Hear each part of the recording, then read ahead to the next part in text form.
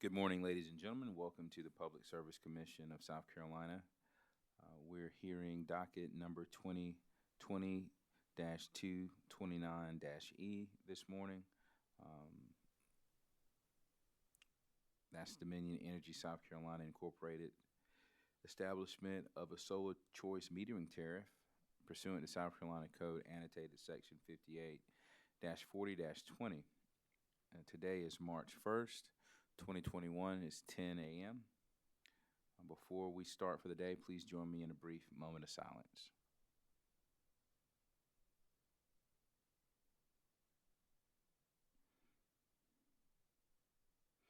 Thank you. Let's take roll. Present in the hearing room, we have Commissioners Powers, Commissioner Caston, and Vice Chair Belzer, along with Chairman Williams. Joining us virtually, we have Commissioners Williams and Thomas. I know it's been some time since we were together, since we recessed on Friday, so let's make sure we have all our parties with us, starting with the applicant. Good morning, Mr. Chairman. This is Chad Burgess on behalf of Dominion Energy, and with me today is Matthew Gissendanner. Thank you, gentlemen. Alder Energy Systems. Good morning, Chairman Williams. Taylor Spear for Alder Energy, and I have with me Principal and CEO of Alder Energy, Don Zimmerman. Thank you. Frank Knapp Jr. Thank you very much. Yes, I am in attendance. Solar Energy Industries Association. Good morning, Mr. Chairman. Jeff Kirkendall on behalf of Solar Energy Industries Association. I am present.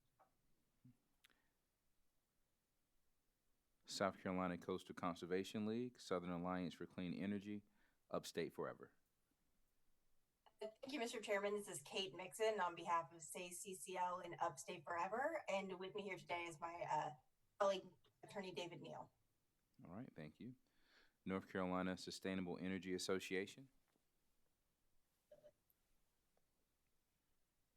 Good morning again, Mr. Chairman. Jeff Kirkendall on behalf of North Carolina Sustainable Energy Association. I have with me Peter Ledford. All right, thank you. Vote Solar.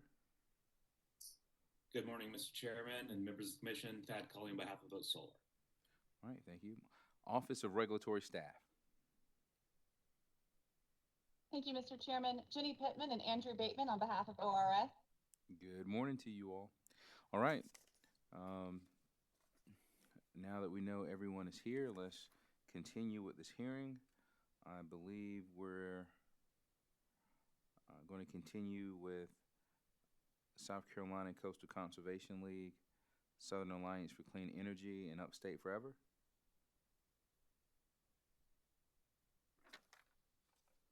Yes, thank you, Mr. Chairman. And we are ready to call our first witness, or I guess second witness.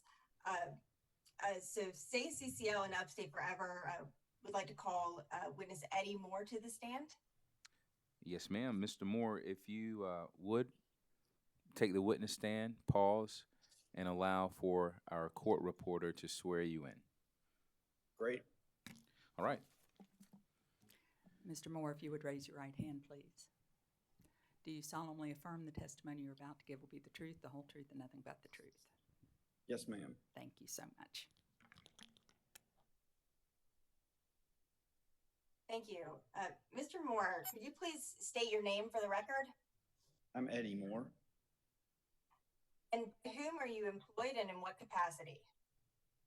I'm employed by the South Carolina Coastal Conservation League. I'm the director of the Energy and Climate Program. Thank you. Mr. Moore, did you cause to be pre-filed in this docket on February 19th, 2021, surrebuttal testimony consisting of 23 pages and 2 exhibits labeled Exhibit A and Exhibit B? Yes. And do you have any changes or corrections to your pre-filed surrebuttal testimony?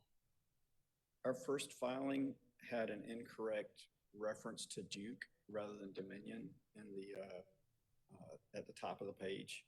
So that's the only change. So yes, there is a change.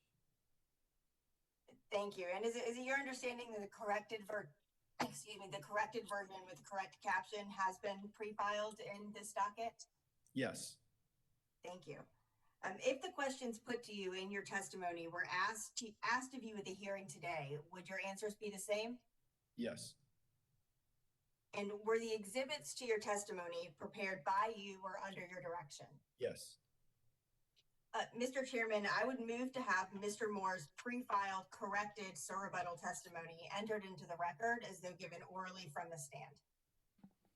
Mr. Moore's pre-filed corrected rebuttal testimony will be entered into the record as if given orally from the stand. I would also move to have the two exhibits attached to Mr. Moore's pre-filed rebuttal testimony entered into the record and identified as the next composite hearing exhibit.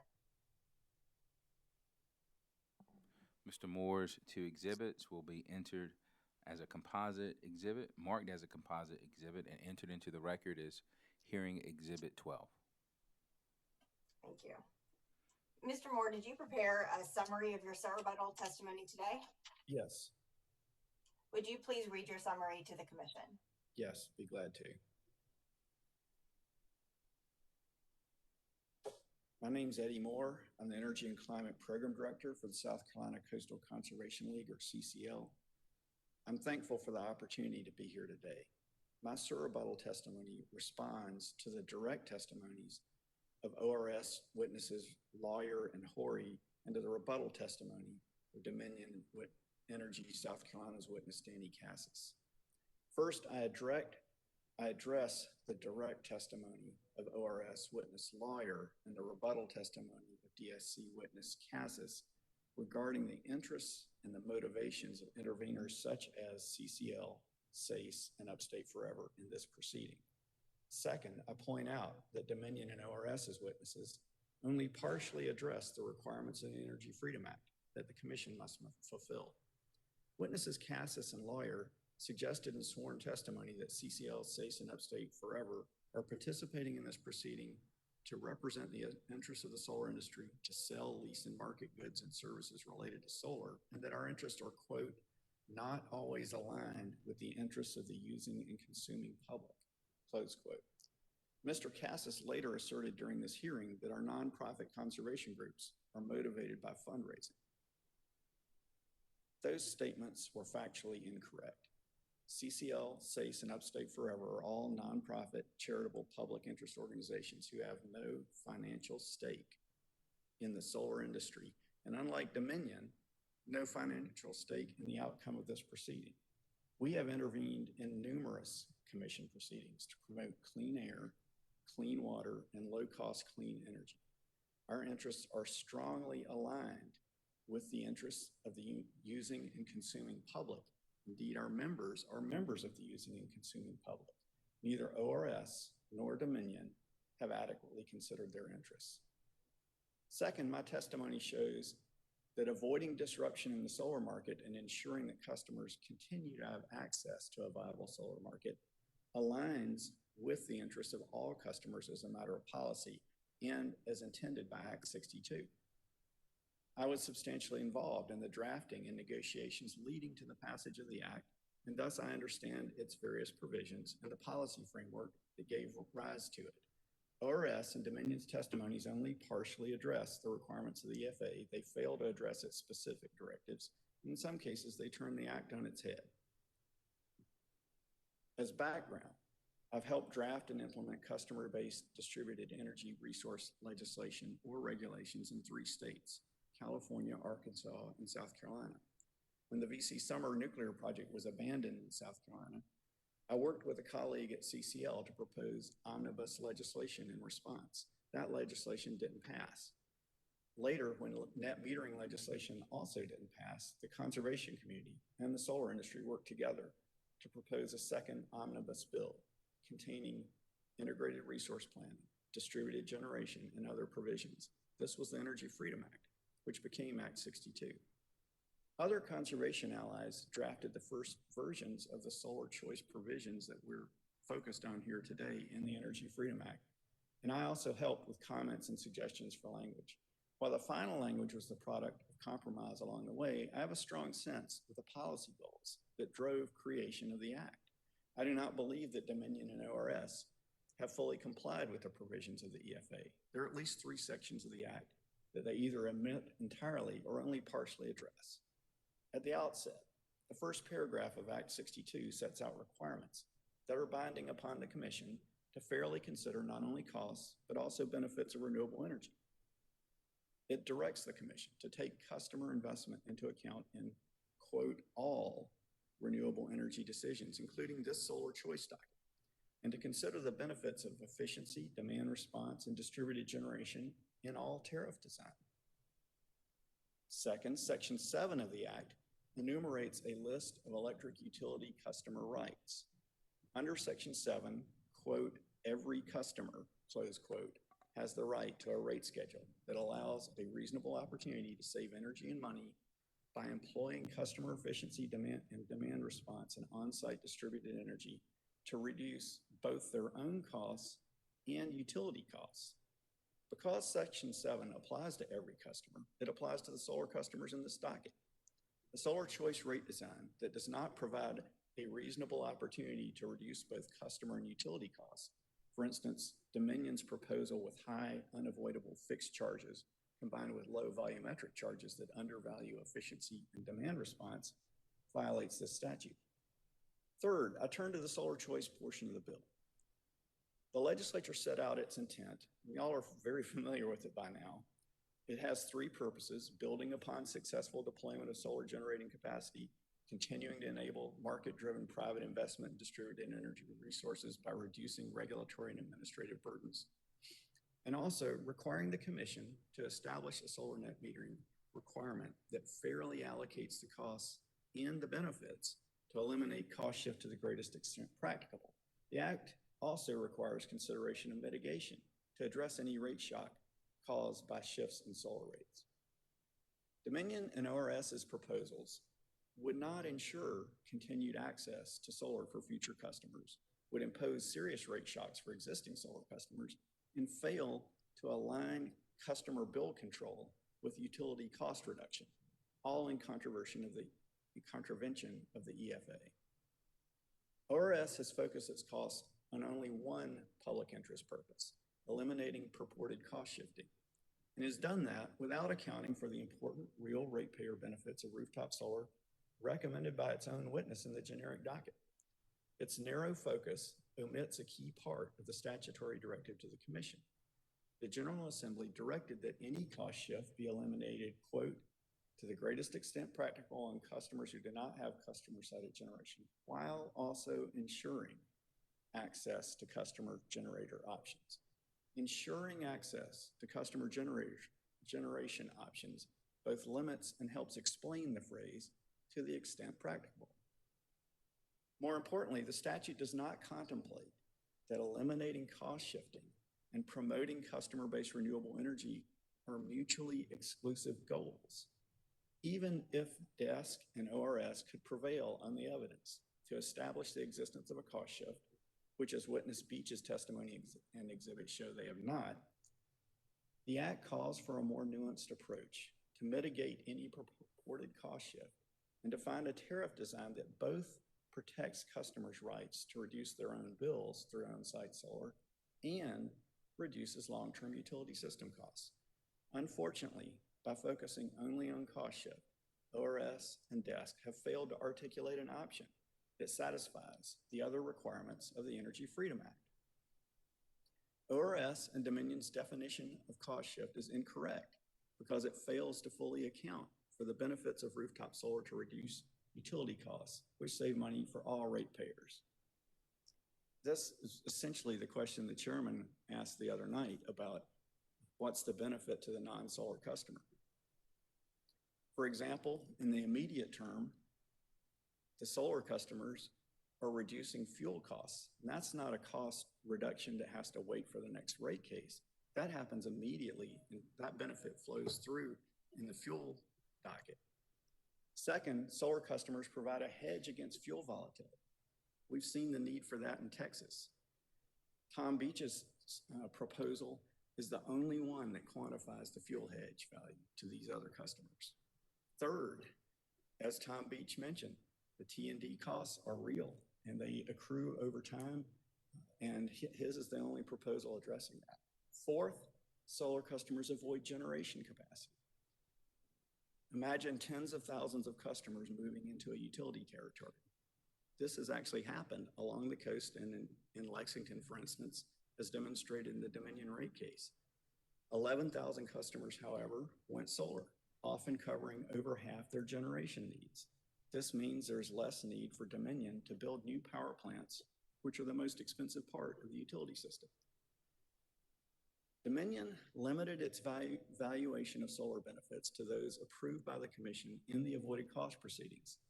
However, there would have been no need for the General Assembly to require a whole new docket on solar methodologies if it merely intended the Commission to apply the prior PURPA avoided cost methodology from before enactment of the Energy Freedom Act.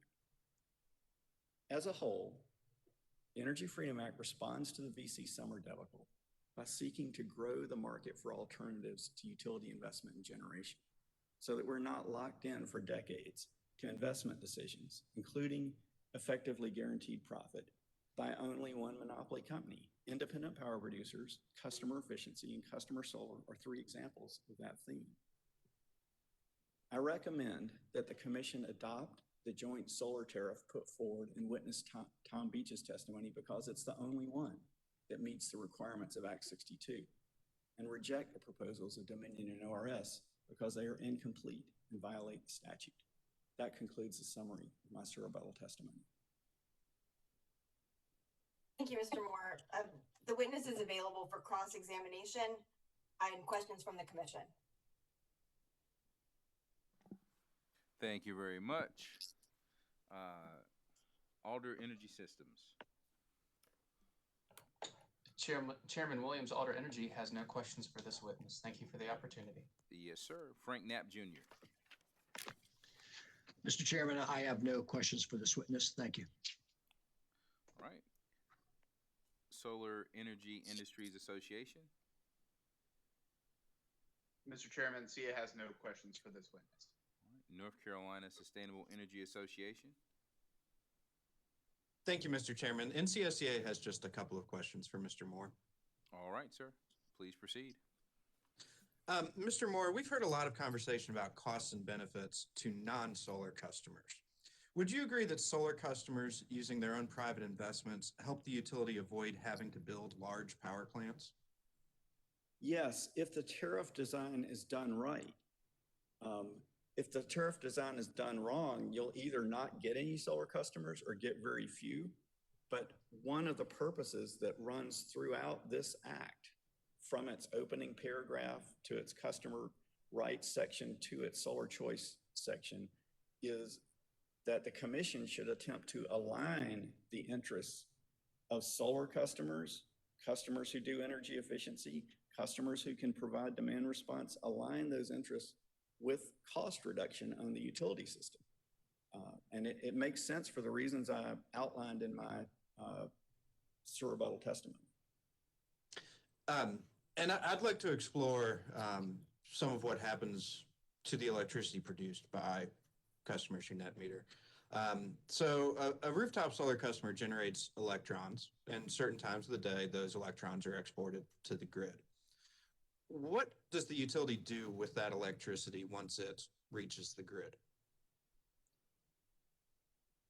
Well, customers are generally, especially residential customers, you'll have a series of customers along a feeder, and the feeder goes back to a substation.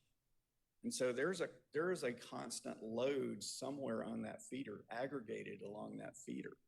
And so what happens when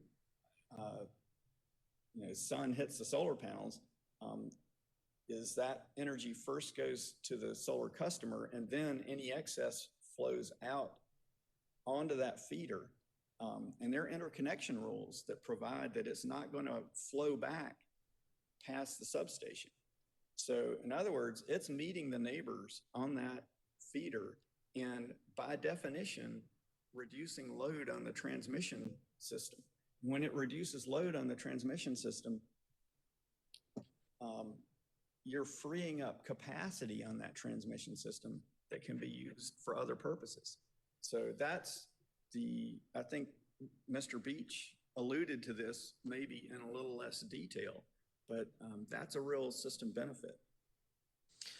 And the electron or the electricity that's used to meet other load on that feeder, when it's resold by the utility to that other customer, that other load, what rate does the utility sell it at?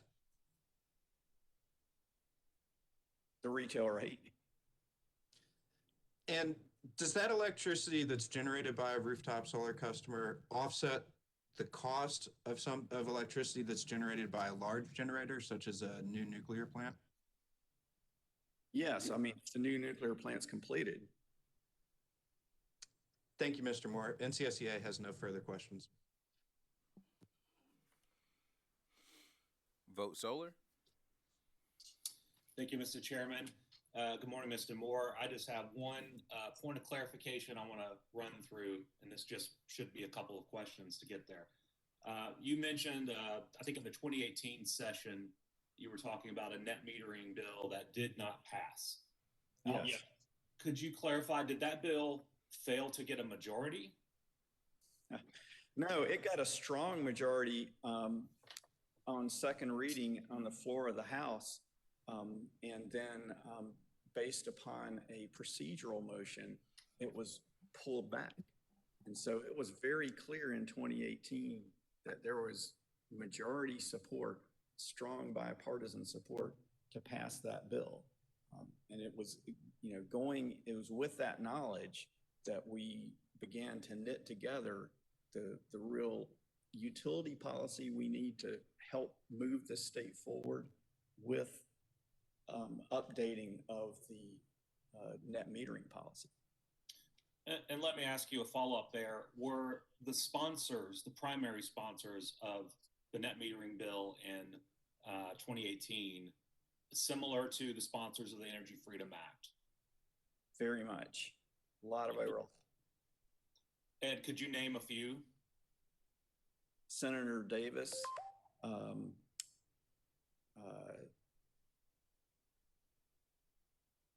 you're making me think before my second cup of coffee.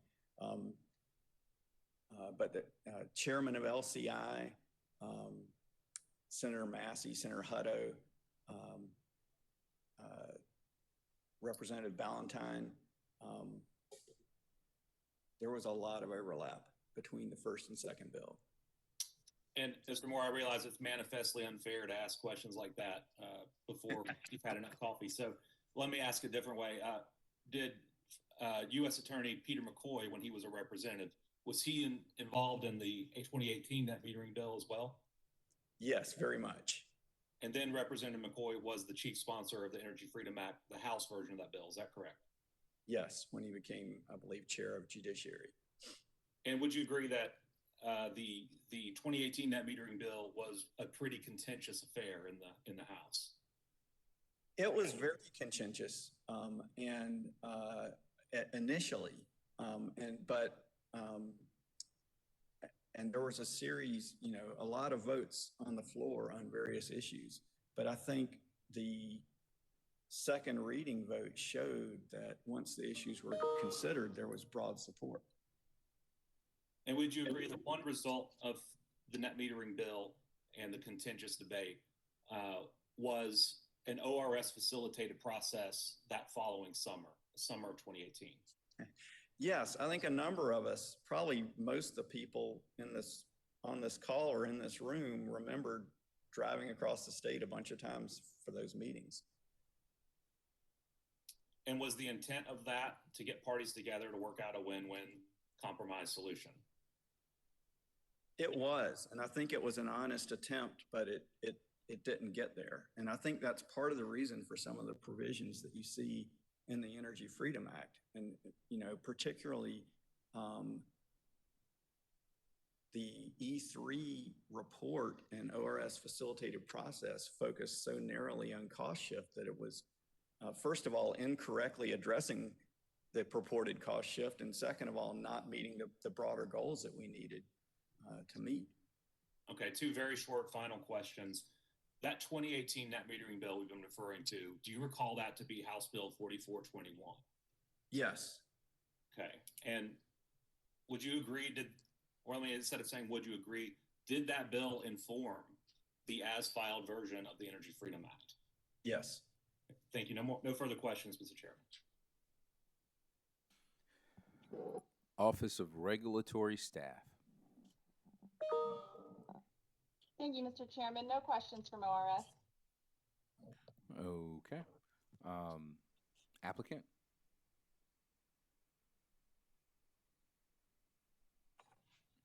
Good morning, Mr. Moore. My name is Chad Burgess. I represent Dominion Energy in this proceeding. It's great to see you again. How are you this morning? I'm good. How about yourself? I'm doing great. Thank you. Mr. Moore, in your summary, I thought I heard you indicate that the conservation community and the solar industry were the ones who proposed the first version of the Energy Freedom Act. Is that correct? No, I said that ourselves, CCL, and the conservation community were the first to propose a bill that was an omnibus response to the VC summer debacle. So, in other words, what you have before you in this act is not just a net metering bill, right? It's a whole suite of things, and we were the ones that first proposed that you need that suite of things to properly react to the massive cost overrun. In other words, our theory was that the VC summer debacle it's a symptom of a problem. It's a huge problem, but it wasn't the whole problem.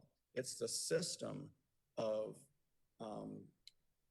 having the utility always make the decision on investing and being locked in for decades to those investment decisions.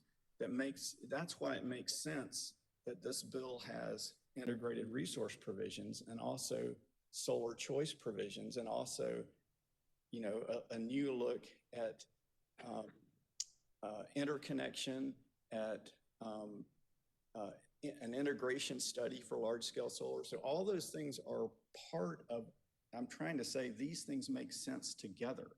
It's not just about something as narrow as counting a 2018 cost shift for rooftop solar.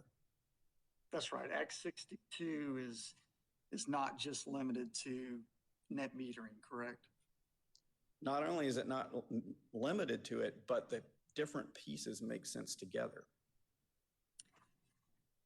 And Mr. Moore, but I thought I heard you say in your summary that your organization was the one who proposed the first draft of H 3659.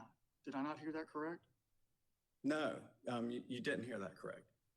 We proposed the first draft of an earlier bill, and then later that concept of addressing several different issues was combined with the net metering issue in 4421. I believe it was H 4425 that was the omnibus bill that failed.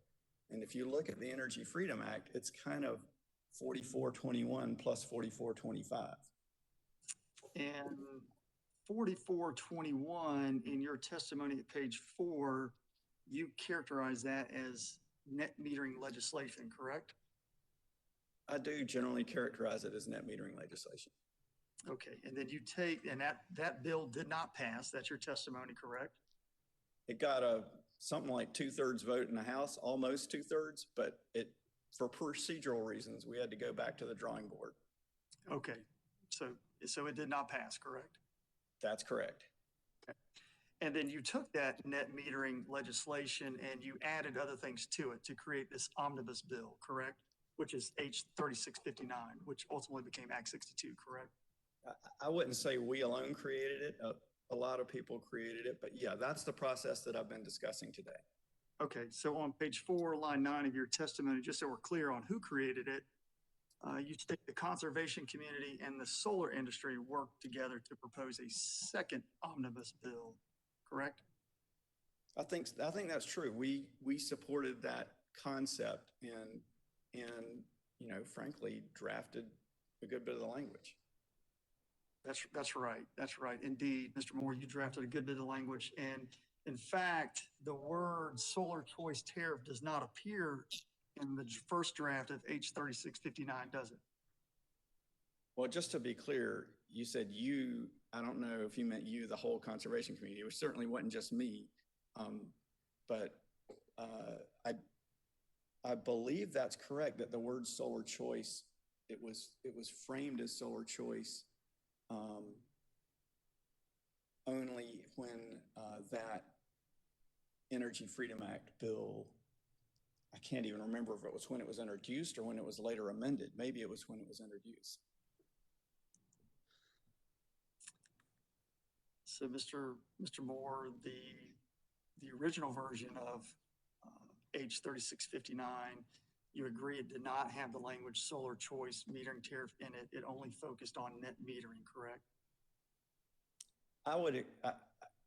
Again, I'm having a little, it went through a number of versions, so I would accept that as fact.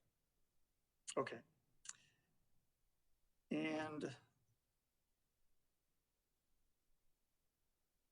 the reason that they changed the language from net metering to solar choice tariff is because netting is where the cost shift occurs in net metering, correct?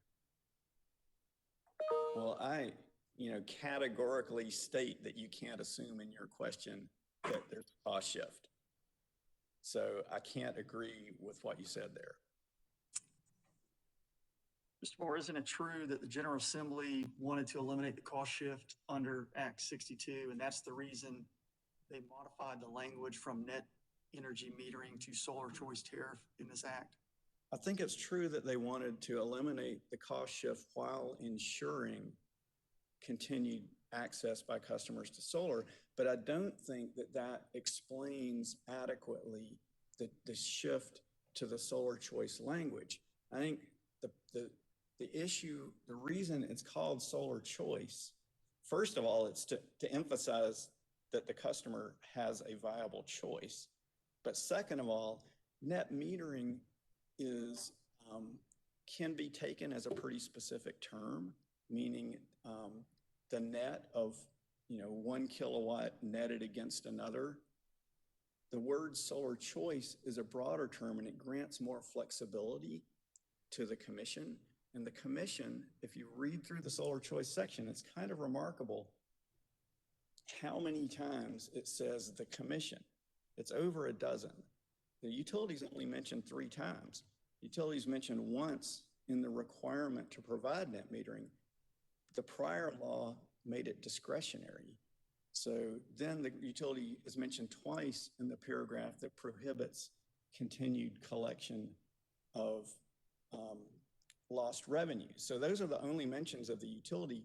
The commission over and over is given discretion. And I think that is the heart of solar choice versus the narrower term net metering. And I'm glad you mentioned that it gives customers choice. You're right. It actually gives the non-participating customers the choice to ultimately eliminate the cost shift that they've been incurring since net metering was originally enacted in 2007, correct? No, it gives the commission the obligation to meet these various goals. It's the non-solar customer is not, in this proceeding, for instance, it's not on an individual basis that you choose to pay a cost shift or not pay a cost shift. That's why the commission has to weigh all the different sides and come to a reasonable decision. And so, and again, the cost shift can't merely be assumed or repeated so many times that it seems like a fact because it's been said so many times. Well, Mr. Moore, the fact that the commission has been directed to eliminate the cost shift, that's simply what the law says, correct? It says a good bit more than that. It says that the cost shift should be eliminated to the greatest extent practicable on the non-solar customers while ensuring. So to me, if we walk out of here with the words to the greatest extent practicable tattooed on our forehead, it should also say to the greatest extent practicable while ensuring continued access to solar. Mr. Moore, on page 19, line 6 of your testimony, you state that there's more than, I think you actually say there's many ways to skin a cat, right? That's right. And then you reference the Duke Energy Solar Choice docket, correct? I do.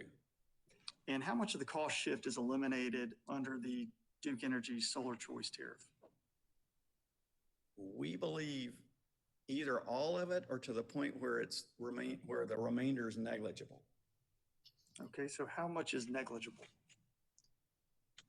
Well, one thing I would point out in this docket, if you accept the company's testimony, we've been arguing for a week over 1/10 of a penny.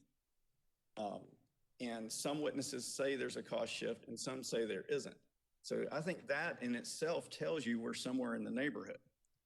But the Duke, one reason that the outcome of the Duke settlement is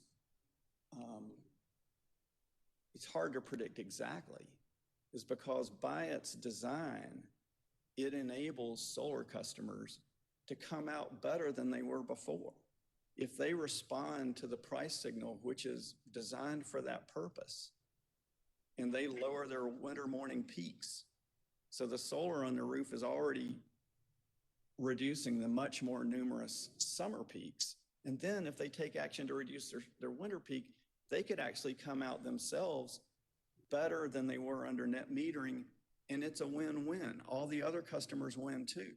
So frankly, that's the kind of result that the Energy Freedom Act is seeking, not a punitive measure. All right, and you understand, do you not, in this proceeding that the Dominion Energy Solar Choice tariff eliminates about 75% of the cost shift, correct? I'm never going to agree with you, correct, that there is a cost shift. So if you take that out of your question, I might get to a yes. Well, have you read the Dominion Energy Solar Choice tariff? Yes. And have you read the testimony filed by Dominion Energy in this docket? I have read, my testimony was responsive to the testimony of witness Cassis. So I have most carefully read his testimony. I've probably read all the other, but I can't swear to you that I got to every word. But I know that the Dominion tariff, for instance, includes a charge based on the number of kilowatts that someone puts on their roof. That's totally inflexible in that regard with respect to their actual usage of the utility system. So that is an example of something that, in my view, violates both the spirit and the letter of the Energy Freedom Act. And I think I know enough about that to say that's not what we intended. And by we, are you a member of the General Assembly, Mr. Moore? No, but the reason, and you'll see this in my testimony, I talk about the policy framework that gave rise to the attempt to coordinate these different things. And I mean, simply put, it's that if we do things right, we can align the behavior of solar customers with the interests of all customers. That's a public interest. So, to Danny Cassis's point that I'm in this for the fundraising, we're in it for the money. No, we're in it to give a better outcome for South Carolina than things like paying for 20 years plus profit for a non-existent half nuclear plant. So, Mr. Moore, is it your testimony that you oppose a tariff by which you have no idea whether or not it eliminates the cost shift of 75%? I believe the testimony that I read in detail of Tom Beach, and I also read the testimony of witness Horai, and I also read the testimony of witness Everett. And I don't think Everett proved a cost shift, and I think Beach was right that you didn't count T&D, you didn't count fuel hedge. Fuel hedge is a big deal these days, and so that to me, to use Danny Cass's word, it's kind of a bald assertion that has, no matter what year it is, no matter what tariff it is, Dominion's always going to say there's a cost shift. But you don't know how much of the cost shift that Dominion has eliminated in its tariff, do you? Again, I don't accept there's a cost shift. Mr. Moore, if there's I don't accept, for instance, that Dominion even did the study to establish the cost shift. The statute requires that that there be a study that looks at the actual usage of that subset of customers that have solar, so that you can develop the type of cost of service study that is generally used in rate cases, and that hasn't been done here. So the assertion that there's a cost shift is not founded on the type of evidence that would be needed to create it. So, Mr. Moore, is it your testimony that the existing net metering tariffs do not have a cost shift in them? On the basis of witness Beach's testimony, I believe that to be true. Okay. How about on the basis of Act 62, where the commission was directed to eliminate the cost shift? I think it was directed to eliminate any cost shift. In other words, if there's a cost shift, and to the extent practicable, while ensuring. So, you can continue to narrow in only on the words of cost shift, and I will continue to point out that it says any cost shift to the extent practicable while ensuring. And Mr. Moore, you stated a moment ago that you did in fact read ORS witness Horry's testimony, did you not? I did. And you understand that ORS is making recommendations which result in a deeper elimination of the cost shift than that proposed by Dominion Energy, correct? It's one of the reasons I testified. And you understand, I agree with their recommendations. And you understand that ORS represents the public interest in this proceeding, correct? I understand that they are supposed to represent the public interest as it's defined in statute, which I believe includes ensuring continued investment in the utilities plant, which I know that's not the exact quote, but I feel like there's still a little bit of wiggle room there that is not purely just a blind public interest. So is it your testimony, Mr. Moore, that you do not believe that ORS has faithfully executed its obligation under the law in representing the public interest in this proceeding? My experience in dealing with ORS for the last 4 or 5 years is that they're entirely faithful. They are trying to do the right thing. But if you look at what Mr. Horry said, he said that Dominion's tariff aligns with our cost shift study, our 2018 study. That study was done prior to passage of the Energy Freedom Act. So the testimony is entirely faithful to the past studies of cost shifting, but it's not entirely, it doesn't fulfill completely, despite their best efforts, the Energy Freedom Act. And Mr. Moore, how much of the cost shift is eliminated under the tariff proposed by CCL and its docket? It's not. So again, you continue to assume the fact of the cost shift in your question, so I can't agree with that.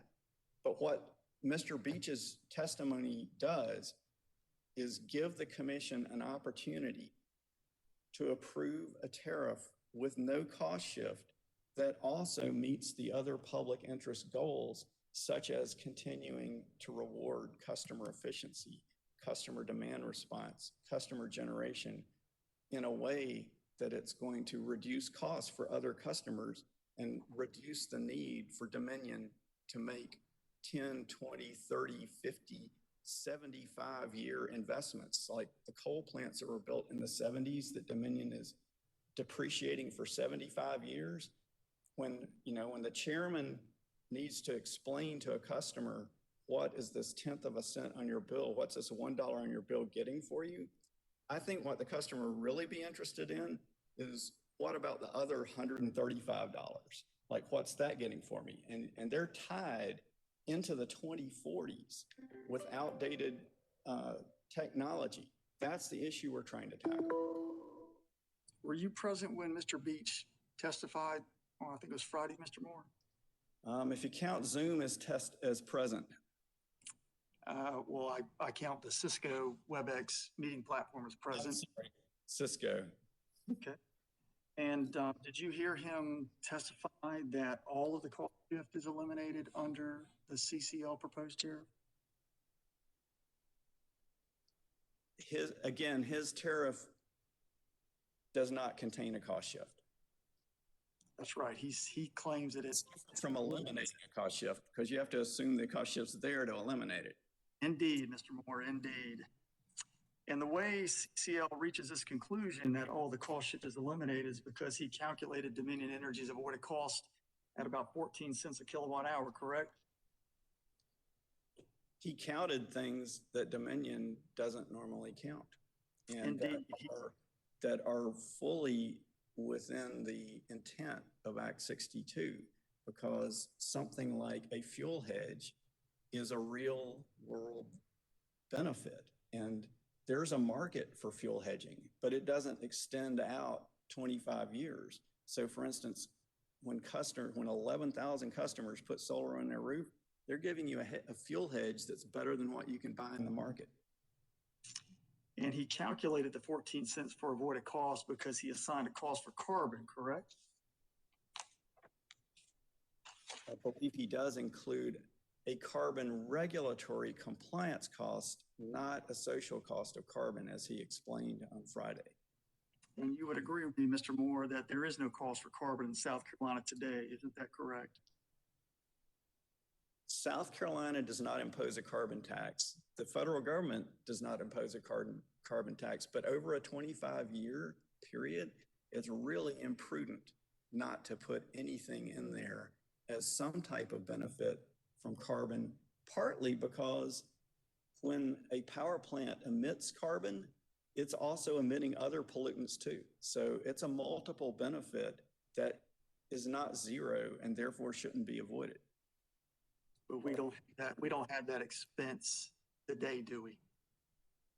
Well, Dominion itself in its IRP includes numerous scenarios with a carbon cost, and so does Duke, and that's because it's a real smart thing to do, and you can't do it retroactively when it hits. You can't go back in time and say, wow, I wish I'd planned for this. We all know there's a very high chance that it will become an expense, just like there's a high chance that there will be days when there's a polar vortex and gas prices are super high.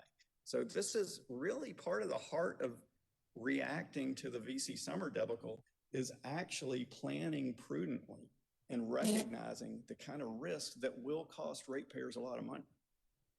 Is there a high chance that a carbon tax will be instituted between now and when the commission's required to approve this tariff, Mr. Moore? No, there's a high chance though that it will happen during the life cycle of the assets that we are considering, and that the first paragraph of the Energy Freedom Act says must be considered in light of customer investment and utility investment. Those investment decisions happen over a period of decades. So I don't think we can put blinders on and pretend that we don't have any idea what's going to happen for the next 25 years.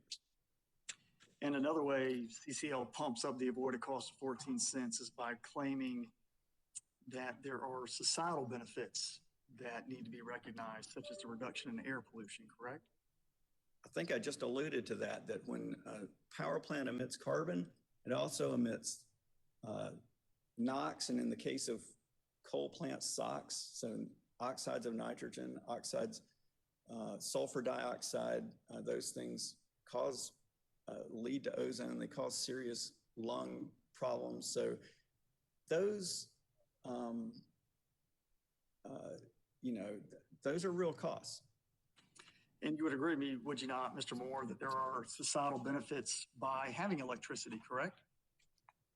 Yes, I appreciate that you give me an opportunity to say that, because it sounds like, in this litigated context, where I'm saying lots of good things about solar and I'm saying bad things about Dominion. Sounds like I don't really understand how beneficial it is. And I believe that people in the public utility sector are in public service, and they are motivated by the benefits of serving people 24/7 and maintaining reliability.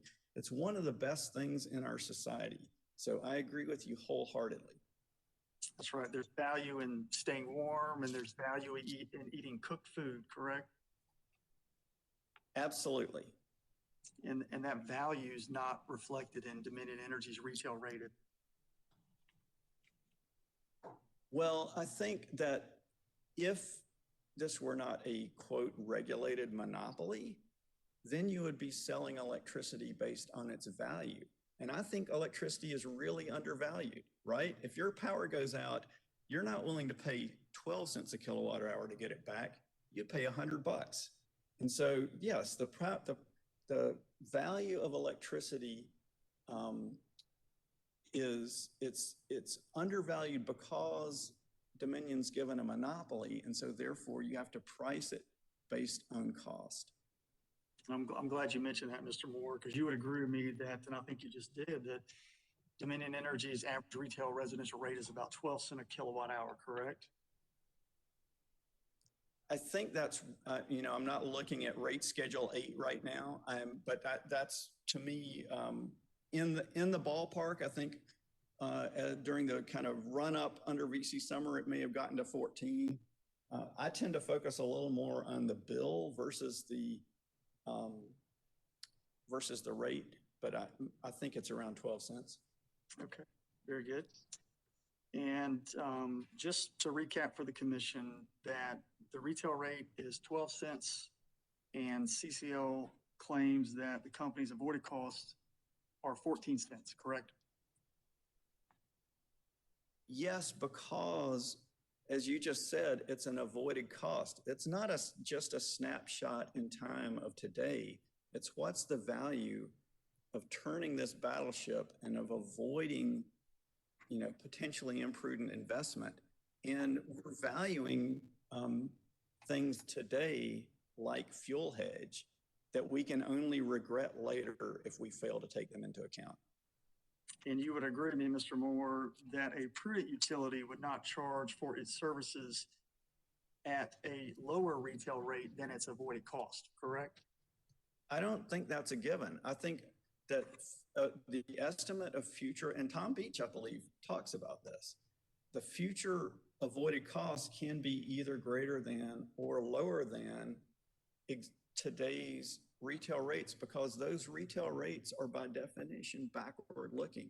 When you have a rate case, you define a test year and you essentially add up the costs in that test year and you divide it by near term load forecast and you get a cents per kilowatt hour.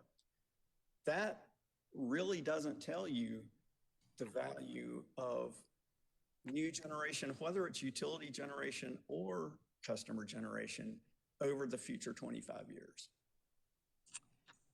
All right, Mr. Moore, let's go to page 10, line 15 of your testimony. And I believe you warned the commission about a sudden change for customers who were already invested in the solar, correct? Yes.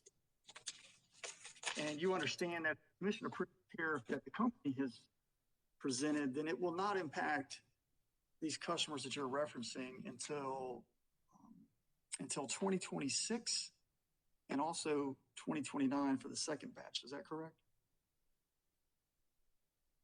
Well, to be precise, I think it will surprise a lot of them. I think, we have been buried in this proceeding for a week, but most people are out there living their lives. And when this thing hits them in 5 years, they're going to be blindsided and shocked. And then we're going to tell them, well, you should have been at a proceeding 5 years ago. So I think it's going to be a big shock. But Mr. Moore, you do understand, I think you alluded to it earlier, that ORS represents the public interest. So these customers who you are appear to be concerned about, their interests are being represented in this proceeding. And if not by ORS, certainly by what you're advocating, correct? Yes, I'm trying very hard to give those customers a fair deal. And I think, you said, anyway, I think that ORS has failed to consider some of the required things. And I think people will be very surprised. And I'm trying to put them in a position where it's going to be fair for them and for everybody else. And you would agree with me, would you not, that if we know something's going to happen 5 to 8 years into the future, that cannot be a sudden change, can it, Mr. Moore? Like I said, I think people are going about their lives and it'll be a surprise when it happens. But I also think even Dominion doesn't know whether they're going to default to this rate or some other rate. Like that, that right there, you can't tell those customers what's going to happen. And this issue of the buy all, sell all has come up repeatedly in this proceeding. And I think the reason that solar interests are asking about it, the language that was in the bill that says don't penalize use behind the meter, like we came up with that to deal specifically with buy all, sell all, because you can have a situation where the customer uses the energy behind their own meter and essentially has to sell it at a low price to the utility and buy it back at a high price. It's tricky stuff like that we don't want the customer to be caught unaware. And or you would agree with me, would you not, that customers, the net energy metering customers, they've known about these dates since they signed up for the net metering program, correct? They signed a stack of paperwork, and I know personally net metering customers who have asked me what's going on. And that's because they have to go back and figure it out. Like if something goes wrong with your phone bill and then you go back and try to read the contract you signed, that's the situation they're in. All right, Mr. Moore, in your server bump, you've opined a lot about the intent and requirements of Act 62, correct? Yes. And Act 62 is South Carolina law, correct? Yes. And just so this commission's clear, you're not a lawyer authorized to practice law in South Carolina, are you? I'm a lawyer authorized to practice law in Arkansas, but not South Carolina. That's right. And since you're not authorized to practice law in South Carolina, you're not providing legal advice to this commission regarding Act 62, are you? No, I'm trying to help the commission understand the policy framework that ties together the different parts of this bill and why our position makes sense. And there's no need to pit ratepayers against each other. We can find a win-win solution. And you're not providing a legal opinion regarding Act 62 to this commission, are you? No. And Mr. Moore, do you think the commission should open a docket examining consumer leasing terms as well? I think ORS has developed regulations under Act 62 for that purpose. So first of all, I'm not here to testify on leasing today on a separate leasing docket. I'm here to testify on this docket. So I have not, formed an opinion on what other dockets the commission should open on things that are not in this docket. You would not be in favor of the commission opening a docket to examine consumer leasing terms, would you? To be clear, I'm entirely in favor of consumer protection against bad leasing practices. And I realize that there have been some in South Carolina. So I'm not against consumer protection, but I don't have an opinion today as to opening up another docket on that. Thank you, Mr. Moore, for answering my questions. Mr. Chairman, I have no further questions. All right, we have commissioner questions for this witness and redirect. Before we go there, let's take a 10-minute break. Join us back at 11:10.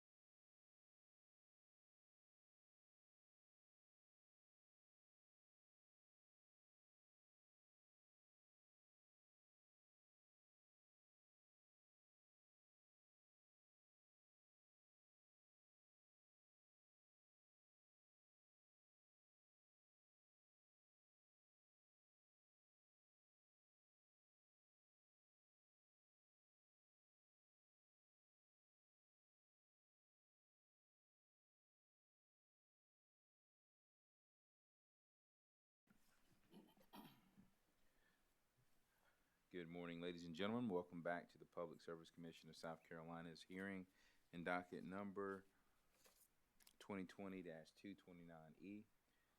Let's take roll. Present in the hearing room, we have Commissioner Powers, Commissioner Caston, Vice Chair Belzer, and Chairman Williams. Joining us virtually, we have Commissioner Williams and Commissioner Thomas. All right, before we recessed, we had witness Moore on the stand, and we're moving into commissioner questions.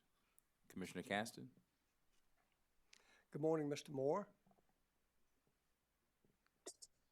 Good morning.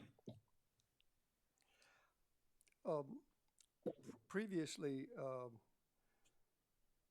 I wanted to make sure that I heard or understood what you were saying to Attorney Burgess. You said you think this is going to be a big shock I wasn't sure what you meant by that. Are you saying if the solar choice tariff as proposed by DESC becomes a realistic thing, or it's adopted, who's the shock coming to? The rooftop solar customers? Or I just didn't understand that. Yes, thank you. And you know, I was speaking quickly, and I see where you know I need to specify. I think the roughly 10,000 customers who are going to, if you approve Dominion's proposal that has a roughly $10 increase in the monthly fee, plus what they call a subscription charge that's essentially another, you know, 40, 50 bucks, plus I believe there's another fee in there. I think about 10,000 people are going to wake up in 2025 and say, there's a $70 charge on my bill. And if you calculate that out, that's what, over 800 bucks a year. They've probably got at least 10 more years on their system. So what, $8,000? They wake up one morning and the utility's going to charge them $8,000 in fixed costs that they didn't see coming. Now, maybe they should be reading all the PSC proceedings, but I think they're watching TV, raising their kids, going to work, and they're going to wake up and get hit with that charge if you approve it. Thank you. You know, when you said that, it made me think about, I can't remember if it was witness Rook or whom that talked about the 650,000 other residential customers. And when you said that, I was thinking something very similar after you said that I don't know how many of that 650,000 probably watch these hearings or pay attention either. So in any event, let's hope we all do the right thing here and help them all if we can.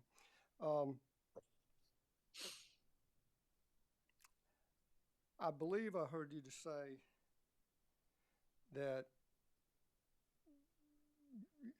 you are never going to agree that there is a cost shift. Is that correct?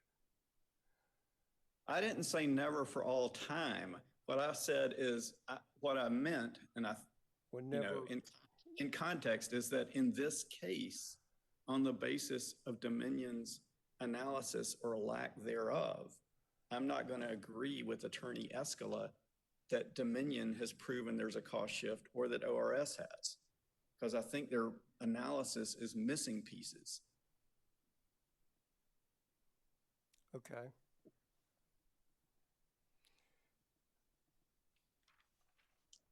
If I could, just to be clear, I think that the issue of a cost shift is a question of fact, and it's specific to each utility, and it's specific to the point in time, and it's specific to the technology you're looking at. So for instance, a lot of Dominion's customers have gas service. So in the winter, they're heating with gas, and other customers are all electric. I think there's a pretty significant cost shift, probably one way or the other, between gas and electric customers, because we charge them all the same rate. It's probably a bigger cost shift than you'll ever find for solar. I think there are lots of cost shifts baked into the current rates, and that we understand it and accept it as a matter of policy, but because of the law requires us to answer this question for solar customers, we focus on it, and it could go either way. It could be a cost shift or not in general, but in this specific case, it hasn't been proven. Okay. And I posed this question last week. I can't remember when or to whom, but as I think about it, whatever it should be, if I'm not here arguing the merits of the cost shift is X, Y, or anything like that. But if the solar customer uses the solar process to provide energy, when it provides energy, sounds good to me, because you're not having to use any of Dominion's energy. Now, when that energy is not being made by the customer and being required by the electric utility, no matter who it is, whatever electric utility it is, there is a cost there, though, you would agree. I mean, what rate should that be? I certainly agree. There is a cost of service for the utility to serve that customer. And it's a question of balancing that cost of service against the benefits that the solar customer is providing. And in theory, it's possible for a customer to provide enough benefit to the system that it roughly equals their cost of service or even exceeds it. I mean, if you imagine a customer, for instance, that put energy onto the grid at each of the company's peaks and didn't take much energy off in the non-peak period, that customer could actually be net positive. And so I agree there's a cost of service. I'm not ignoring that. I'm saying it's part of an equation that is specific to the circumstances in front of us. And in the circumstances in front of us, if you count transmission and distribution and the full value of fuel and the hedge on fuel, right now our solar customers are net positive. Well, I've heard, the solar choice, how it came about, what the definition is, what it means, are they required to use it? And as I think it's been mentioned more than once, as I understand it, solar choice is a choice. And I think, let's see, you had said somewhere, can't remember exactly what it was or how, but basically,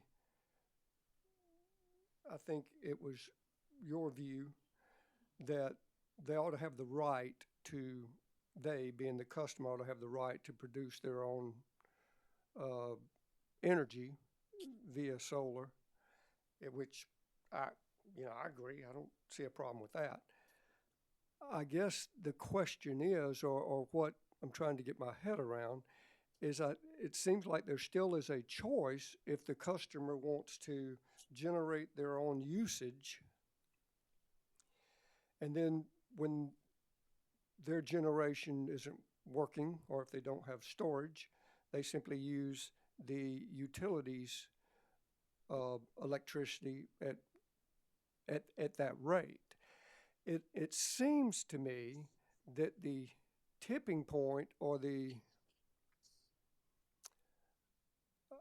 I guess maybe the elephant in the room, that we keep tripping over is the one-to-one NIM going back into the electric utilities system. And I'm hearing many on the solar side say that that's the way it should be. So I guess what I'm asking you is, do you believe that there's no need for a solar choice tariff and that we ought to just keep it one-to-one NIM as is? Is that what you're saying? Is that what I'm understanding? No, and thank you for the question. So I favor the alternative that Tom Beach has proposed, which is not the old one-for-one net metering. It requires a solar customer to pay a minimum bill, and it more properly aligns higher and lower rates at on-peak and off-peak times, so that the customer ends up properly paying their cost of service, but also it gives the solar customers as a group an incentive to lower their usage during peak times so that other customers benefit from the resulting cost savings. So I know, I mean, it's more complicated than one-for-one, the old one-for-one net metering. But it's also, as Mr. Beach says, it's a more durable solution. In other words, as we go forward and we get higher levels of solar penetration, or we get solar plus batteries, or we get solar plus Dominion smart meters, which it's a good thing they're putting those in. The solar customer can respond to a signal from a price signal based on the smart meters. So as we grow into that world, we need something that's more sophisticated than the old one-for-one net metering, and that ensures that customers pay their share, but also sends them a price signal to help out their neighbor. And that's what Mr. Beach's proposal does. I'm not sure I follow that last part as far as to help out a neighbor, but let me ask you this, and maybe you could elaborate on that. So am I hearing you say that you think or agree that the existing one-to-one net energy metering, I guess putting it back in the system at the same retail rate is not the right thing to do? Our position is that we could continue doing it for a little while longer and it wouldn't be a cost shift. However, recognizing that there's a lot of sentiment to move forward with something different, we've proposed a new, different tariff. It's not the old one-to-one net metering. Well, I guess there's many ways to skin a cat, as they say. That's what I said in my testimony. Well, I'm glad I coined one of your phrases then. I'm glad on the same page on one thing at least. I'm just trying to understand and do the right thing, period. I guess, and when I think in terms of the utility, or at least how utility, at least what I'm familiar with would function, I'm not sure that I share that view that there is no cost shift, because I see no way around there not being a cost shift based on how systems work, the existing infrastructure. The peaking, to me, is one of the key things. Flattening that peak, reducing that time period. So I think there's ways to do this.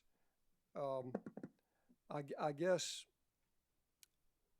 and I'm not, trying to just beat up anybody here, but I really hope in the future we kind of all get together, or you guys get together and try to work this stuff out before we get this far, trying to work it out this way, because this probably isn't the best way to do this. let me go into a couple other things.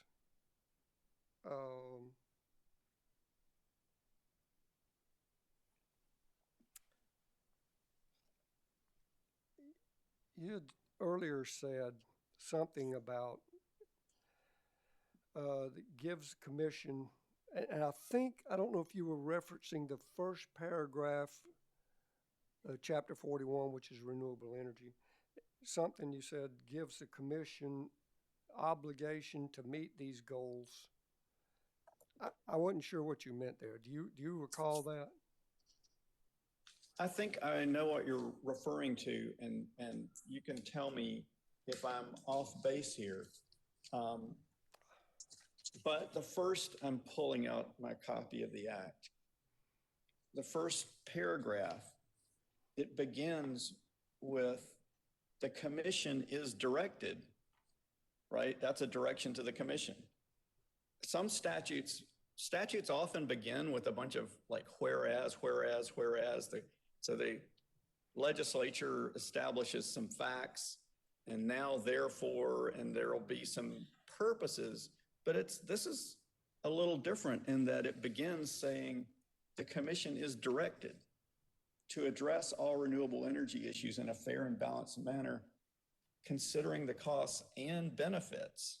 So not just the cost shift, for instance, but also the benefits to all customers, not just to the solar customer, but to all customers of all programs and tariffs that relate to renewable energy. So today we're in a docket relating to renewable energy and energy storage, both as part of the utility power system.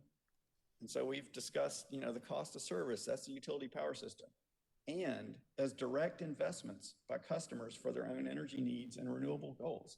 So we have to also think about the perspective of investments that are not utility investments, but they are customer investments. What could that customer investment do? So that's the first sentence of the act. And I don't want to belabor the second sentence. It's kind of long, but it says the commission is also directed. So the second sentence of the act is the second directive to the commission. The commission is also directed to ensure, and I'm going to skip a couple words here to make this fast, to ensure that rate design of utilities that it regulates are just and reasonable, properly reflect changes in the industry as a whole. So that's part of what I was talking about earlier today, that Tom Beach's, even if we didn't need to change one-for-one net metering, we've made a proposal that does change it and changes it in the direction of the changes that are happening in the utility industry. So these, the commission is directed to ensure that the rate design of the utilities that it regulates properly reflects the benefits of customer renewable energy, energy efficiency, and demand response. So all three things. When there's a tariff, the commission is directed to make sure it checks those three boxes. And what I'm saying is you can skin a cat a lot of different ways. If you come up with a solar choice tariff that's bad for energy and energy efficiency and demand response, it doesn't meet that directive. Well, even I was reading while you were reading actually what you were saying, I think. I was still struggling to see exactly, now, what is it obligating me to do? Obligate to meet these goals? What goals? Well, and I don't want to belabor this too much. There's more than one part of the statute that has this type of language. But for this particular language, it says the commission is also directed to ensure. So what you're all are obligated to do is ensure that the rate design properly reflects changes in the industry in a whole, the benefits of customer renewable energy, energy efficiency, and demand response, as well as any state-specific impacts. So I would say ensuring that the rate design reflects the benefits of customer solar, energy efficiency, and demand response. In that sentence, and there are other sentences with similar requirements, that's the directive. I read that. I wouldn't debate that at all. I also read the previous part where it says all renewable energy issues in a fair and balanced manner, considering Right. the cost and benefits to all customers of all programs and tariffs that relate to renewable, and then it gets to where you are. I guess I'm trying to figure out what my obligation is. Is my obligation to the solar industry to make sure that we don't mess with the one-to-one NIM, or that we don't include any cost shift? Because I'm struggling to really know exactly what it is that is expected. Right. Well, so no, to answer your question, the obligation is not to the solar industry. In my view, the obligation is most broadly to the state of South Carolina, and a little bit more narrowly to the consumers and customers and ratepayers in Dominion territory. And when you scroll down to the part of the bill that deals specifically with solar choice, my point about commission obligations is that that part of the bill repeatedly says the commission. It says the commission shall establish this tariff, which is kind of interesting because it's the utilities tariff. You know, so in some statutes, there will be a list of requirements that the utility has to meet, and then the job of the commission is to make sure the utility met those. But the solar choice tariff is fairly directive in terms of leaving it to the discretion and the wisdom of the commission to come up with a solution that doesn't narrowly serve the solar industry, doesn't narrowly serve the utility, but instead gives us a public interest result. And that's why, to me, it was so surprising to have, you know, my friend Danny Cassis say we're in this for fundraising. No, we're in this for the public interest. Good. So far, it sounds like we're all in it for the same reasons, doesn't it? I hope so. I do too. Well, let me ask you this. Do you also think it's prudent to have for the state of South Carolina, for the residents of South Carolina, for the customers of electric utilities, for all of our electric utilities, do you also think it's prudent to have a diverse portfolio of energy sources? Yes. Yes, sir. And I think the diversity is not only in this act in particular, and anytime you hear Tom Davis talk about it, this really comes out. There's a diversity in terms of energy sources. So nuclear, gas, coal, solar, you know, what have you. And there's also a diversity in terms of ownership. You know, we're talking about resources here today that are not utility owned. And so I think after VC Summer, the legislature said we should put our eggs in several different baskets, both in terms of fuel and in terms of ownership. So you agree then that whether that's natural gas, methane, renewables, nuclear, hydro, whatever, all of those, and probably many that I forgot, just another arrow in our quiver of things to have? Well, that could be a longer discussion, but I think, first of all, I think that fuel diversity is a goal, and it's a valid public interest goal reflected in this act. I think that there are underlying goals such as reducing price volatility that are met by renewable energy in a way that they aren't met by fossil fuel. And so the reason that for decades it's been a real priority in utility planning to have a diversity of resources is because of the volatility of fossil fuel prices. And historically, it was mostly because of the volatility of the price of natural gas. And so I think you can say where we are today, the short-term goal is diversity of fuel sources. I think the more underlying goal is eliminating price volatility and lowering costs. do you think it's important for the utilities, for the state of South Carolina to have dispatchable energy? Very usable, on demand? I do. I think reliability is extraordinarily important. And I think that more today than in the past, the performance of the ability to meet load and to maintain frequency and reliability in the face of fluctuations, it's more valuable now than it used to be.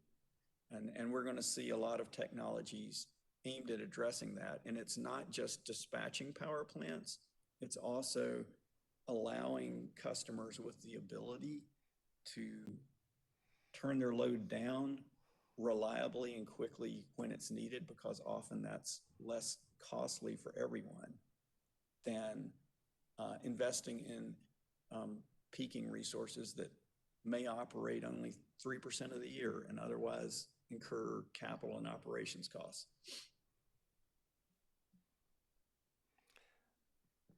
Agree.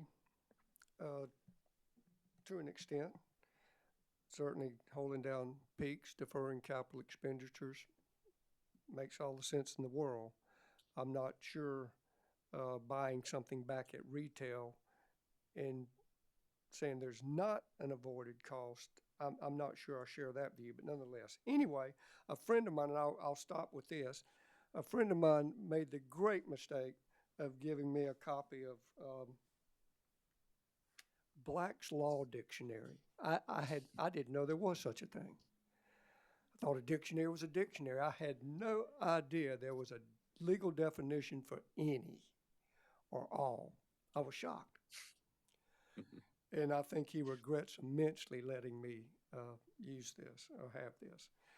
But in any event, I got one, and I actually did look up any because we talked about it more than once in Section 584020, where it talks about fairly allocating cost benefits to eliminate any cost shift or subsidization associated with net metering to the greatest extent practical.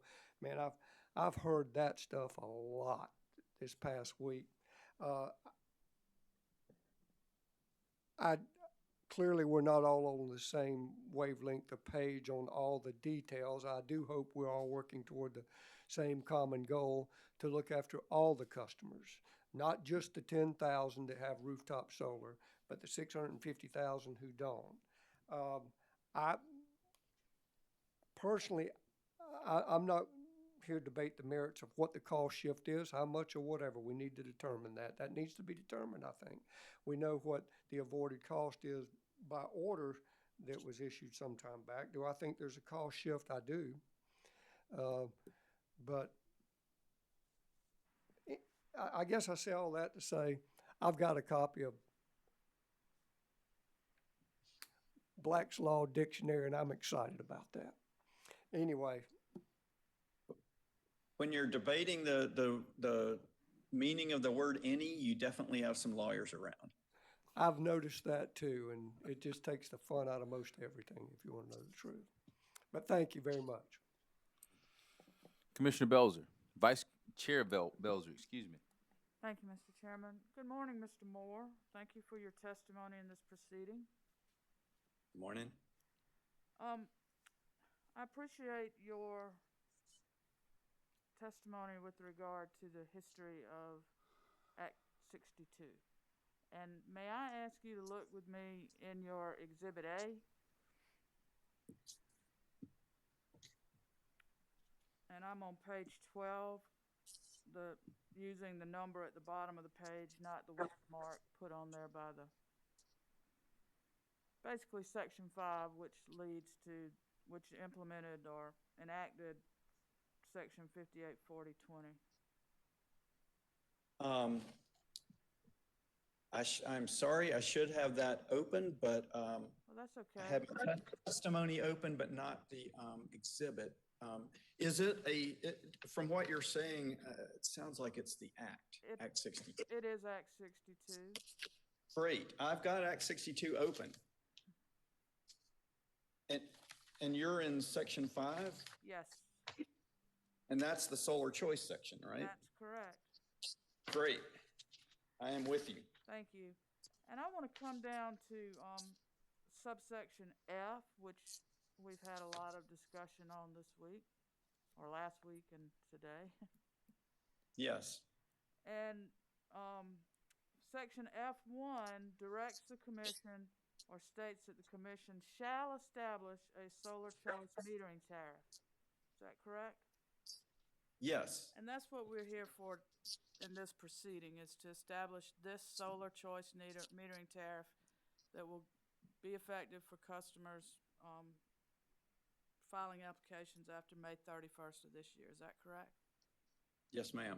All right. And it is called a solar choice metering tariff. Is that correct? It is. Well, let's look at subsection 2 under F. And it states, in establishing any successor solar choice metering tariffs. So does subsection 2 apply to what we're doing in this proceeding or the next proceeding? My belief, and I see the ambiguity that you're pointing out, my belief is that section 2 applies because it says, there's several reasons. One, it says in establishing any successor solar choice metering tariffs and in approving any future modifications. So, I mean, the modifications are future solar, they're different tariffs. There will be new solar. So I don't think the additional phrase and in approving future modifications makes any sense unless you view today's tariff as a successor tariff. It's a successor. I see what you're saying. You can define solar choice metering tariff, but this is the successor to the series of net metering tariffs that we've had. And so I understand you're pointing to an ambiguity in the language, and I think it should be resolved. Even though I could argue that there's less of a focus on cost shift if you don't call this a successor tariff, I think you have to say it's a successor tariff because, for instance, it says the commission shall determine how meter information is used to calculate metering measurement that's just and reasonable. Later on, it says the commission has to consider the netting time period. Those aren't the exact words it uses, but it wouldn't make any sense to wait until 5 years down the road and then bear down and try to figure out the right metering interval or netting interval if you had already changed it from annual to instantaneous. Like the cow has left and the barn door is open. So to me, that's my, attempt to address that ambiguity. Well, let's look on over to subsection G. And it says there, in establishing a successor solar choice metering tariff. And that's where it says, again, to address the cost shift to the extent practicable. It says to the extent practicable while also ensuring access to customer generator options for customers to enroll in customer generator programs. So again, to me, it doesn't make sense that 5 years from now, you would try to make sure that customers have an option. If you had effectively eliminated or cut it in half. In other words, why do you suddenly start to care about that in the future if you don't care about it now? I understand. I'm just trying to give effect to the words used by the legislature in the statute, and I've been wrestling with this issue, so I appreciate your comments on that. Well, and the company, if I may, the company has argued that G applies. I think, anyway, I've said my piece on that. May I offer a correction to a Scrivener's error in your testimony? Yes, ma'am. I'm sorry. I believe in somewhere in your testimony, and I've lost the page, you reference section 7 as setting forth it's on page 12, line 14. Yes, it's a good point. I think that might be an incorrect reference, section reference. Is that? You're right. Now that I look at it, section 7 is the integrated resource planning provisions and not the ratepayer bill of rights provisions. I apologize for bringing it up, but just to make sure that the record is correct. I believe it's section 2. Yes, you're right. I'm sorry. And thank you. Well, thank you for allowing me to do that. Believe me, I make enough Scrivener's errors myself that I need somebody looking over my shoulder. So, Mr. Moore, thank you for your testimony today. That's all I have, Mr. Chairman. Thank you, Vice Chair Belzer. Commissioner Powers.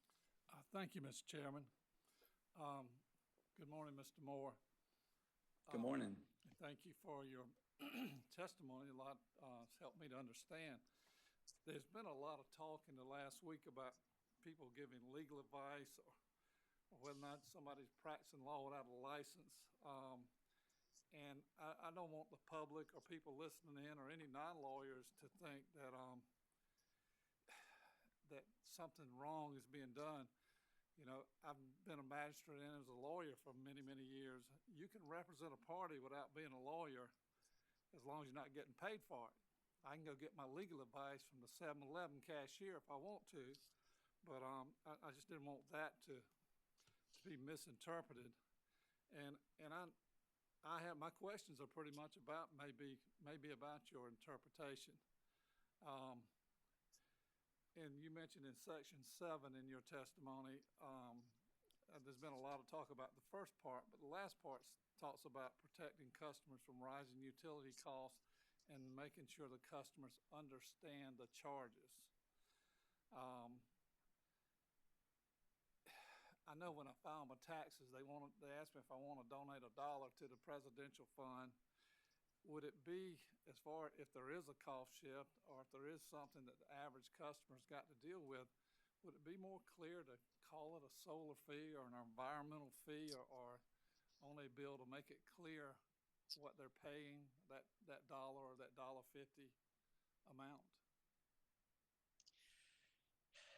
You could do that, and it does specify that specific charge. And again, I don't believe there's a cost shift, but there are a number of costs that are being recovered in that $1 a month fee, just to be clear, that are not the alleged cost shift. And another thing about that, you know, the methodology that we've had in place, it actually, the lower the value that the utility provides for solar in that proceeding, the higher the cost recovery under that rider. And so, you know, I guess I've always felt like there's a little bit of an incentive to lowball the solar number in terms of value to get a higher cost recovery.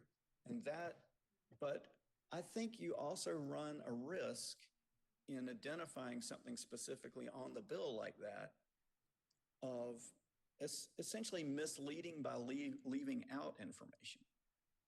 In other words, does the bill have a line item for all the coal plants? Does it have a line item for the executive pay incentive? Does it have a line item for how much we're, you know, paying on the nuclear plant? So in a sense, if you're going to single out solar and focus on 1/10 of a cent, why are you ignoring the whole rest of the bill?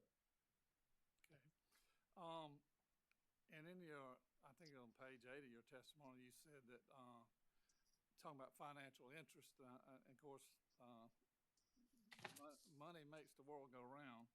You said that the financial interest, that it dims utilities' outlook for future profits and putting new investment in rate base.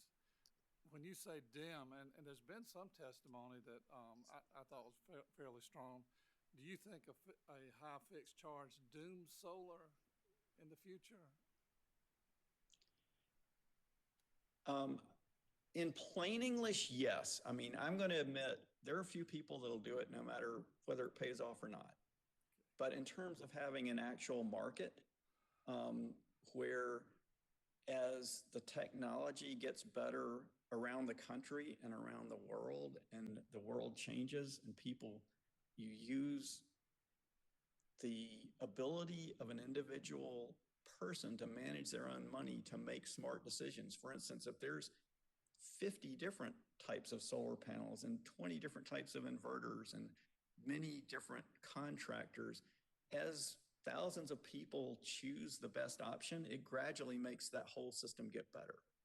Okay. And if you put a big on it, it's not going to happen here. It'll happen elsewhere. And having choices, you don't think that any fixed charge is wrong. It's just a high fixed charge.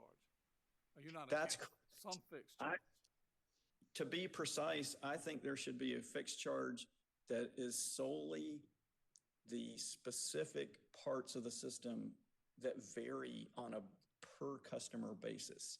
And that is there's some disagreement among rate making experts on exactly how fixed costs should be recovered. My view is that it is best to essentially have a fee for access to the system that's equal to the line drop and the metering activities, and that the issue of recovering fixed costs shouldn't be dealt with other fixed fees, but rather through volumetric charges that are reflective of the peak times. So make it time differentiated rather than having a bunch of fees that are, I say dumb in the opposite sense of a smart meter. They don't go up and down based on the utilities costs or the customer's behavior. You also mentioned, and I'm like Commissioner Caston, I'm trying to understand some things too. You talked about the legacy rights of the solar customers. You didn't mean that as some legacy right in perpetuity, did you? No. I first of all, every time there's a rate case, rates go up and down. But also, I think what we're trying to do here, I think, is establish a rate structure that can grow with time in a fair way for all ratepayers. And that's why I think Tom Beach has got it right on that. Well, I mean, and that kind of leads me to my next question. Toward the end of your testimony, I'm not exactly sure where you said that ORS did not in any way address gradualism. Can you explain gradualism and how you think it would apply and what we're dealing with here? Yes. So you'll run across in this field a book called Bombright's, I don't remember the exact title, but there's a book on rate making. It's probably 500 pages, and it has what are called Bombright's principles. He has principles about rate making. One of them is gradualism. In other words, if you have a rate, for instance, this is where this comes from. Utility company comes in, they file a rate case, it's got a big rate increase. Let's say the rate increase is justified. They should have a 10 or 15% increase in rates. It's a principle of rate making that even if it's justified, you'll phase that in to avoid rate shock.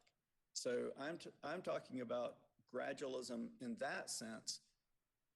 I also believe that if you make this rate structure right, that it will fluctuate with real utility costs and real customer behavior so that it's an incremental change as opposed to a sudden fee increase. Okay. And this next thing I say without offense to anyone, but there's been some testimony about time of use and that solar customers could benefit from that.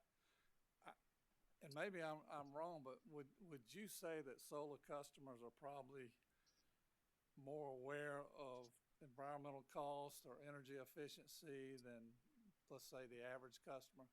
That's not saying that there are a lot of customers without solar who are not environmentally sensitive or energy efficient. Do you think that's something a solar customer would adapt to, or do you think that should not be part of any rate? making? This is something that I've spent a lot of time thinking about, and I think the solar customers are more aware of their energy usage, and they're obviously more aware of where their energy comes from. It does not necessarily mean that they're more aware of energy efficiency. They have either been sold or chosen an option to produce energy instead of save it. And so if you want them to also have the incentive to save energy, the rate structure has to be done in a way that there's a remaining incentive to reduce usage. I also think and I cannot name the study, but there have been studies showing that solar customers are more likely to adopt either batteries or EVs. So if you think the world's going in that direction, the way I look at it, these solar customers are an opportunity to send the right price signal. They've shown an interest in energy. So let's send them the right price signal so that they help the other customers by using new motor vehicle electricity usage to help pay off utility revenue requirements and also move their usage to the right times where you can lower the peaks that are so expensive. Thank you, Mr. Moore. That's all I have.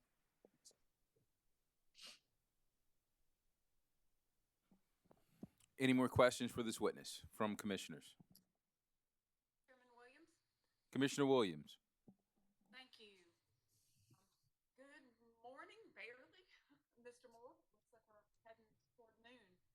Thank you, as all have said, for sharing particularly your background on how Act 62 came to be and Commissioner Williams. there. Yes. If you would come a little bit closer to your microphone, we're having trouble hearing you in the hearing room. Okay. Do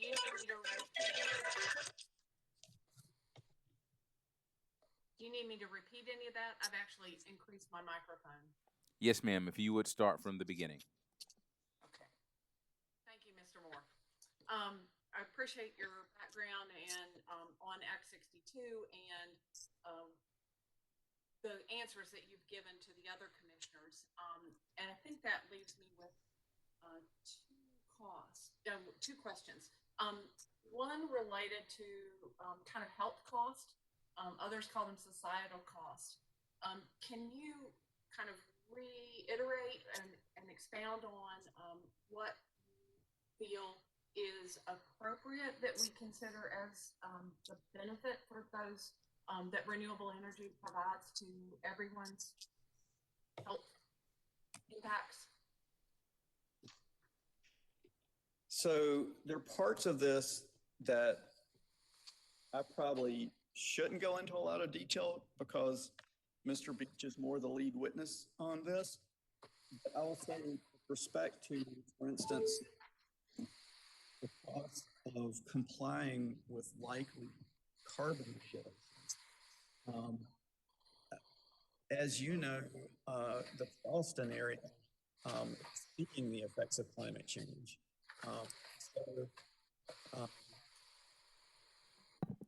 The part. Excuse me, sir, Mr. Moore. Yes. I don't know if it's on your end or someone else's end. There seems to be paper shuffling or some type of noise. I can hear it too, and it doesn't sound like it's on my end. Or maybe someone breathing hard into a microphone.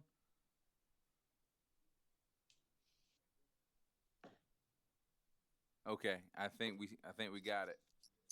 One of those technology ghosts again. All right, thank you. You know, to answer your question, I think I'd like to maybe get it a little bit different way and just say that we've put in a very conservative estimate of CO2 compliance costs, and the word compliance there is important. And Mr. Beach only included a reasonable estimate of what the utility system might face in CO2 costs. And my point earlier was that in doing so, essentially for free, you're also health benefits. And there's two ways to look at what we call the cost of carbon. One, you limit vision only to costs that will actually hit the utilities due to regulations. And that's a narrow, smaller. Mr. Moore? Yes. We need to pause for a second to find out where this background noise is coming from. If you would, give us a few moments. Yes.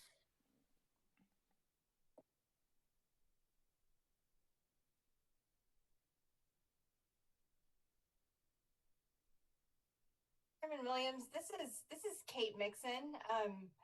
On our end on the WebEx, it looks like sound might be coming from Commissioner Williams.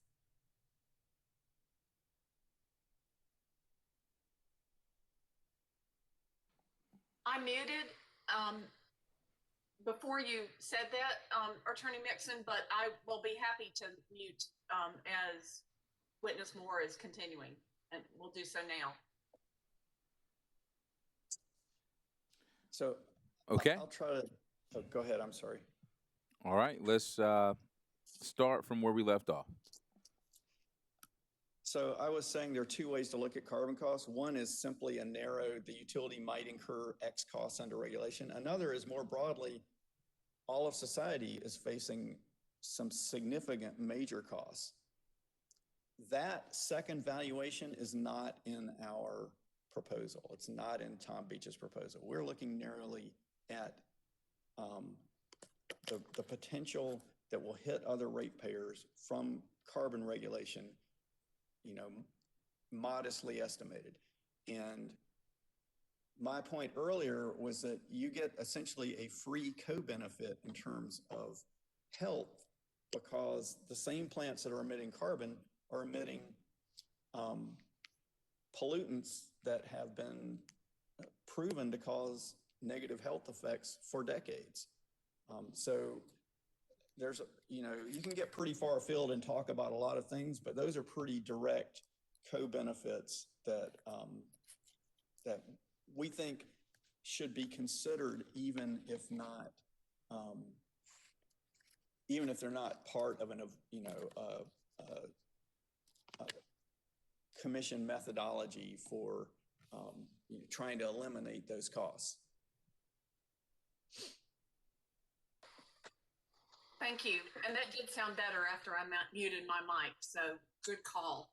My other question has to do with folks that are currently using solar power in their homes and their businesses. You may or may not be able to help me with this one, but I'm thinking about the technology that they have because they've installed solar to understand how much energy they're using that they're producing. And my question is also related to the AMI devices that we will, that all Dominion customers will have in, I think a little bit more than a year. So I'm wondering if the current solar customers, providers have that kind of hourly or daily data that is coming to them in terms of what they're producing and what they're using from what they're producing. So I'll make a distinction between utility meter data, which meets a bunch of requirements for to make sure that the revenue calculation's right, and then other metering, various types of metering and energy tracking services that are out there. And I believe normally today when somebody puts solar on their roof, part of the package is the ability to see their usage and output in real time. And that is actually more granular data than the utility smart meter. So I would say, you know, there are a lot of customers that will buy solar and they'll just be happy that their bill went down and they'll go about their business. And then they're the ones that will, you know, geek out on it, and they can look in extreme detail and see what's happening. And you can even do that as a non-solar customer. In fact, there was a meter, called a TED produced in North Charleston that allows you to track your energy usage by the second. It's very interesting stuff if you're into that kind of thing.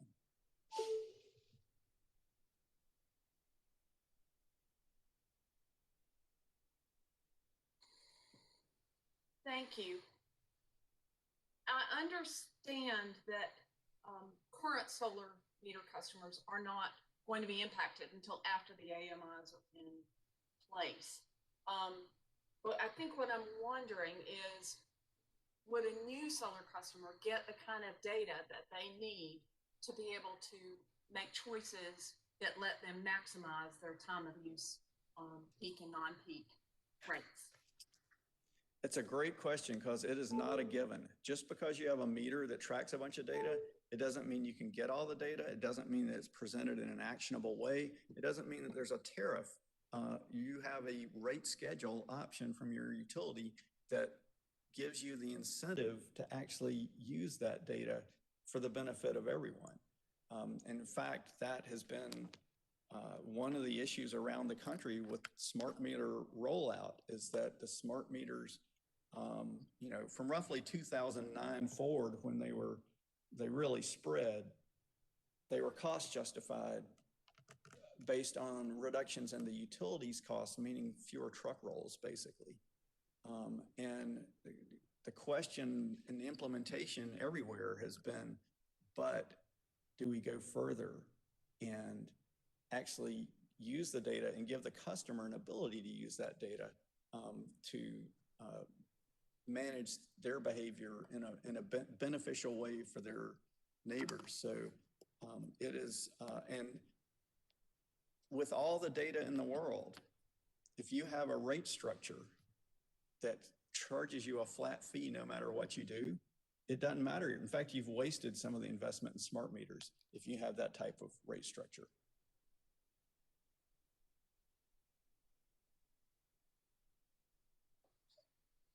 I appreciate that. I think I'm particularly asking, let's assume that we make a choice to use a time of use rate that incentivizes awareness of customers that are installing new solar going forward. Do they, and you may have already answered this, do they automatically with their solar installation get the amount of data that they need to be able to make those choices in this time frame prior to having the AMIs available to all of us? No. Thank you. I appreciate that. No more questions, Chairman Williams. All right. Any more questions for this witness? Chairman Williams, if I could just ask him one follow-up question. Yes, sir. Commissioner Caston. Mr. Moore, I've heard you mention, manage the usage of, I guess, with the advanced metering, AMI, that it would help or allow the user to better manage their usage and help their neighbor. What do you mean by that? Thank you. So the electric system literally connects us all, right? The wires lead out of my house back to the power plant. They lead to your house. We're connected. And the cost to run that system depends on what we all do. And so this is similar to the issue of going from one-to-one net metering to a more sophisticated tariff. The issue is not just with one-to-one net metering, it's with our basic rate structure for the non-solar customers. So today, if you have two customers that live in the same kind of house next to each other and they use the same amount of electricity, let's say they both use 1,000 kilowatt hours in a month. One of them works the night shift, one of them works the day shift. So one of them uses most of their electricity at night, the other one uses most of their electricity during the day, but they use the same amount. They are billed the same amount. The cost to serve those two customers is different. So we use an average rate that is blind to the behavior of the customers. Now, there's a slight tiered rate, but it's not much. Generally, what I'm saying is true. If you have a rate that accurately reflects differences in the cost to serve at different times, customers will start reacting to it. And I could change myself from being a high cost user to a lower cost user, and I can lower your electric bill because there's less cost on the system. That's the idea behind this act. Okay, so you're talking about using AMI as an advanced system that over a 24-hour period allows an infinite number of different rates that obviously you wouldn't have an infinite number, but probably a significantly more tiered rate structure. Well, I'm talking about, in a way, this is what's always been done with industrial customers anyway, right? Some of them are on a rate where they can be interrupted if it's a peak period. Now, historically, that was done mostly with interruptions to the system, not to manage day in and day out the shape of the load. And then increasingly over the past decades, different jurisdictions have come up with rate schedules that encourage customers of all types to manage the timing of their loads. And so even without smart meters. So now we're entering a period where we have that history, starting with industrial customers, then other customers, starting with rare interruptions, moving towards economic management on an hourly basis. It'll eventually be less than hourly. Now there's more and more technology that enables that. So we're moving towards a system, if we will make it possible, where a customer can be rewarded for lowering their cost of service, and that helps everybody.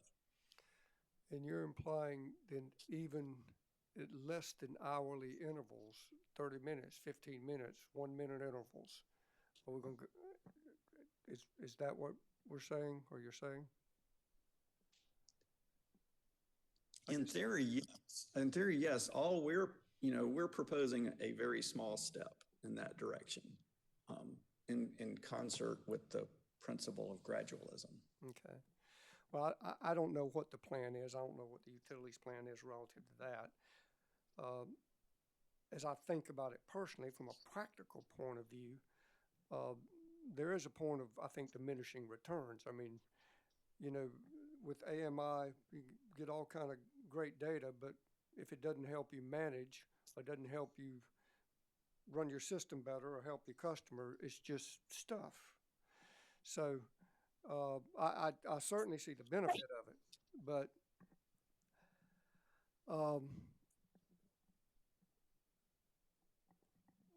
well, I guess we'll save that for another discussion. These are the kind of things that kind of run through my head and excite me. So I agree with you 100% on that. Okay. Well, thank you very much.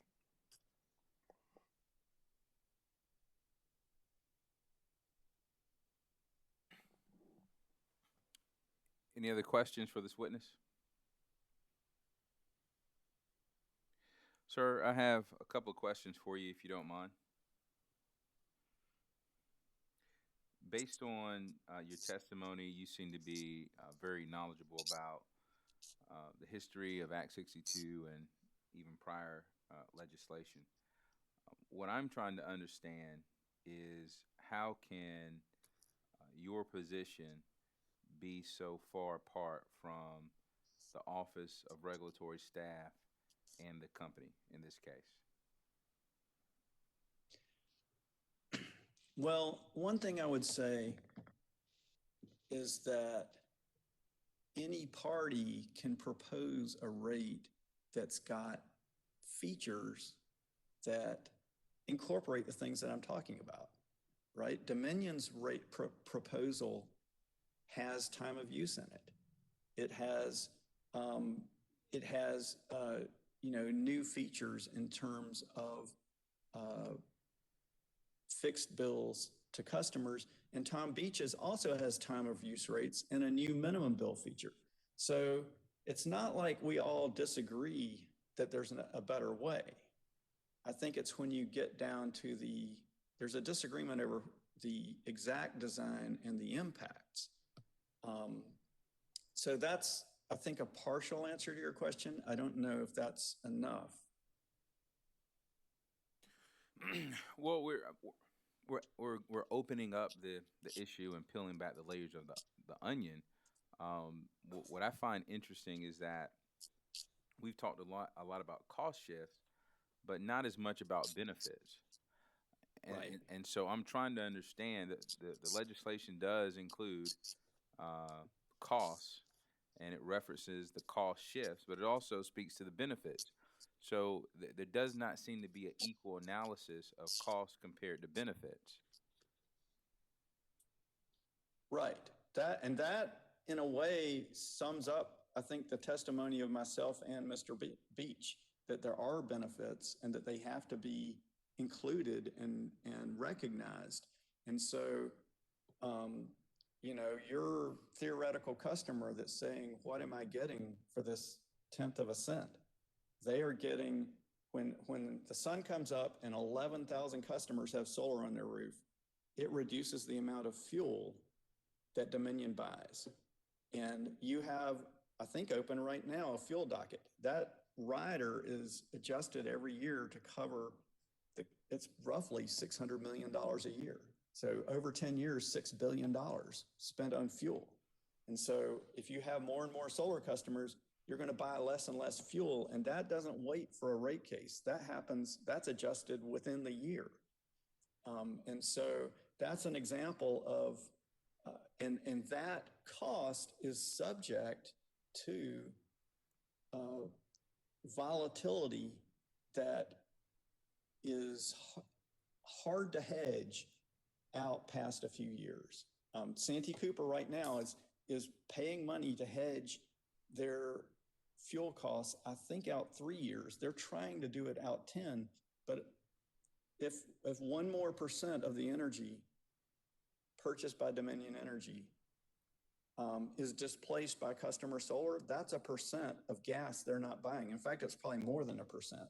And that means that when the polar vortex hits, you're not paying super high costs that immediately flow through the fuel charge. So that's a present benefit to those other customers. It's an ongoing benefit. And you can make the similar argument on both generation, transmission, distribution, and avoided regulatory costs.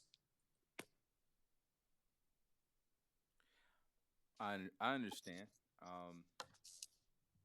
Would you also agree that the more solar deployed would lead to less of a need for new power plants? Yes.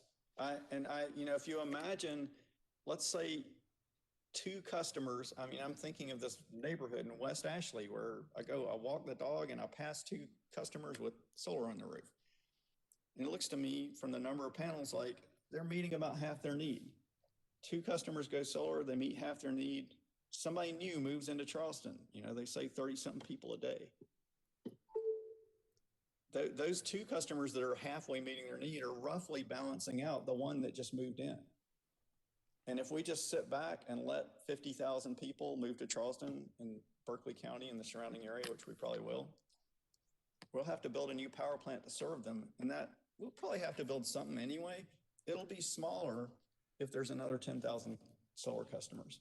And so that's really foreseeable within the life cycle of these customer solar decisions. They're making it for their own reasons, both idealistic and monetary, but they're, like I said, the electric grid connects us all and their behavior affects us. And we want to take steps to align it to maximize that public benefit. Do you think that threatens Dominion's business model?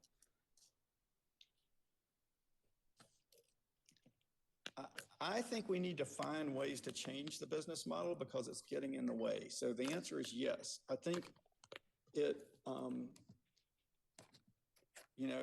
it's I think, well, for reasons you understand, I think that the profit part of the rate is tied to new investment. And if we not only have net metering customers that are doing a one-to-one offset, but we start to have smart customers and smart rates, we can do more than just a crude energy offset plus a little bit of capacity.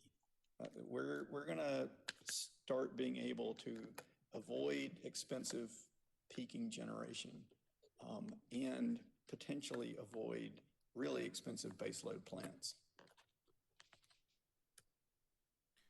Do you think that Dominion is anti-solar?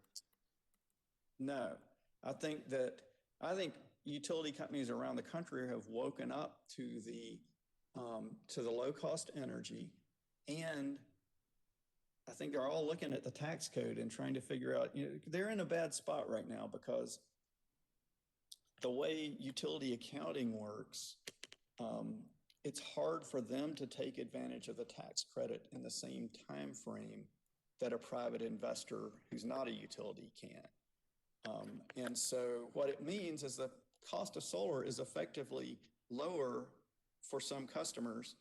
I know if you talk about utility scale, it's very low for utility scale, but that's because they're taking advantage indirectly of the tax credit through the PPA. So I don't think they're against solar. I think they are concerned about customers owning a good bit of solar that's diversified out there to the degree that it could reduce their future investment opportunities. Well, if that's true, would that not mean that ORS feels the same way, if not more so, considering their proposal reduces the cost shift even more? I think ORS is a little bit stuck in 2018 on this. There was, Act 236 required a cost shift study, and there was a methodology, and they continued to follow it. And then there's a superseding act that has a more complete vision. And so I think ORS, in a way, didn't really catch up to that. And I think also, maybe more pertinently to your question, the job of ORS is not to make sure that the monopoly stays as big as it is right now, right? The extent to which the state guarantees a monopoly can change over time, and we can still have reliable electric service, and the company delivering that service can still be given a reasonable opportunity to earn a fair return, which is what the Constitution requires. So I don't see bending over backwards to ensure the largest possible future investment opportunity and that it doesn't spread out to other actors as an adequate implementation of this law.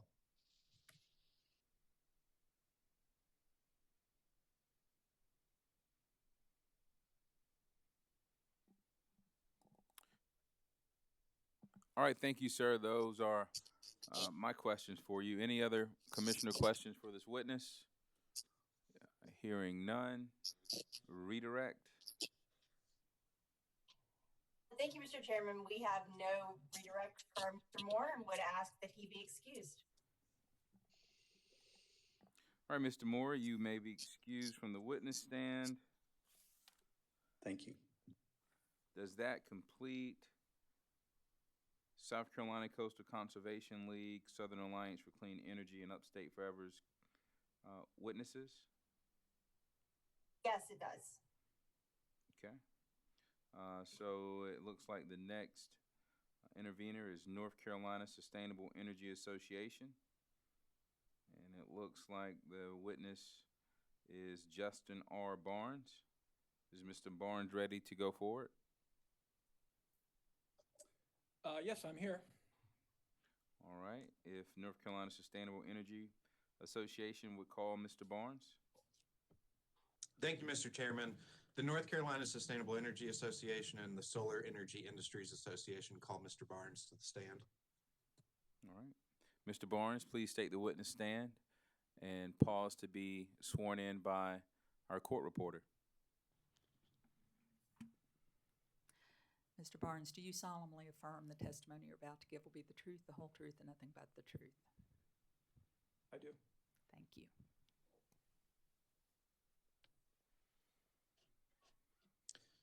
Mr. Barnes, please state your name and business address for the record.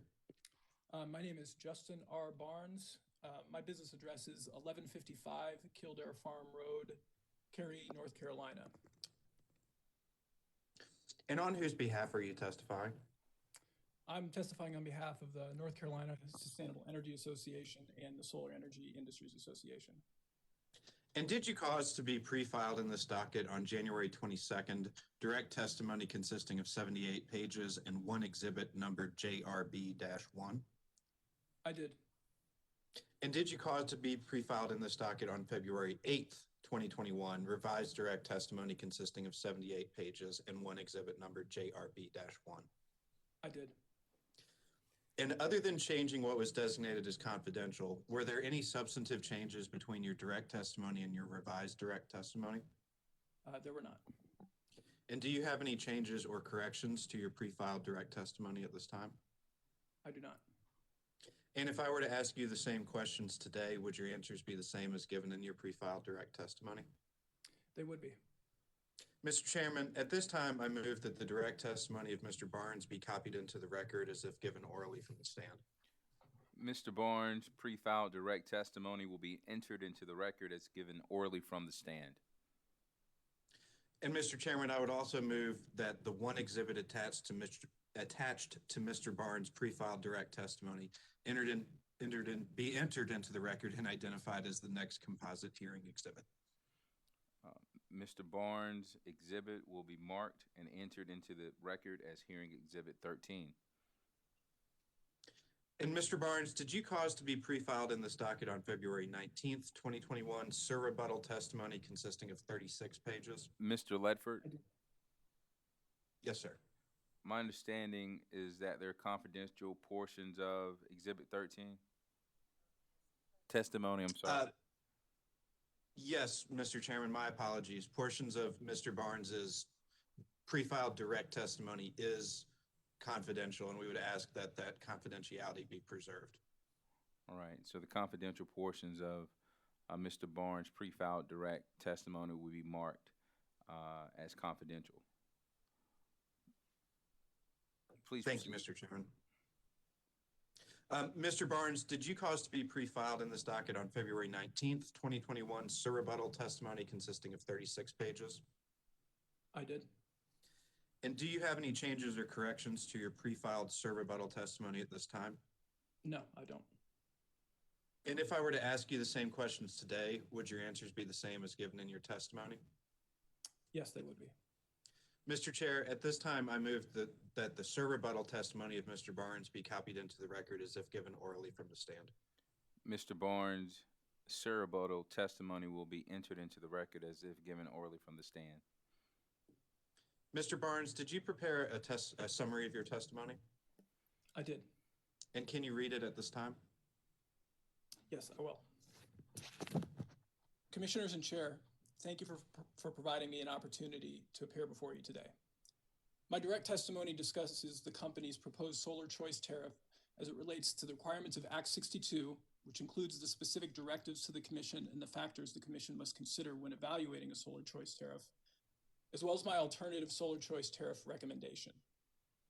In my sir rebuttal testimony, I respond to the rebuttal testimony of Dominion witnesses Everett, Robinson, and Cassis, and the direct testimony of Office of Regulatory Services witness Ori on the topics of solar customer cost of service, the proposed solar choice subscription charge, the proposed solar choice basic facility charge, or BFC, net metering and net metering successor best practices, and solar costs and solar choice impacts on customer solar adoption.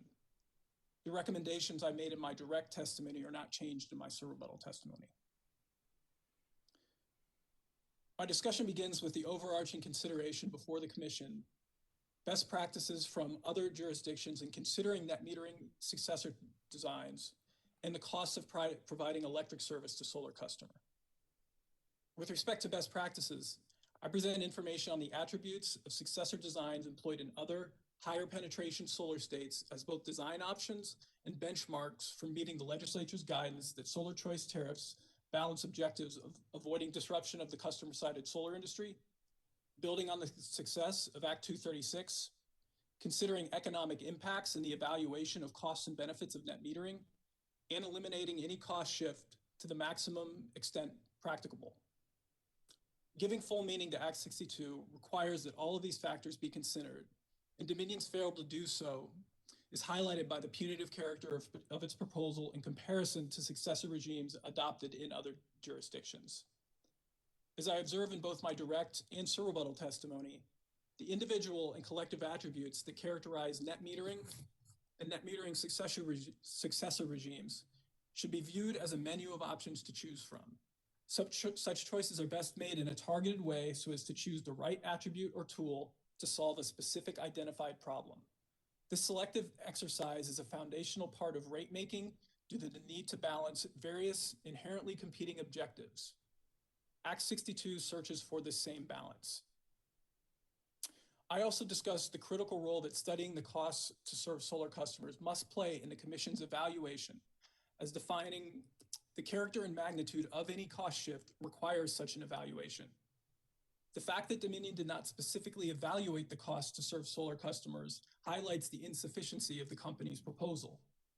I urge the Commission to give Dominion's assertions of a supposed cost shift or subsidy no weight because they did not perform even the most basic analysis needed to lend evidence to those assertions. My direct testimony includes an illustrative example of how the presence of solar reduces the cost to serve a customer based on the contribution that solar makes to reducing a customer's contribution to coincident peak loads, and correspondingly, the allocation of those costs to the customer's broader class. I showed that the presence of solar customers in a broader class significantly reduces the allocation of peak-related costs to that class.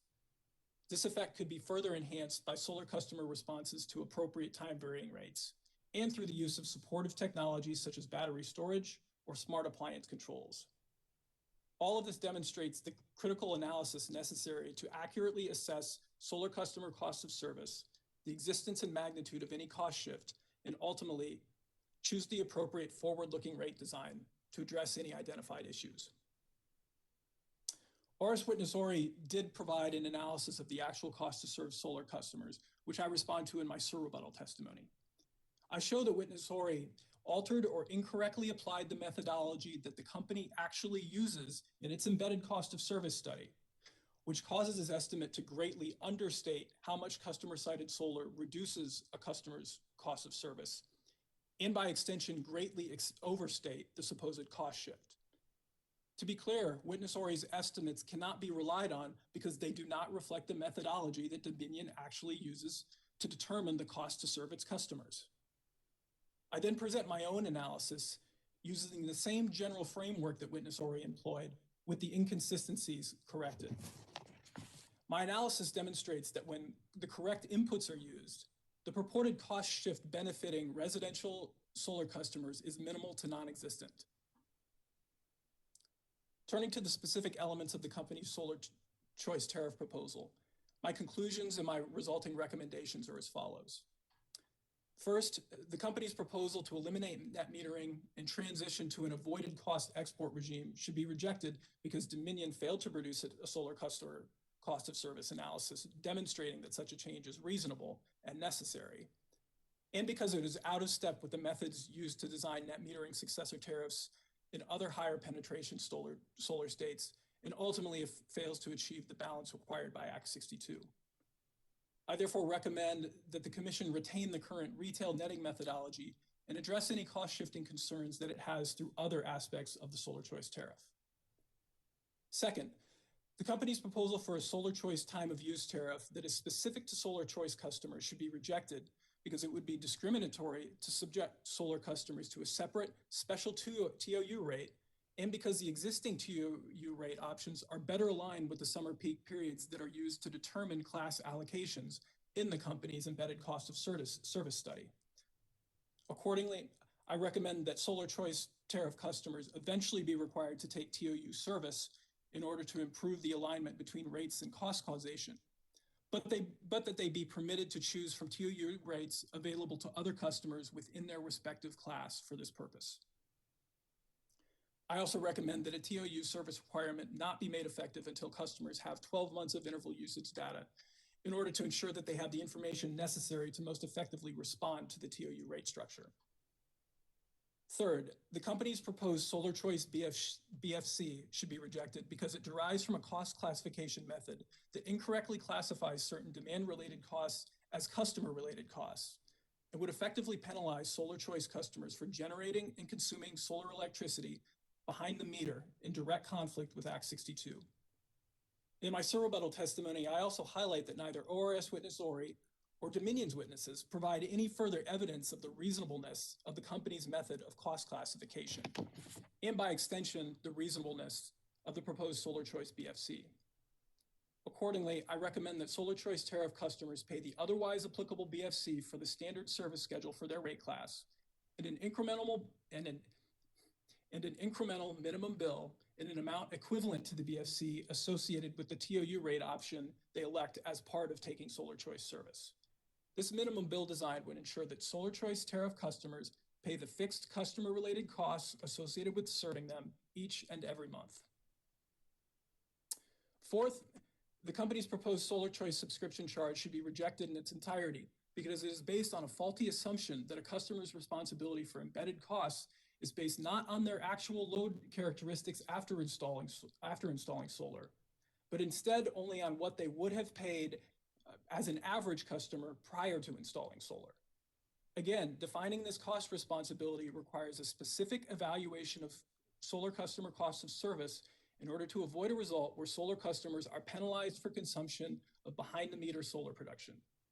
My evaluation of solar customer cost of service based on the methodology the company actually employs in its embedded cost of service study demonstrates that the subscription charge is unwarranted.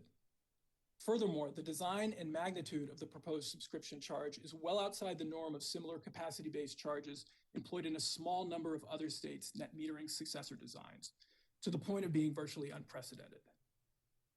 Finally, I address the company's evaluation of how the proposed Solar Choice tariff would affect the customer economics of installing solar, which is highly relevant to Act 62's objective of avoiding disruption of the customer-sided solar industry and considering the economic impacts in its evaluation of the costs and benefits of net metering. I demonstrate that the company's analysis of impacts on customer solar savings are internally inconsistent, and that its evaluation of metrics such as payback period are based on unreasonably low PV price estimates in a very narrow and unrealistic scenario where relatively high usage customers install a solar system that offsets only a small percentage of their annual usage. In my surrebuttal testimony, I further demonstrate the unreasonableness of the company's PV price projections by highlighting the variations present in the PV price estimates that the company cites to, and how its own PV price estimate selectively derives from only the lowest amounts from those different sources. Based on this, I conclude that the company's analysis is engineered to paint a misleading picture of how the proposed Solar Choice tariff would affect solar installation rates, and in turn, the extent to which it would cause industry disruption and produce accompanying negative economic impacts. This concludes my summary of my direct testimony and my surrebuttal testimony. Thank you, Mr. Barnes. Mr. Chairman, Mr. Barnes is available for cross-examination. Alder Energy Systems. Chairman Williams, Taylor Spear for Alder Energy. We have no questions for Mr. Barnes. Thank you. Frank Knapp Jr. Thank you, Mr. Chairman, and thank you for being with us today, Mr. Barnes. I just have a couple questions, if you don't mind. On page 16 of your direct testimony, you state that Dominion's Solar Choice proposal represents, on the whole, the likely destruction of the customer cited solar industry, similar to that which took place in Nevada before being remedied by the Nevada legislature and in the territory of the Salt River Project in Arizona. Could you just briefly describe what happened in those two states? So basically, in both states, the kind of industry in terms of new installations pretty much disappeared kind of almost overnight. And in my testimony in the generic docket, I included some graphs that basically kind of illustrate both of those. You know, in those graphs, you can clearly see in Nevada, essentially the industry kind of more or less stopping or kind of coming to a stop pretty quickly after accounting for some kind of legacy rights and that kind of thing, and kind of systems kind of being installed after the date of a decision. But in any case, you can see the difference in when the commission issues a decision, the drop off, and then when the legislature fixes it, the kind of uptick in installation rates subsequent to that. In Salt River Project territory, there is basically kind of no uptick because they never changed anything and they're still existing under that same punitive policy. So I guess that's what I was going. Yeah, I see the graph showing the decline in the solar market. I guess I was asking you to just briefly describe what happened to cause that. So in Salt River Project territory, essentially they got rid of net metering and they introduced demand rate designs for all solar customers going forward.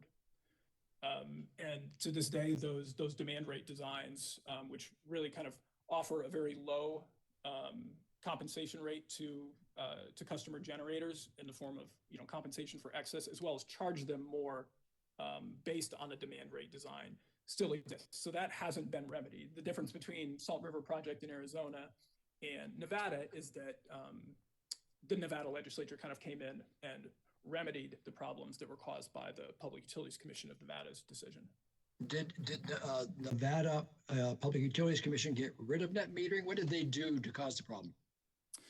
So they established a design that, yes, in part got rid of net metering. It replaced the kind of retail rollover rate with a steadily declining compensation rate. They also included some additional fixed charges on net metering customers as a condition of their service, and actually applied those charges to even all existing net metering customers in their initial decision. And the Nevada legislature had to come back once the solar market in Nevada collapsed to pass some new legislation? Yeah, so the Nevada legislature I think it was, I misremember the timing a little bit. I believe it was 2017, whereas the commission's initial decision was in late 2015 and early 2016. The legislature enacted a new bill that essentially kind of reinstated net metering in somewhat of a modified form. In that modified form, what they did is establish that as new capacity tranches are met for systems under 25 kilowatts, that the monthly rollover rate would ratchet down from, at the start, for kind of all customers that existed at that time, it would be 100%. So basically kind of full retail net metering. But then kind of going forward, they defined 4 tranches of 80 megawatts for the first 3, and then kind of indefinitely for the last one, where the monthly rollover rate declined from, I believe the number is 95% for tranche 1, that's 80 megawatts, basically of systems of 25 kilowatts or less. And then I misremember the percentages for tranches 2 and 3, but ultimately to where they're at right now, which is kind of this durable, permanent rate where rollover of monthly excess takes place at 75% of the retail rate. So they kind of ratcheted it down as new installations kind of came online. And I believe kind of the reason they did that is because they, if you are getting new installations, you can tell that, the industry is still kind of in a reasonable degree of health. Well, which brings me to the next question. How healthy is South Carolina's solar net metering market? Well, I don't recall the specifics in Duke's territory, in DEP or DC territory, but it's for the residential sector, it's slowed quite a bit over the course of the last couple years in Dominion service territory. And then, as I think we're kind of aware of, the commercial sector in Dominion's territory is kind of very small, kind of as a whole. Okay, all right. And then I wanted to ask you about, were you listening to witness Robinson's testimony? I think I caught most of it. Okay. He had in his testimony talked about how he discounted the idea of payback for the decision-making process of a customer deciding to invest in a rooftop solar. What do you feel about that? I mean, to the extent he said that payback period is not important to prospective customer generators, I don't see how that's I don't see how that's true in any way, shape, or form. My recollection is that I think in both his and in my view, a customer's decision to install solar includes consideration of how that investment will pay off, as well as a variety of other things that may or may not have any relation to kind of call them the economics of solar. But some customers may install solar regardless of the economics. For others, it's a more prominent factor. I think to the extent that the economics become more attractive, then the potential set of prospective solar customers becomes larger, because people have different kind of thresholds in which they maybe determine whether something is a financially attractive investment or not. When I asked witness Robinson about that, he did say that quite a bit people look at payback, but it's not a good predictor or good metric for predicting decisions. So I am one of those people who was concerned about payback when I invested in my 2 commercial solar units.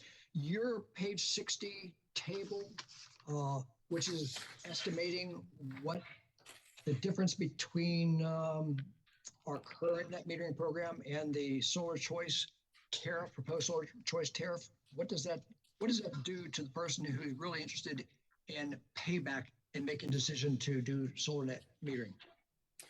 Well, I think,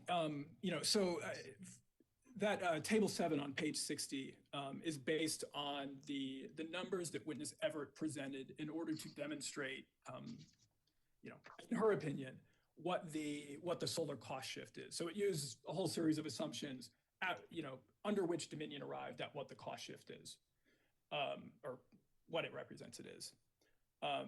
So table 7 shows that according to witness Everett's numbers, the resulting compensation or value of a customer-sited solar system under solar choice, this kind of reference 7.2 kilowatt residential system and a reference 18 kilowatt SGS system, would decline by something on the order of 60%. 60%? It's 59.7% for residential and 62.1% for small general service. All right, and so for those potential customers who are really focusing on payback, if they were told that their length of payback time is is multiplied by 100%, is more than 100% more than it is today, do you think that would have an impact on decisions to go with solar net metering? Yeah, I mean, I suppose it would depend on what their actual payback period is today. If it's 2 years and you double that, well, that's one thing. If it's on the order of 10 years and you more than double it, that's a different thing. Okay, very good. Mr. Barnes, thank you so much. I appreciate you answering the questions. No more questions, Mr. Chairman. Thank you, Mr. Knapp. South Carolina Solar Energy Industries Association. As a co-sponsor, Mr. Barnes' testimony, we have no questions for him, and we thank him for his testimony. Right.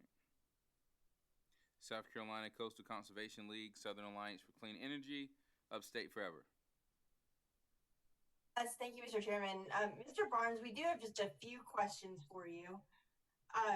in your testimony, you reviewed how much that residential rooftop solar contributes to reducing Dominion's summer coincident peak. Isn't that correct?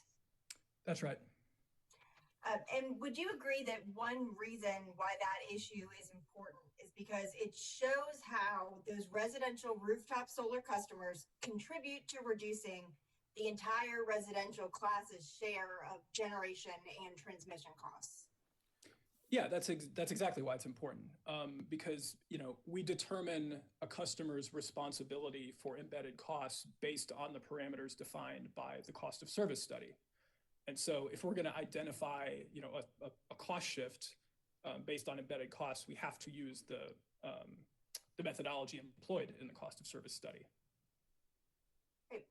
So put another way, that contribution to reducing peak, that helps to save all residential customers money when it comes time to establish rates. Isn't that correct? That's right. And I presented an illustrative example of that in my testimony, in my direct testimony. Thank you. So I guess even at a more general level, do you agree that rooftop solar's reduction to coincident peak demand helps to show that solar plays a role in reducing Dominion's need for new generation capacity? Yes, I do. And if Dominion needs to build less generation and transmission, that also reduces costs that would be borne by all ratepayers, correct? Yes, it would. In Dominion's most recent embedded cost of service study, they used a summer peak period that coincided with 2 to 6 p.m. on July 18th, 2019, to allocate generation and transmission costs. Is that correct? Yes. And Mr. Barnes, I'm just looking at your star rebuttal testimony on page 11 out of 36, lines 11 through 13. You testified that witness Horry calculates solar production capacity savings based on a different methodology that Dominion actually uses for its embedded cost of service study, resulting in a dramatically lower solar capacity contribution. Is that correct? I'm looking for that right now, but it sounds like that specific, it sounds like what I said. What were the line numbers again? Lines 11, 13. Excuse me, lines 11 through 13 on page 11 out of 36. That's correct, yes. So then it's your understanding that Mr. Horry's number or his calculation of that contribution to peak, that used entirely different assumptions and a different methodology than Dominion used in its own embedded cost of service study. Yes, that's correct. And your testimony was also that Mr. Horry's different methodology resulted in him significantly understating solar's contribution to reducing peak. Is that correct? Yes. And then is it your testimony that one consequence of Mr. Horry's deviation from Dominion's methodology is to significantly overstate the supposed cost shift? Yes, that's also correct. Thank you. No further questions. Thank you. All right, thank you, ma'am.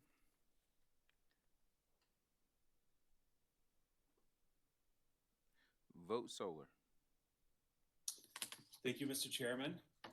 Mr. Barnes, good to see you this afternoon. Just very briefly, so in your position, is part of your job responsibilities to track legislation and regulatory proceedings. Is that correct? Yeah, I do that among other things. And how many years have you been tracking solar-related, rooftop solar-related specifically, legislation and regulatory proceedings? Well, let's see, it's 2021 since I started at the North Carolina Solar Center in 2007. I've been doing that for approximately 14 years, maybe 13 and a half. And so, and you're familiar with Act 62, you have read the legislation, is that correct? Yeah, probably too many times. Now, is it uncommon when a state has their utility commission or public service commission to take a look at net metering and to develop a successor tariff, is it uncommon for a statute to reference looking at the cost and benefits?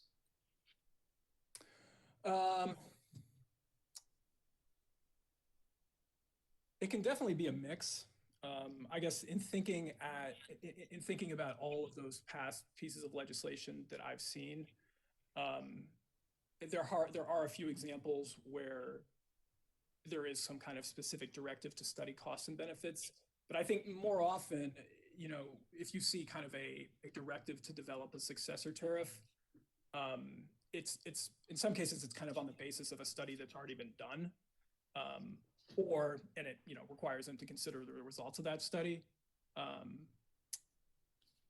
Or there's, I would say, typically kind of a fair amount of discretion left to regulators to determine what they believe is kind of important in terms of implementing it. Okay, that's helpful.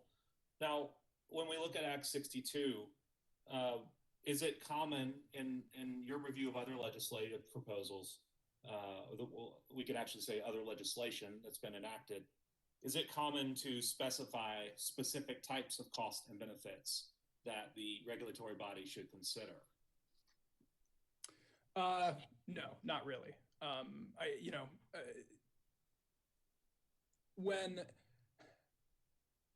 in kind of thinking back, and I'm you're kind of forcing me here to think through kind of 10 years of net metering legislation that I have seen in the past. In thinking back, getting very specific about the specific components of the cost-benefit evaluation is relatively unusual. I'm not saying that there couldn't be another few or a couple of other examples out there, but I find it relatively unusual. And so, would you agree with me? It's also uncommon. There are fewer examples of a piece of legislation that specify multiple types of analyses that would inform a cost benefit. Would you agree that that's less common? Right. Yes, I would agree that it's less common. So would you agree with me then the Act 62, Chapter 40 that you've reviewed stands out as a fairly unique bill? Yeah, I mean, I think there are, a few other examples that maybe are comparable. I think of, California's the legislation that established its net metering successor tariff, as well as kind of Nevada's, I believe might be the same number. I believe might have been SB 100 in 2017. And kind of, I regard those as kind of more similar to Act 62 than some other pieces of legislation that have resulted in, successor regimes or changes to net metering. And really one last question, it might be a small follow-up, just to give you a heads up. Is it uncommon for a piece of legislation like this to defer to a public service commission or public utility commission to use its judgment in making rate design choices to comply with a successor tariff? So is the question, is it unusual for the legislature to defer to regulators? Yes, that's the question. No, that's not unusual at all. Okay. I don't think I have any more questions for you, Mr. Barnes. Thank you for your testimony here today. No more questions for his witness, Mr. Chair. Yes, sir. Does the Office of Regulatory Staff have any questions? Yes, Mr. Chairman, just a couple of brief questions for Mr. Barnes. Okay. We're going to break for lunch. We'll be back at 2:15.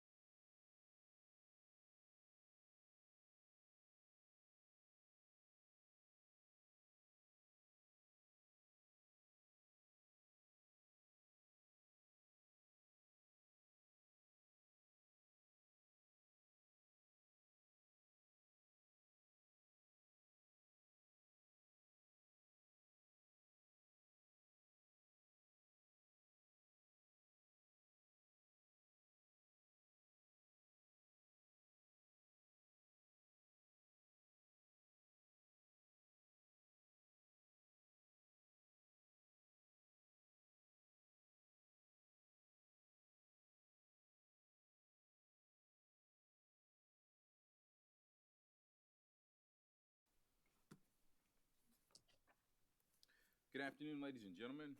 Thank you for joining the Public Service Commission as we hear docket number 2020-229E. Dominion Energy South Carolina Incorporated's establishment of a solar choice metering tariff pursuant to South Carolina Code annotated 58-40-20. Let's take roll. In the hearing room, we have Commissioner Powers, Commissioner Caston, Vice Chair Belzer, and Chairman Williams. Joining us virtually, we have Commissioner Williams and Commissioner Thomas. Before we recessed for lunch, we were on cross-examination with witness Barnes, and it was ORS's turn for cross-examination. ORS, are you ready to proceed? Yes, Mr. Chairman, thank you. No problem, ma'am. Please proceed. Good afternoon, Mr. Barnes. Just a couple quick questions for you. Good afternoon. Is it your understanding that Dominion used class non-coincident peak for the allocation of embedded distribution capacity costs?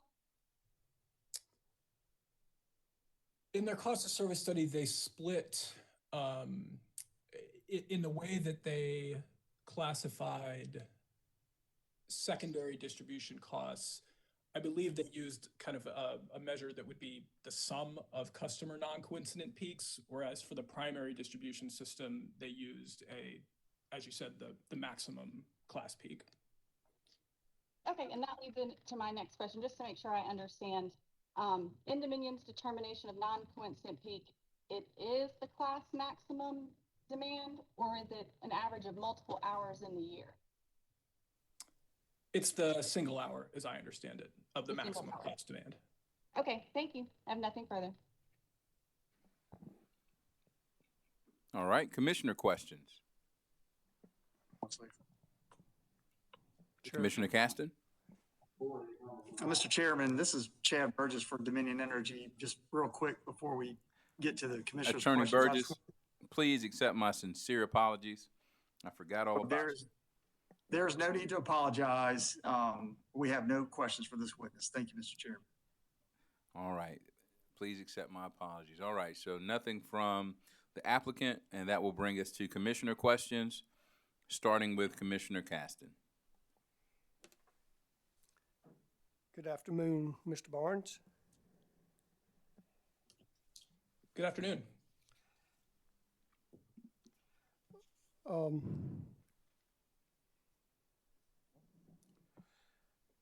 Were you able to hear witness Mr. Moore's testimony earlier? Yeah, I was tuning in. I might have missed pieces, but I think I heard most of it.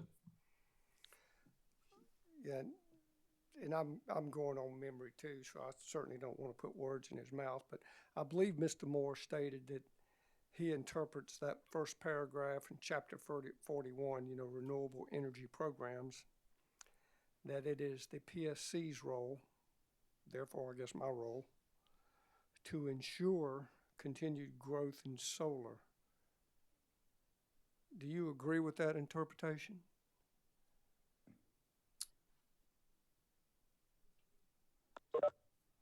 I guess I would say that if you're referring to the section saying kind of build on Act 236 and avoid disruption of the industry, I think what it requires is that there at least be a path to growth of distributed solar, that's still kind of balancing all of the other factors that the commission is obligated to consider. Well, I don't think that's the section he was referencing. I think he was talking about that very first paragraph at the beginning of chapter 41, where it literally, I think the second sentence or whatever does talk about ensuring that, certain things occur. I guess it's like anything pretty much.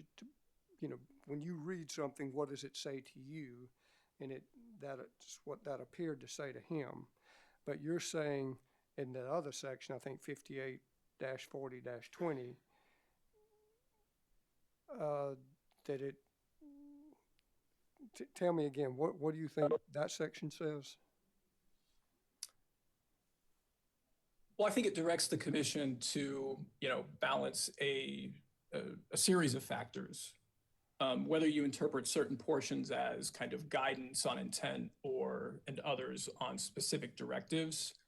I think kind of the intent to minimize the cost shift to the extent it exists, to the maximum extent practical, avoid disrupting the industry, and building on Act 236 are, portions that should be read together. And where I think that kind of translates to what the commission should kind of specifically do in this case is just kind of that achieving that balance that we consider as part of rate making overall.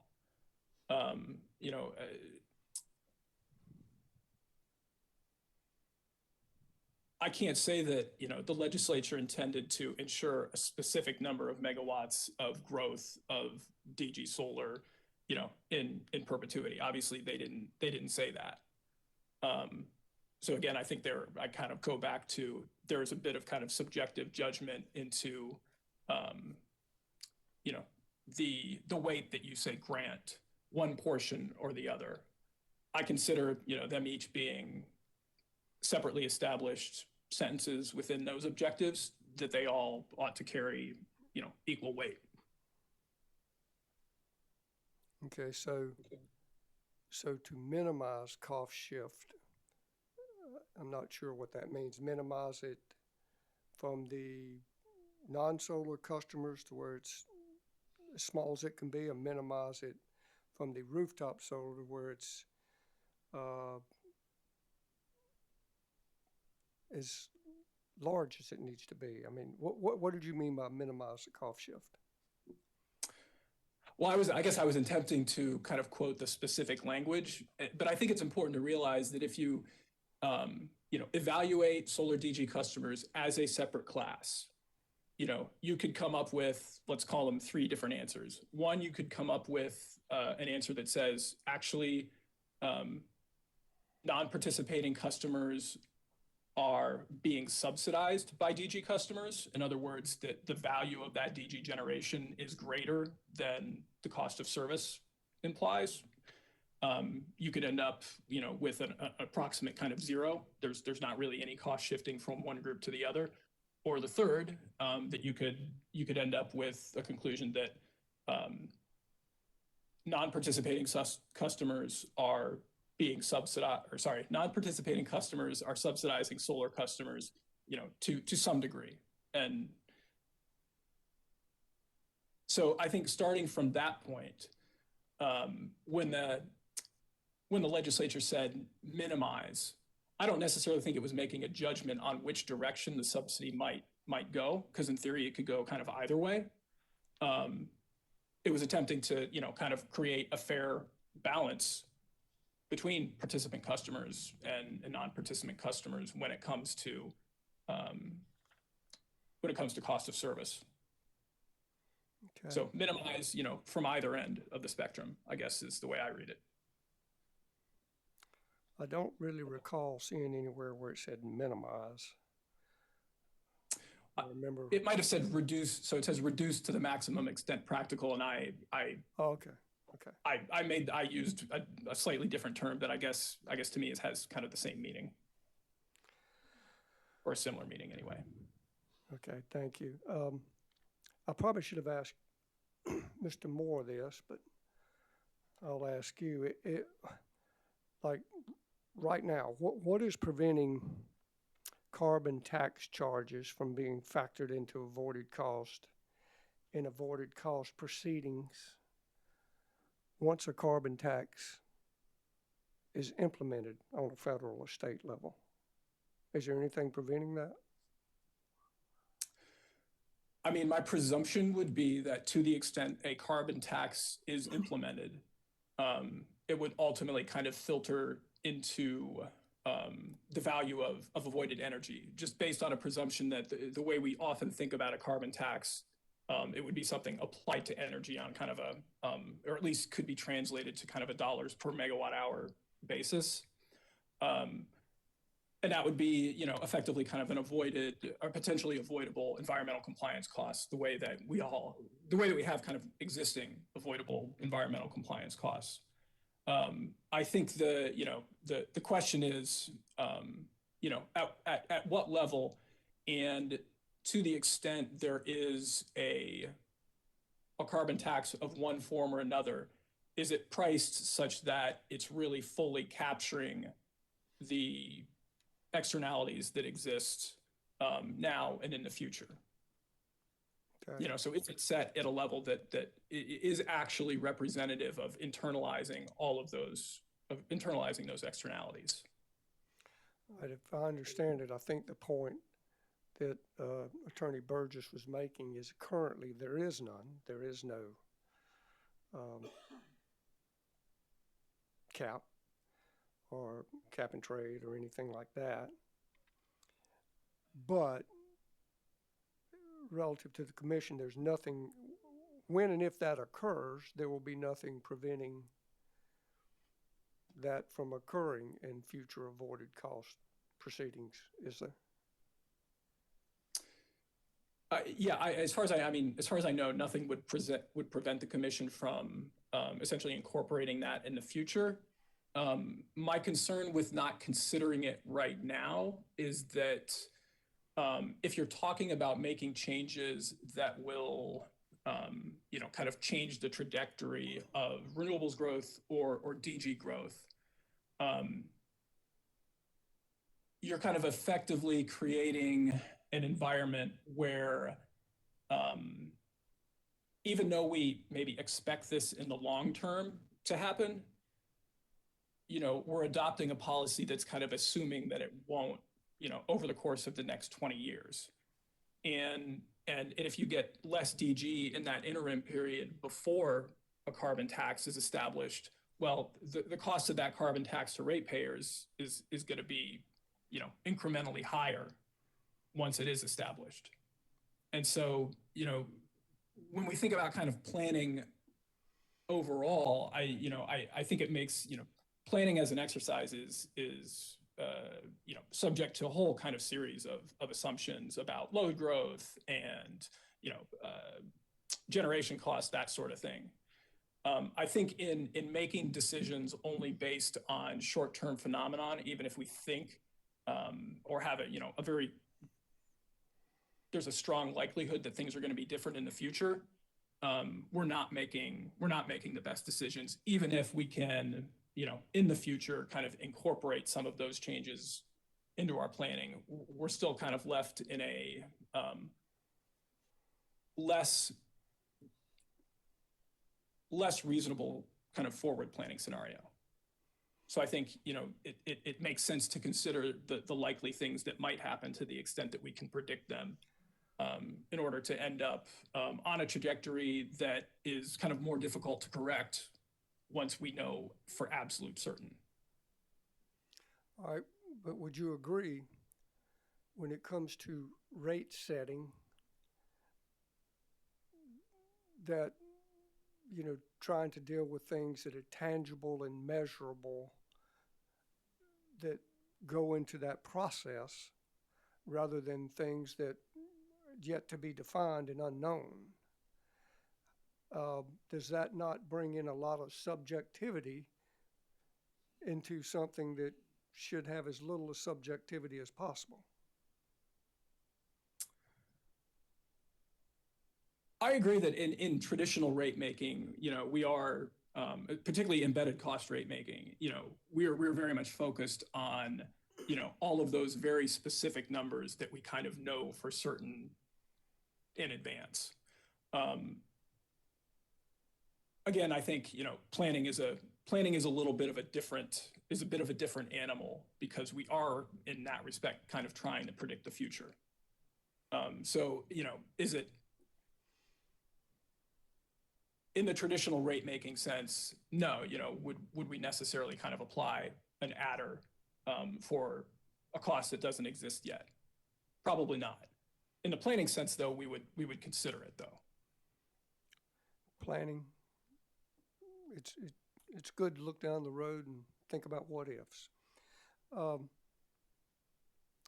page 4 on your revised direct, you I think mentioned if something along the lines, if NIM customers take service under the current time of use tariffs as you propose versus taking service under Dominion's proposed solar choice tariff, would they have lower bills assuming the same usage profile? Taking service under the, I guess, the time of use tariffs you propose versus what F propose? So I don't know specifically whether Dominion's existing, I think it's Schedule 5 for residential customers, and I forget the number for non-residential customers. I don't know whether those are designed as revenue neutral based on a standard kind of residential solar customer profile.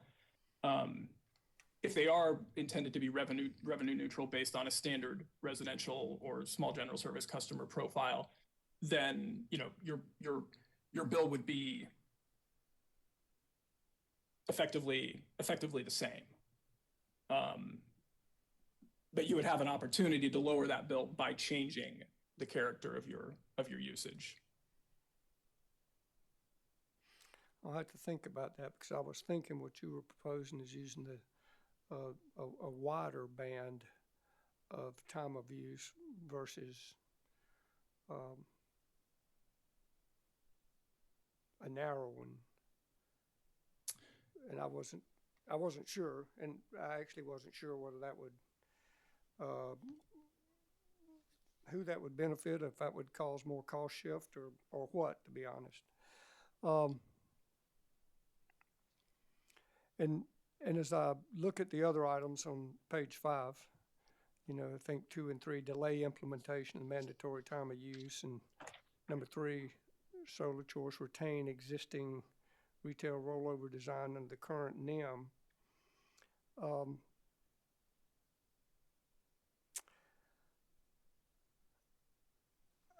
I guess what seems to be the recurring theme of what I'm understanding, and I guess different ways to describe it, or different things that I'm hearing that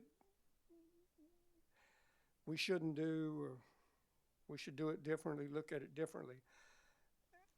It seems like it still all boils down to just kind of keeping things the way they are. Is that a reasonable summation?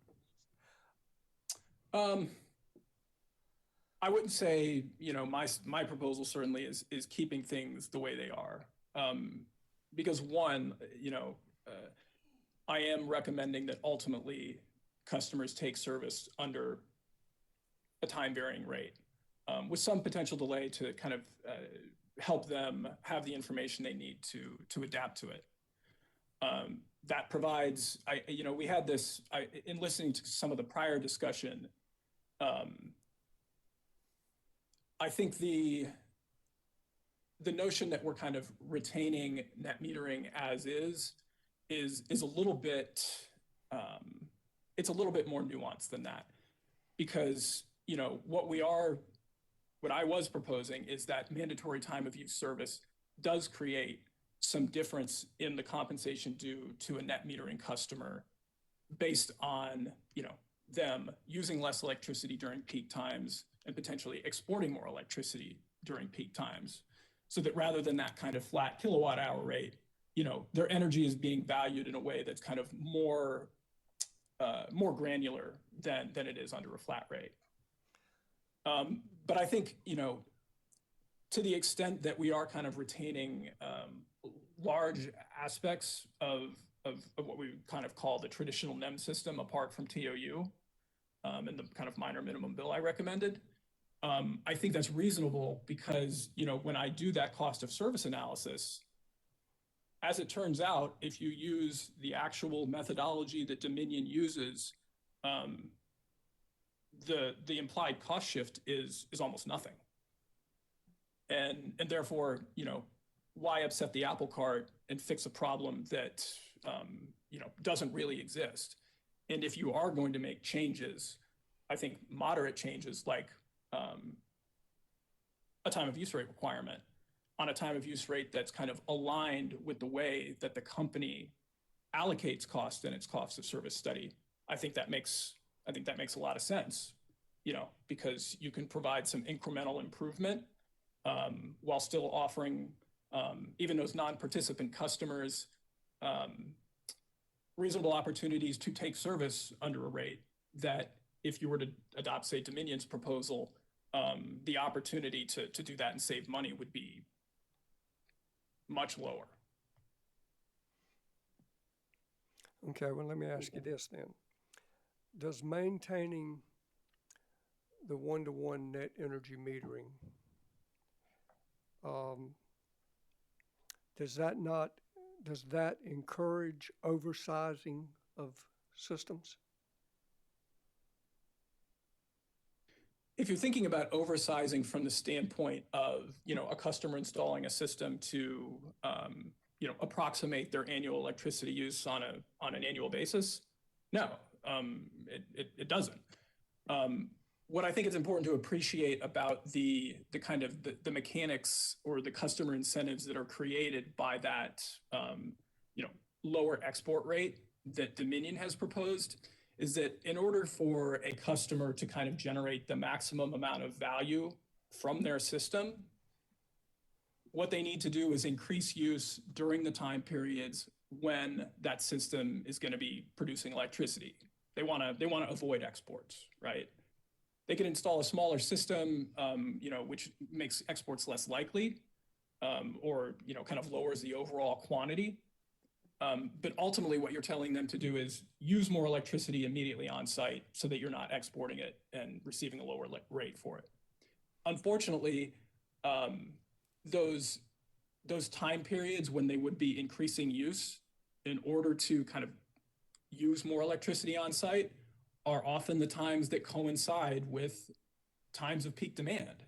And I don't think, you would rather have a customer exporting more electricity during those times and using less electricity rather than, attempting to kind of match their load with their solar system production.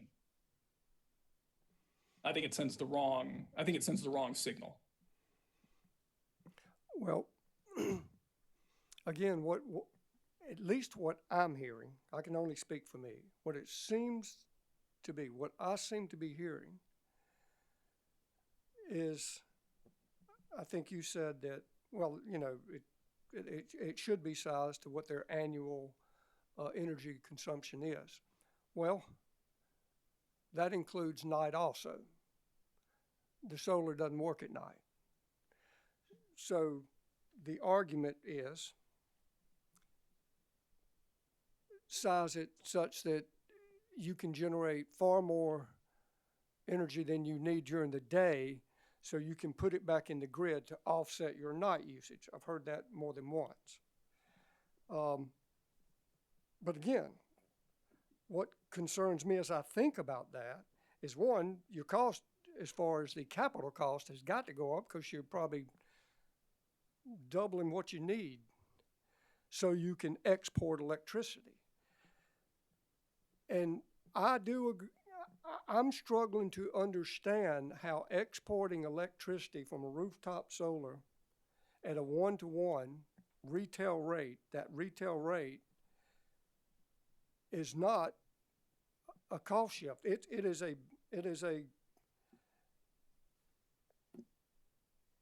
using the existing infrastructure of an existing utility to meet the peak demands, to meet the nighttime usage and everything else.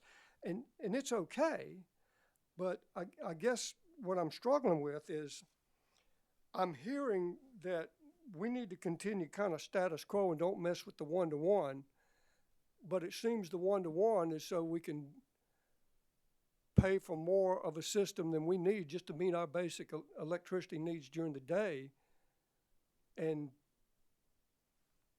charge a retail rate to the utility, which is a cost shift, in my opinion, to all the other customers. I still have yet not to see why it's not. Now, while I'm on that, and I'll let you answer, I think Mr. Moore said something other about, you know, if there's a polar vortex or something like that, and we have, you know, the peak times and all. Well, I know if you have a polar vortex, you probably got snow and ice, and that can happen during the heat of the day. Well, not the heat of the day during a polar vortex, but there are some times when it's not going to work or be very efficient during the day, which would be during some of those peak times also. So my point is, and I'm not trying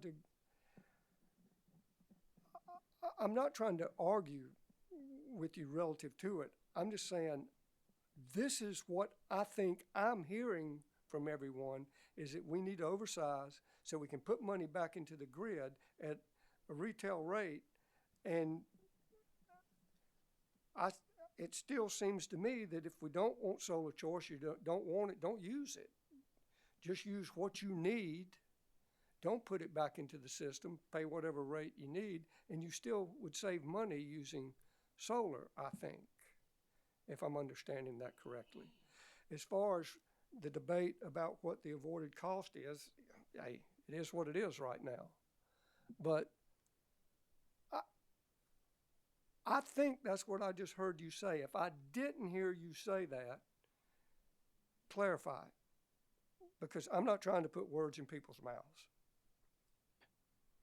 So I guess there's maybe a little bit to unpack there. I'll start off with the cost shift.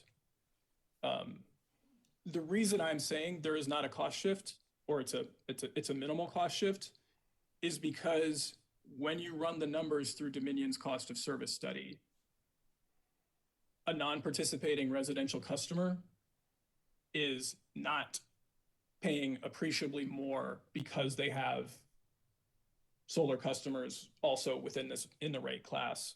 And the reason for that is because by generating during peak times, solar is reducing the allocation of costs to the customer's otherwise applicable class. So that's kind of the starting point for evaluating based on an embedded cost basis whether there is any cost shift. It's kind of looking at, are non-participant customers any worse off? Based on the analysis I did, maybe to a small degree, but it's pretty tiny. I also think it's kind of important to think about, when a customer exports electricity during those kind of on-peak times, it should be kind of assigned a higher value. And that value is higher than the cost of what they're purchasing from the utility during those off-peak hours. And if you're thinking about, a customer that is, like I said, trying to kind of maximize the value of solar choice, again, what they're doing is they're trying to kind of use as much electricity, to the extent their load is flexible during those daytime hours in order to avoid exports. Well, if we think about a customer that has battery storage, that kind of helps facilitate that. What we want them to do is to export that electricity during peak hours. What solar choice tells them to do is conserve that excess during the day and then use it at night to offset your off-peak needs. So effectively kind of taking higher value electricity and making it lower value electricity. I don't think that's what that's not really how we want customers to behave. We'd rather have them take that storage and shift everything they can to on-peak periods and either use it or export it, but shift from off-peak to on-peak. And I think, finally, I think it's important to appreciate kind of what happens when a customer exports electricity to the grid. So when they export electricity to the grid, what does Dominion do? Dominion basically sells it to their neighbor. So the customer's getting, just consider under NEM, a customer's getting a retail credit, and Dominion is reselling that electricity to their neighbor for the retail rate.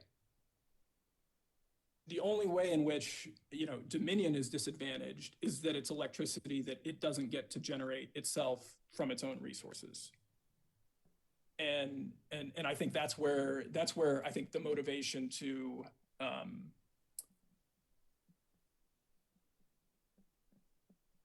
stymie growth in the DG industry kind of ultimately comes from. The utilities' incentive to build more and sell more. In that respect, DG is a competitor to Dominion.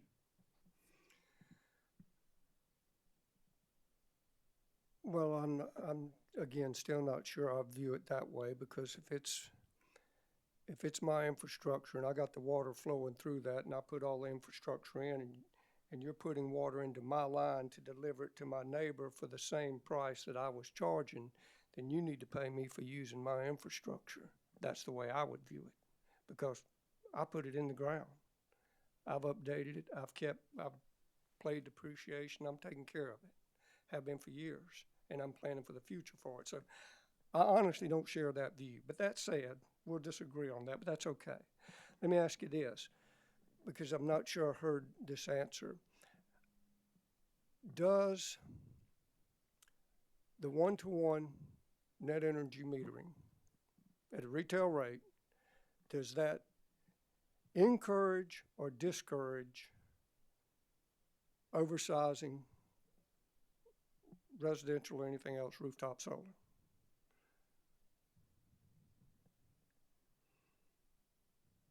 I don't think it encourages or discourages oversizing, insofar as, I think I suppose it depends on what your definition of oversizing is. If your definition of oversizing is, the ability to produce and export at any time, because at some point the system production might be high enough to, exceed your load, I suppose you could say that it encourages oversizing in that respect. But I think the fact is that a residential customer's load is so kind of variable that it would be virtually impossible to install almost any size system that isn't oversized under that definition, because there are just going to be low load periods for a residential customer or a small general service customer where their system is, exporting a certain amount of electricity to the grid. So it's just not, based on that definition, you can't build a system at all that's not oversized. Then if that's the case, and it doesn't matter necessarily, then it doesn't matter if it's not oversized to export electricity, provided you can meet your own demands. And I assume that's, I don't know how they're sized. I assume they'd be sized to just meet, whatever demands you have in your house, whether that's your peak demand at your house or average day demand. I don't really know. But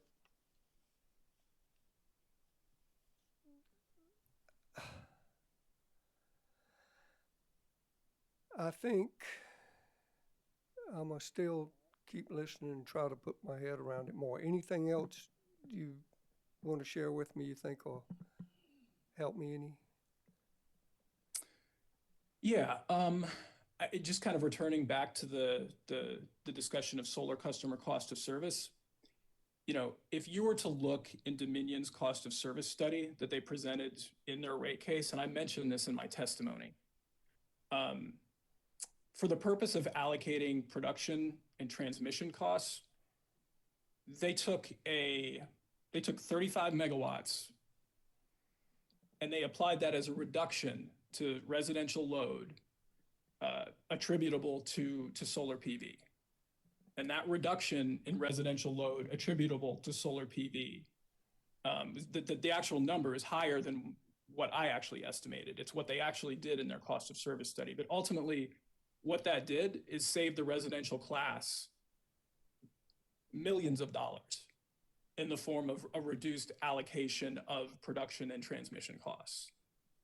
And that's an objective fact. They did that. And so, if you're going to look at my analysis and you're going to look at ORS Witness Horry's analysis, I think it's important to appreciate that Witness Horry's analysis does not reflect a reduction of that magnitude, even though that's the exact reduction that Dominion applied in its cost of service study. Well, let me ask you this. If we, I think we both agree that a big goal, if not the number one goal, is to reduce peaking, time, period, and everything else. If the solar customer simply meets their need during that time, during the day, of course. If it's at night, you're on your own, I guess. You're going to be using the electric utilities. If the solar customer only meets their demand during the daytime peak demand, doesn't put anything in the system, does that still not have a net effect of reducing peaking?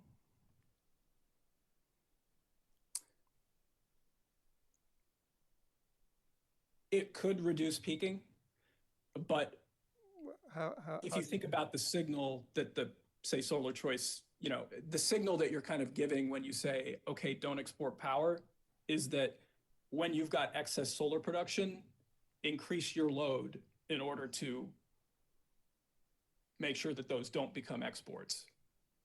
And that could actually cause, kind of the overall system peak. If you have a customer behaving in that way, that could exacerbate the peak during, a mid to late afternoon during the summer as the company's system tends to peak. So that's kind of my, you have to kind of consider the motivations that you're giving customers with a given rate design, because, that export rate could very well exacerbate peaks rather than produce reductions. Well, okay, but I would argue that anytime you reduce demand, it's reduced. If you reduce demand at peak time, you've reduced peak time demand. But,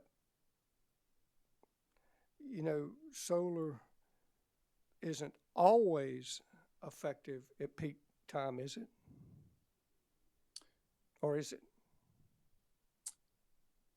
Based on the methodology the company employs in its cost of service study, where they're pretty consistently going to use a 2 to 6 p.m. period on a summer afternoon to allocate costs, yes, it's consistently going to you're going to have good production at those times, because those times are going to be associated with hot summer, cloudless afternoons, when you're going to have good solar production. If the company were to change its methodology and introduce, kind of a winter peaking component or something like that, that would certainly affect, how well solar is aligned with the production and transmission cost methodology. But as it stands now, and I think you'll see this kind of in my testimony, I presented some tables about, well, what if the peak was in this month? Or what if the peak was in that month? And you still get, no matter which month it is, you still get a very good solar contribution to the times of that peak, summer afternoons, 2 to 6 p.m. And it should be consistent over time. I'm sorry. It should be consistent over time, because the company uses that 2 to 6 p.m. period in order to kind of achieve interannual consistency, so that it's not just a single peak hour that could be at 3 o'clock or 6 o'clock. They use 2 to 6 p.m. always. It's mostly anecdotal, don't know that it matters, but I remember, I think it was 1980, 81, I can't remember, 82, July, that it rained every single day, every day, almost the whole day. I never got to cut my grass, which was actually a good thing. I didn't want to do it anyway. But it was really cloudy every single day for a month. Finally, and I'll stop, but I don't want anyone to think that I don't think it's not okay to sell back into the grid or have it flow back into the grid. I don't think that at all. That's not what I meant. That's not what I had been hearing. What I'd been hearing is didn't like the solar choice, didn't think there was a cost shift or an avoided cost or whatever.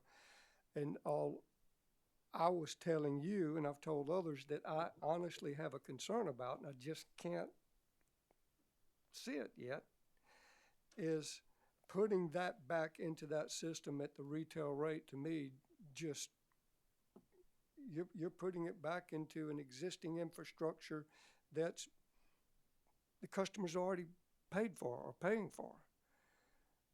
It's there, so you're using it. Now, if you want to do that, run your own lines to my neighbors or whatever, but I don't think you want to do that. So that's all I'm saying. But let's see what the others have to say. Thank you very much. I appreciate it, Mr. Barnes. Thank you. Commissioner questions. Commissioner Powers. Thank you, Mr. Chairman. Mr. Barnes, just reading again or looking at your testimony, it seemed like a pretty strong statement. You said that the proposed tariff was the most punitive tariff in any state that has a sizable solar industry. That's a pretty strong statement, isn't it? I would agree. It is a pretty strong statement. And your charts seem to cover some other states, and I'm looking at your chart on page 14, table 2, where Dominion, you say the monthly export rate is 3.6 cents per kilowatt hour, and I think there's some on there that go as high as 24 cents per kilowatt hour. What would you propose as a fair number? I would assume it'd be somewhere in between the two for South Carolina. Well, yeah, I think the average retail rate in South Carolina and Dominion service territory is, approximately 11 cents, if we can use that number. Obviously the price characteristics of all of the utilities or states that I cited in that table, they vary because, electricity rates vary, a considerable amount from state to state and even from utility to utility. The reason I recommended a time varying rate is to take that 11 cents on average and, distribute it in a way that's kind of more granularly reflective of the costs that Dominion actually incurs. So I consider, the fair rate for on-peak exports to be the rate that is represented by, the retail rate in the time varying rate that would be available to solar choice customers. And the fair rate for exports for off-peak energy to be kind of that equivalent on an off-peak basis. Okay. That's based on kind of my cost of service analysis that kind of says, look, there's not really much of a problem even under that flat 11 cents rate. And we would expect that time varying rate to kind of improve the price signal and impel customers to lower their cost of service. Well, in your table 1, you show the $5.40 capacity fee per kilowatt hour, and there doesn't seem to be anything else in that neighborhood. In fact, most of them have no capacity fee charge. Is that correct? That's right. Okay. One thing that just kind of, I guess, stood out with me about your charts, though, is none of the other states that you use for comparison are here in the Southeast. No, Virginia, North Carolina, Georgia. The closest thing that you use in your comparison is Texas. Is there some reason these other states would not be a good bar to go by for South Carolina, or helpful in us making our determinations? Well, both North Carolina and Virginia haven't created successor net metering designs, and that table is reflective only of successor designs. Okay. So, in North Carolina and Virginia, you're effectively kind of still getting that retail rate net metering under the terms authorized in those states. I was focused, because we're talking about, I guess, what I regard as a potential successor tariff type proceeding, I limited that table to successor designs, ignoring the fact that there are still, plenty of states that have not moved to a successor regime, like North Carolina, like Virginia, like Florida, that still offer retail net metering. So we would be the first state in the Southeast to undertake that. Is that correct?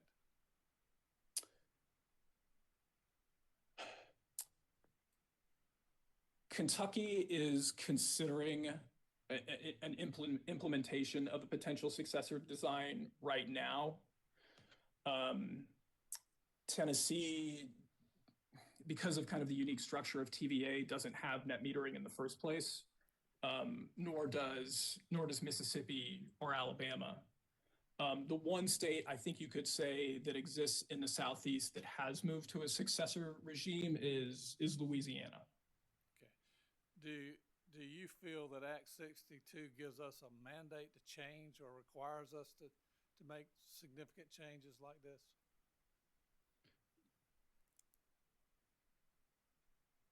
I think it requires you to make change in moderation, in balance with the other, requirements, the other objectives, to the extent that you're confident that there is a problem that, that needs to be fixed. Thank you. So, to give full meaning to kind of the, references to cost shifting, that is something that objectively, obviously, you need to consider. Well, with your earlier statement that this is the most punitive tariff in any state, are you saying that this solar tariff would doom the growth of solar in South Carolina? And that's a term someone else used. I don't see how it could not be how it cannot produce a very negative effect, just given, even the company's kind of expectations presented by witness Everett about, the level of the current cost shift and how much solar choice would affect customer economics. If you're talking about the kind of dramatic differences in customer economics that are evident in particular in the information that witness Everett presented, it's hard to take a market like Dominion's that isn't growing that fast in the first place and think that, a significant reduction in the economics wouldn't produce a significant reduction in customer installations, which when you're starting from a pretty low point in the first place, you get to zero pretty quick. Well, thank you, sir. That's all I have. Mr. Chairman. Vice Chair Belzer. Thank you, Mr. Chairman. Good afternoon, Mr. Barnes. Thank you. Good afternoon. Thank you for your testimony today.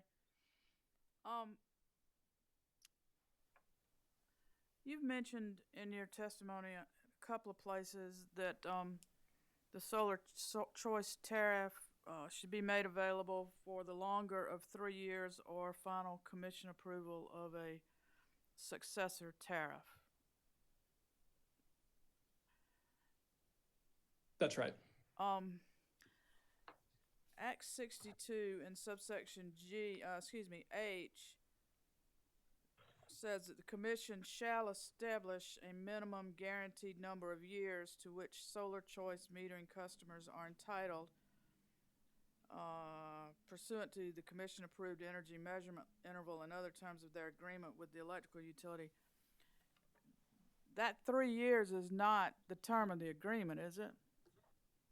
No, I was not suggesting that that 3 years be what I'm kind of now calling a legacy period, or a legacy rights period. Okay. That 3 years was intended to rectify the fact that right now the commission is at best kind of operating on limited information with respect to solar customer cost of service, because we don't have a cost of service study that really evaluates solar customers specifically as a separate class, and that there's going to be time necessary in order to develop that information, including, metering solar customers with equipment that's, able to provide the information that you need for that kind of analysis. So that was just I would call that 3 years like the enrollment term, whereas the term of the solar choice contract would and should, I think, extend to the life of the system. The life of the solar array that the customer has? Yeah, insofar as, a customer's making a long-term investment, that legacy period should be consistent with the lifetime of that investment. And what's the lifetime of that investment? I mean, we typically say that a useful life for a customer-sited solar system is 25 years. That's what I was thinking. Okay. So but rather than put a specific number on it, given that there could be some variation, it could be longer than that with some modern systems. Lifetime makes sense. Which you install the system, you have access for as long as that system is on that residence. So let me just think this through from a administration standpoint. If it's the life of the system, and then there's a change in the solar metering tariff, those that took it under Tariff 1 would be grandfathered for the life, and then potentially those that took it under the second iteration of the tariff would be grandfathered for the life of the system. Is that a fair characterization if we say the life of the system? I think that would be ideal. I know that the current net metering tariff would, I think, compel those customers that are taking, call it, net metering 1.0 to potentially switch to the solar choice tariff when their net metering 1.0 period runs out. Right, and that's like 25 or 26. Yeah, and at that point, presumably they kind of move to solar choice as what would be kind of the most attractive option. But I think you raise a good point, which is that if that doesn't happen until after, if that legacy rights period for NEM 1.0 customers doesn't end until after the present, call it solar choice 1.0 tariff becomes effective, then right now, even if the commission adopts a solar choice tariff, those customers aren't going to know what their successor regime is going to look like, because that open enrollment term that I suggested only goes for 3 years, which is probably means it ends before they move off of net metering onto solar choice. Okay.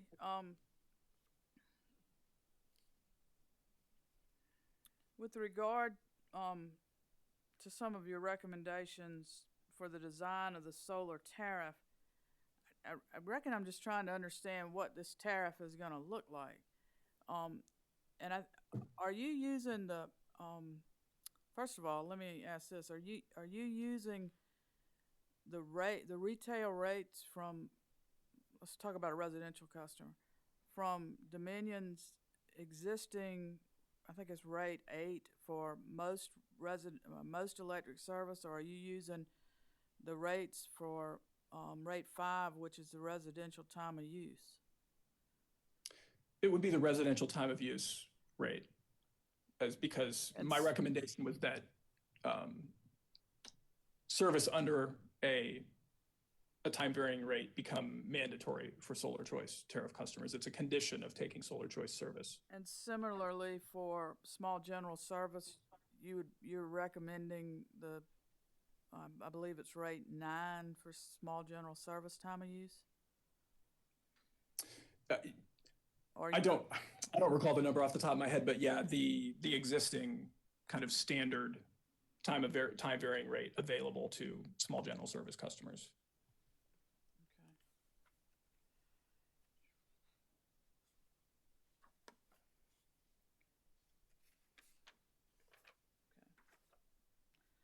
I think that's all I've got right now, Mr. Chairman. Thank you very much. Any more commissioner questions for this witness?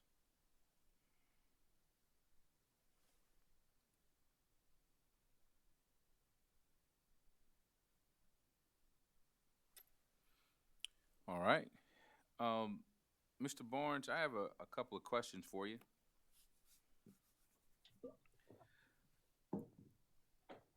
You testified that Dominion failed to do a cost of service study on the cost to serve solar DG customers. Is that true? That's right. And if you, this may seem like a broad question, but based on what you've testified to, I think you may have the experience to shed some light on this for me. Why do you think they didn't do that? I mean, my suspicion would be, given what I was talking about, them applying a fairly sizable demand reduction to the residential classes allocation of production and transmission costs. I think they didn't because they knew what the result would be, and it would not be something that was supportive of what they wanted to do as far as a solar choice tariff design. To be clear, it is likely that they also lack actual load data that is specific to solar customers, which in an ideal world is what you would use to kind of evaluate solar customer cost of service, because it's possible that the load characteristics of the typical solar customer differ from the typical non-solar customer. But the company could have done the same calculation that I did, because I based it on their data, and using a standard residential load profile, come up with numbers that are the same or similar to the numbers that I came up with. And if I understand your position correctly, it seems as if you would argue that the reason the company didn't perform that analysis may arise from some self-interest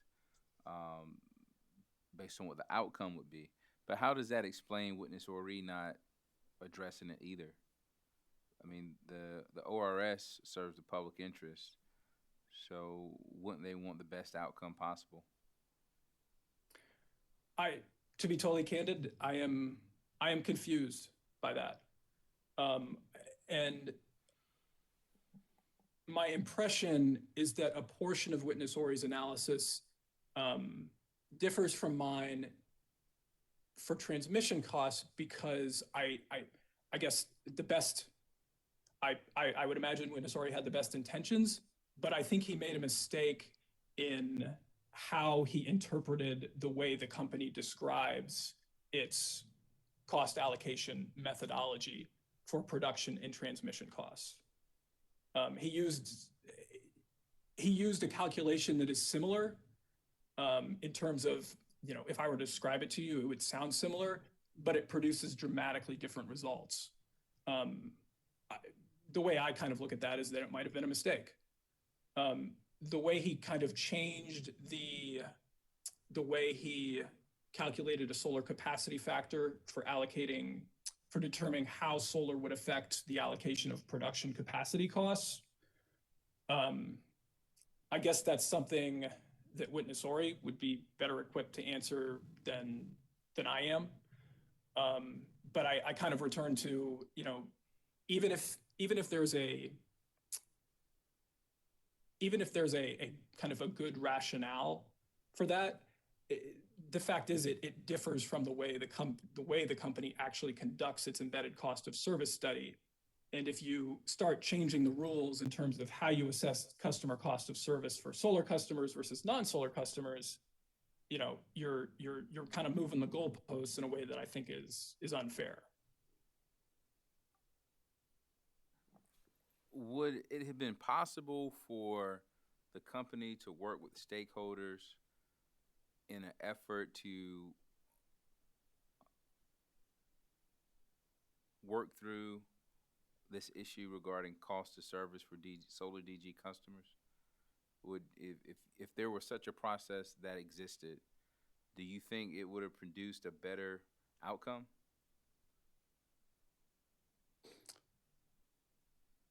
I would think so. It's certainly,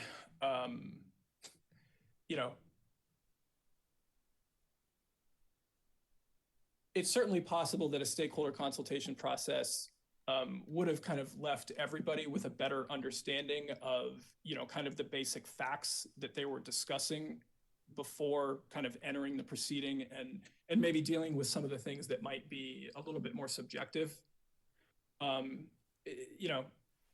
At the end of the day, if you run the numbers through the methodology that the company employs, that's kind of an objective, you get an objective result.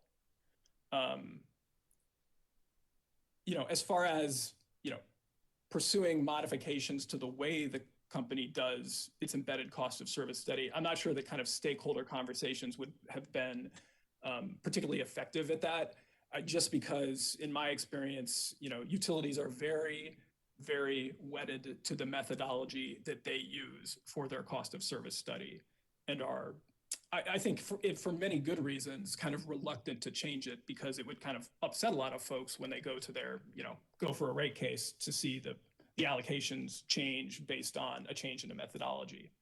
So I think it probably would have helped, everybody understand the methodology. But I don't know that it would have produced any kind of like different results in terms of the results of application of that methodology. So if the company didn't study the cost of service for solar DG customers, what is this commission left to do with what they presented to us? Well, I have to say, I think my analysis of, the purported cost shift is accurate based on the limited way in which I was able to apply the cost of service methodology to, determine a solar contribution to reducing costs to the customer's otherwise applicable class. To me, that kind of puts the commission in what I think is a more enviable position than many other regulators have been in when faced with similar questions, because, you're in a situation where even where we use an analysis that oftentimes tends to kind of lead to the perception of a significant cost shift negatively affecting other customers within a solar customers class, that's not the case here. And a lot of other commissions have had to, would have a much harder time kind of looking at a large cost shift number and attempting to balance that with the other requirements and guidance provided by Act 62, whereas I think the present commission can look at that, minimal cost shift present in current rates and think, okay, if it's minimal and we think there could be detrimental effects by making drastic changes, then we shouldn't do that. But I think it kind of puts you in a position of we're looking at a very small problem, and the mechanism that I proposed to help address that problem to the extent it exists at a small level, I think is sufficient, and it kind of balances the requirements of Act 62, keeps the character of net metering in place, which benefits the solar industry and ultimately, I think, benefits all of those non-participant customers in the future because they're, what the added cost that they might be paying is tiny, and all of those customers would have an opportunity to take service under a reasonable solar choice tariff and benefit from solar in the future. How long will it take, in your opinion, to realize those benefits? Those benefits are immediate. The thing to think about with a cost of service study is that it is basically an immediate reflection of the benefits. So when you define the cost of service benefits associated with DG, that is something that isn't something a customer has to wait to realize 5 years or 10 years down the road. That reduction in the cost allocated to their class is it takes effect as soon as the company finishes its rate case. All right. So they're not worse off in the near term, or at least they're to a very tiny degree. Okay, thank you for that. A couple more questions for you. Do you believe the residential and small general services solar market has matured in South Carolina? When you say matured, as in, are you using that term? And I guess I'm not sure. I guess I'm not sure what it means to say whether a market is matured. It's reached a period where it's peaked and experienced maximum growth, and any growth subsequent to that will be minimal. I don't see why that should be the case. If you think about right now, I don't remember the number off the top of my head exactly, but I believe, say, like the residential class, approximately 2% of Dominion's residential customers have gone solar. So that leaves the remaining 98%, and that's a pretty large market. Are all of those customers going to be inclined to install solar? No, not necessarily. Are their inclinations going to be related in one way, shape, or form to kind of their perceptions of cost savings? Absolutely. If there are a lot of customers that perceive that they won't save much money by going solar, then kind of the total market is going to be reduced relative to if a customer is able to experience greater savings. So I think you kind of think of like customers as existing on a spectrum. Some are going to install solar no matter what the economics are. Some have a threshold of, if we were to talk about like payback periods of 10 years, others have a threshold of 5 years, right? It's just kind of the way different people evaluate economic decisions.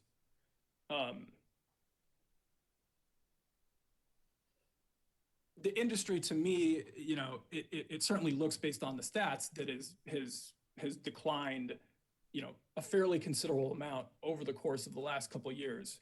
But I think to a large degree, or to a significant degree, it's associated in some ways with the fact that customers' rates in Dominion territory have not been increasing during the last few years. Not through anything the company has done, but through things that the commission has done. And I hate to interrupt you, but you said something that caught my attention. Are you saying that the reason solar deployment has declined is because rates in Dominion's territory have not increased? I think that's probably part of it. Because if you think about, the way there's a lot of research on how customers think about their energy bills, and most of that a lot of that research kind of says, well, customers are kind of, they're not thinking about their energy bills kind of on a week to week or month to month basis. They might give a little bit of attention to it when they see their monthly energy bill. What tends to grab their attention is when rates increase. And then they start thinking about, what their new energy bill is going to be when it went from, $120 a month to averaging $140 a month. Those are the kinds of things that grab a customer's attention. So when you're not in a period where rates are changing much, you're not thinking about it a whole lot, and you're not thinking about where you might save money or how you might save money. So once we've kind of gotten out of the, call it like the legacy VC summer period, and Dominion is now requesting a rate increase, I would expect that people's perceptions of their future rates are going to change because, over the course of the last couple of years, they haven't been thinking about rate increases because there haven't been any. But that's not something that's gonna, exist indefinitely into the future. It's going to change. All right, sir. If there are no more questions for this witness, we will move to redirect. Thank you, Mr. Chairman. NCSEA and SIA have no redirect and would ask that witness Barnes be excused. All right, Mr. Barnes, you can step down from the witness stand. Thank you. All right, does that conclude North Carolina Sustainable Energy Association's case? Yes, it does, Mr. Chairman. I see that Vote Solar does not have any witnesses listed, so it seems we've saved the last set of witnesses for the Office of Regulatory Staff, starting with witness lawyer. Thank you, Mr. Chairman. ORS would like to call Robert Lawyer to the stand. Oh. Thank you so much, Ms. Pittman. We will start with Mr. Lawyer at 3:40. We're in recess until 3:40. Thank you. Sorry about that. Thank you.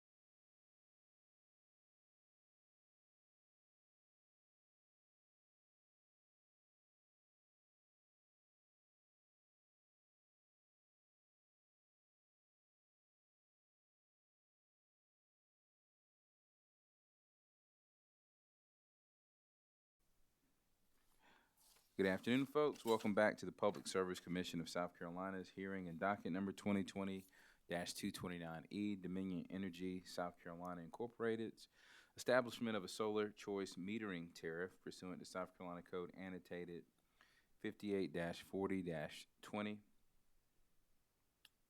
We have just come back from recess, and we are now on the Office of Regulatory Staff's case. I believe before we left, they called their first witness, Mr. Lawyer. Mr. Lawyer, if you would, take the witness stand and pause while I conduct roll call, and after roll call, our court reporter will swear you in. Let's take roll. In the hearing room, we have Commissioner Powers, Commissioner Caston, Vice Chair Belzer, and Chairman Williams. Joining us virtually, we have Commissioner Williams and Commissioner Thomas. Mr. Lawyer, are you ready to be sworn? Yes. Mr. Lawyer, if you would raise your right hand, please. Do you solemnly affirm the testimony you're about to give will be the truth, the whole truth, and nothing but the truth? I do. Thank you.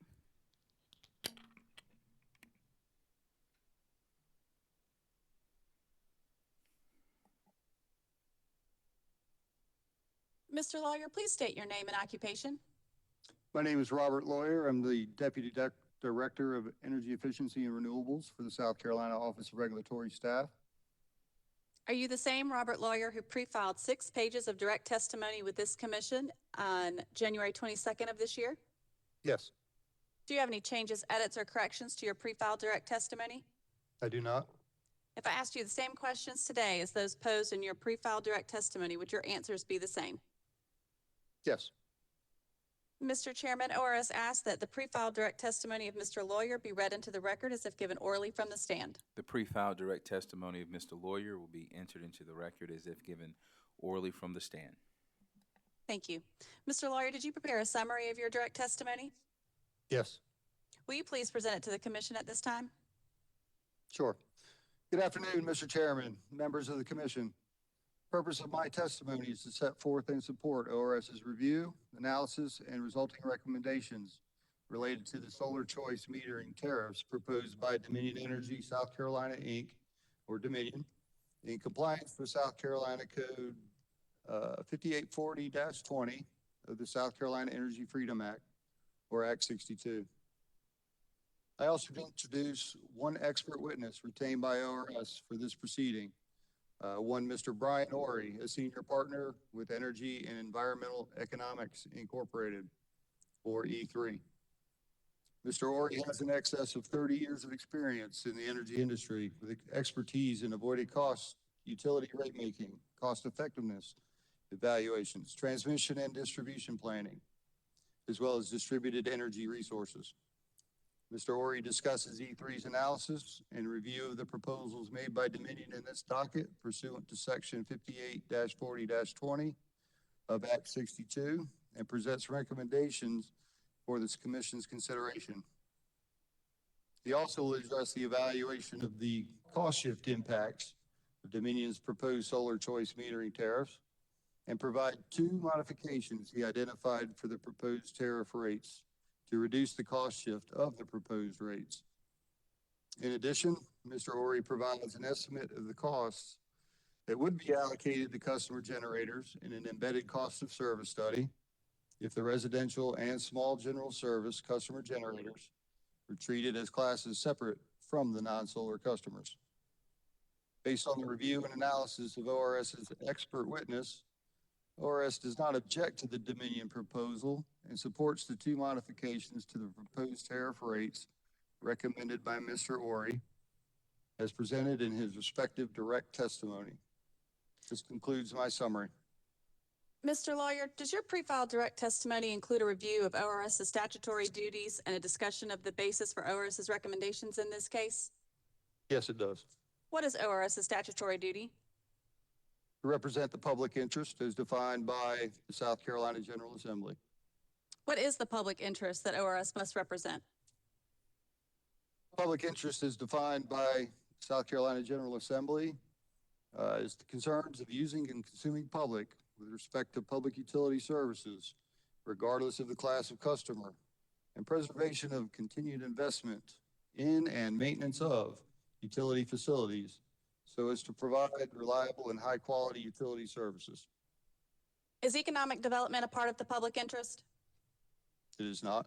What about job retention and attraction? It is not either. Does public interest include the financial viability of the utility? No.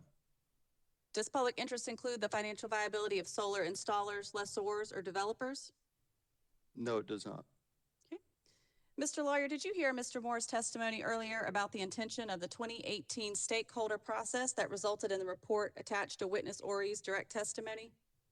I did. Do you have a response to his statements? I did, or I do, I'm sorry. I did hear it earlier. Mr. Moore mischaracterized the intention of that report. It explicitly states in the executive summary of that report, attached as Mr. Ori's Exhibit 2. The executive summary clearly states that the report aims to highlight the topics stakeholders addressed in the meetings, note areas of significant disagreement, provide context and perspective as to how various issues interact with and influence one another, and describe how other states and jurisdictions around the country have approached similar situations. The report is not meant to be prescriptive regarding how South Carolina should address DERs going forward.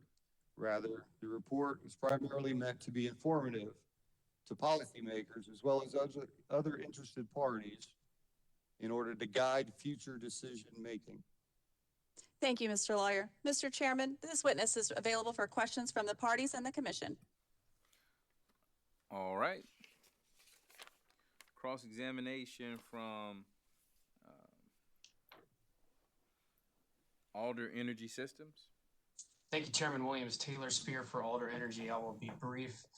Mr. Lawyer, thank you for testifying today. Have a few questions for you.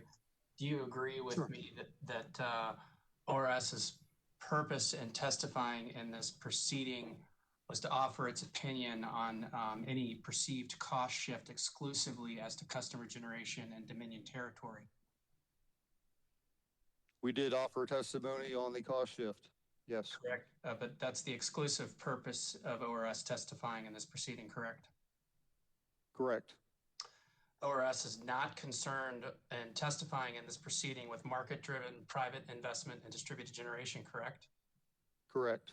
ORS is not concerned with stating a position in this proceeding with regard to disruption of the growing market of distributed generation, correct? That is correct. We offer no opinion on that subject. Beyond whether or not you offer an opinion, I'm asking, I think, more about the purpose of the testimony. So I want to be clear that not only do you not offer an opinion, you didn't consider disruption of the growing market and distributed generation for purposes of your recommendation in this proceeding. Is that right? That is correct, Mr. Spear, yes. Thank you, Mr. Lawyer. Final question for you. Along the same lines, ORS's testimony in this proceeding does not and was not intended to address any sort of statutory mandate on the commission to ensure access to customer generator options, correct? Correct. Thank you, Mr. Lawyer, for your time. Commissioner Williams, I return this witness to the commission. Thank you. You're welcome. Frank Knapp, Jr. Thank you, Mr. Chairman. I appreciate it. If I get my video here, we'll be in business. There you go. Mr. Lawyer, hello, how are you? Good. How are you, Mr. Knapp? I am doing just fine. Thank you. So I apologize for finding this all too confusing. Typically, we have parties that are engaged with specific things they're recommending or criticizing or something. So is the purpose of ORS here, you say just to state an opinion? An opinion on what, Mr. Knapp? I'm sorry, I just heard. I just heard you say that you were engaged in this to offer an opinion. You represent the public interest. I get that, consumer public. But is your recommendation regarding the solar choice tariff prescriptive? Are you saying this is what should be done? We offer an opinion solely on the cost shift analysis performed in this docket, Mr. Knapp. We concede that there are other aspects to it, to Act 62. We believe those interests are firmly represented by other parties in this docket. Okay, so you are representing the general consuming public? Yes. Okay, but not all the public, because you're not obviously advocating for or offering opinion that's going to be helping the people who are, like myself, who are commercial owners of commercial solar facilities, or who are considering to invest in a solar rooftop. Those, you did not take any of their interest in mind when you engaged Mr. Ori. No, we took all consumers' interest in mind as it in regards to the cost shift that is currently taking place. Okay. You all are concerned about those who are aspiring to invest in solar net metering into rooftop, aren't you? I'm sorry, repeat the first part of that. ORS is interested in what? Protecting the public, the ones who either have solar net metering or who aspire to purchase rooftop solar. I can't speak for the ones that aspire to get rooftop solars, but the ones that do currently not have it, whether they aspire to get it in the future is totally up to them. Okay, but are you saying that ORS doesn't take them in consideration? ORS is not concerned about the consuming public who is looking into purchasing rooftop solar? We are concerned about the consuming public. Whether they choose to get solar in the future is totally up to them. Right. But in fact, the ORS website goes into some detail about warning the public about scams. Does it not? Are you talking about ors.sc.gov? Yes. Yeah. Well, I'll put it this way. There is ORS has a link to another website called solar.sc.gov. Is that also an ORS website? Yes, that is a website that is run by the ORS Energy Office. Excuse me. And that website will lead you to a tab called Consumer Protection. And if you go there, you get to something that says red flags for solar scams. That be correct? That is correct. All right, good. Some of those you basically talk about on that website, not you personally, but that website lists some of those marketing pitches by scam artists, such as the government will pay to put solar on your home. You'll automatically get 55% tax rebate from the government. Those trees won't be a problem. We'll just add more panels. I like that one. And so ORS is concerned about those who are thinking about investing in rooftop solar by virtue of the guidance you were trying to give them about good information and not being duped by the scams, correct? That is correct. And if I may, I'd like to make one distinction, Mr. Knapp, before we go any further. The website is run by the Energy Office, which is the non-regulatory side. Right. I strictly am on the regulatory side of the house. I understand. I understand. It's not your product. But we do take great lengths to educate the public when we can. Good. And then now gets to my concern about this whole issue, that we established the fact that ORS is concerned about the consuming public and not being misled by scam artists. But were you listening to my questioning of Mr. Zimmerman? Yes. Okay. I can't say I remember every word, but yes, I did listen. I don't remember every word myself. So Mr. Zimmerman basically said, if the current solar choice tariff went into effect as proposed by Dominion, that he feels that the market will not be there any longer because the benefits, the savings would be cut dramatically, and because he wouldn't have the data from Dominion on current use of a customer to make good estimates. And so for that, he said he probably will have to get out of the market. Did you hear that? Yes, I do recall that, yes. So, and then I questioned him. I'm saying, well, you know, if you, a reputable solar contractor, gets out of the South Carolina market, and others like you get out, aren't we going to cede the field to all those scam marketers? I can't speak to that. I have no idea what needs to take place in the market for Mr. Zimmerman's company to succeed or fail. I understand that. So, but thank you. It was about those unintended consequences that may come about, and Mr. Zimmerman warned about one of those, and that's being reputable solar companies getting out of South Carolina market. You did understand that? Yes. Okay. All right. Well, very, very good. Thank you, sir. I appreciate it. I will talk with you later, and thank you, Mr. Chairman. Sure thing. Thank you, Mr. Knapp. Solar Energy Industries Association. SCIA has no questions for this witness, Mr. Chairman. South Carolina Coastal Conservation League, Southern Alliance for Clean Energy, Upstate Forever. Yes, thank you, Mr. Chairman. Good afternoon, Mr. Lawyer. I do have a few questions for you. Sure. Hello, Ms. Vixen. I think that you answered a few of my questions when you were talking to Mr. Spear, but you would agree that, again, ORS's focus in his testimony was on eliminating any cost shift to the greatest extent practicable between solar and non-solar customers. Is that correct? Correct. Great.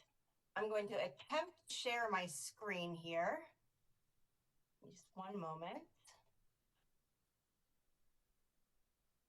Nope. Hold on one second. Try this.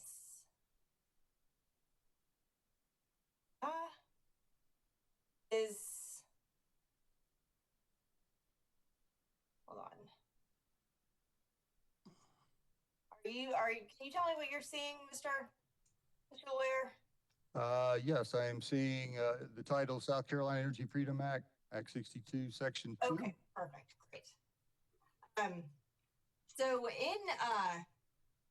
in this section of the EFA, the General Assembly listed 3 different provisions when they were stating their intent. Isn't that correct? Yes. Sorry, let me actually go back here. This is the section I intended to reference. I apologize. Okay. Section 5 of the Act. So Section 58-40-20A. The General Assembly listed 3 different provisions. Correct? That is correct. Great. And nowhere in this section does it say that any of these provisions is more important than the other 2. Isn't that correct? I would agree with that. And again, as you discussed in when you were talking to Mr. Spear, ORS did not evaluate whether the tariff met either of the first 2 of these statements of intent. Is that correct?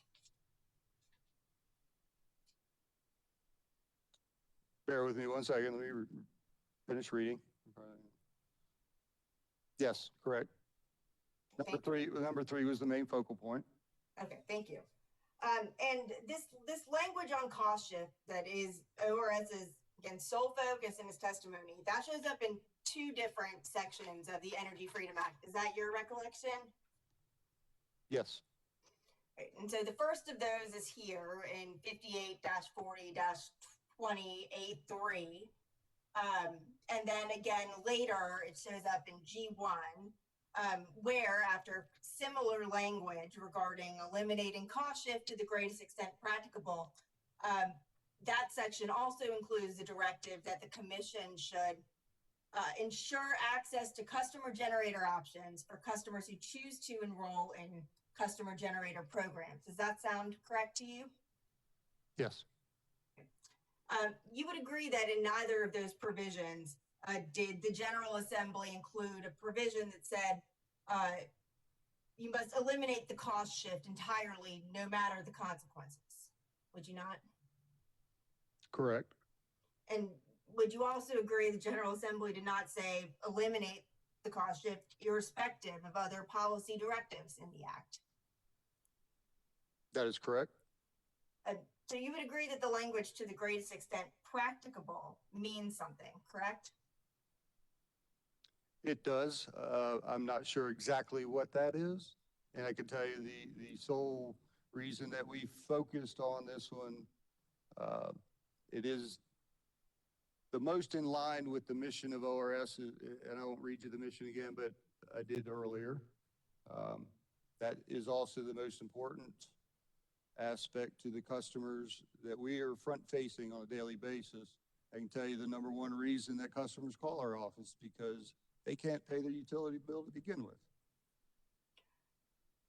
Okay, very well, Mr. Lawyer. Well, I do want to move on to the next section of the next section I want to discuss in the Energy Freedom Act, which is Section 2 of the EFA, or Section 5827.845 in the South Carolina Code. You would agree that this is an enumeration of electrical utility customer rights, would you not? Yes. And solar customers are electrical utility customers, right? Yes, they are. So you would agree this enumeration of rights applies to them, correct? Yes, it applies to all customers.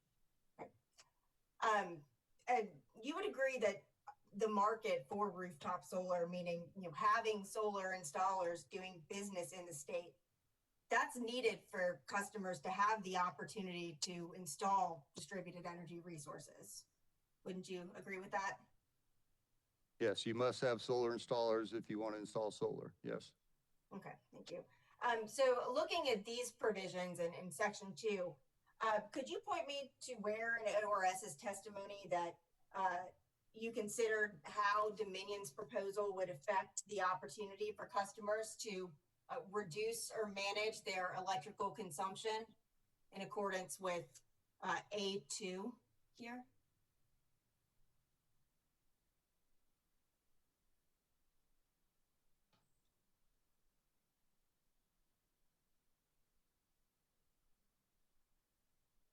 Okay, I'm sorry, I read it, but could you repeat the question relating to number 2 again for me? Sure, I'll rephrase it a little bit. Okay. Isn't it correct that ORS's testimony did not consider how Dominion's proposal would affect the opportunity for customers to reduce or manage their electrical consumption? Yes, that's correct. Okay. And looking at the second part of that same provision where it says, you reduce consumption in a manner that contributes to reductions in utility peak electrical demand. ORS also did not evaluate whether Dominion's proposal would provide an opportunity for customers to reduce their consumption in a manner that would contribute to reduction in its peak demand, did it? I don't believe so. I will also refer you to Mr. Ori. He may have looked at something along that line. I don't recall it exactly in his testimony, though, but I will punt that one to him. Okay. Well, I guess, Mr. Lawyer, were you aware that Mr. Horry, in his evaluation of Dominion's solar choice tariff, used a different methodology for both production capacity and transmission costs during system coincident peak than Dominion used for its actual cost of service study as submitted in the rate case earlier this year? I am not sure, but that is, again, I'll have to refer you to Mr. Ori about his analysis, Ms. Mixon. Okay.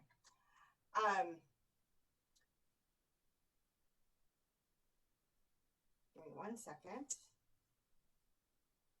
Mr. Lawyer, are you familiar with Dominion's proposed solar choice tariff and its on-peak, I guess when it assigns on-peak and off-peak rates? Yes, I've looked at that. You agree that Dominion's proposed tariff includes off-peak volumetric rates of 6.735 cents per kilowatt hour for the vast majority of the hours in the year, including summer afternoons between 2 and 4 p.m. Would you agree with that? Yes, I subject to check. I have no reason to doubt that. Okay. And are you aware that with ORS's approval from its review of the cost of service study in the most recent rate or the pending rate case, that Dominion allocates generation and transmission costs according to a summer coincident peak method that considers the class's contribution to peak in a 4-hour window from 2 o'clock to 6 o'clock when the utility experiences its summer afternoon peak. Again, you're getting into the weeds a little bit with my direct testimony in this case. Again, I'll direct you to Mr. Ori for his analysis on that subject.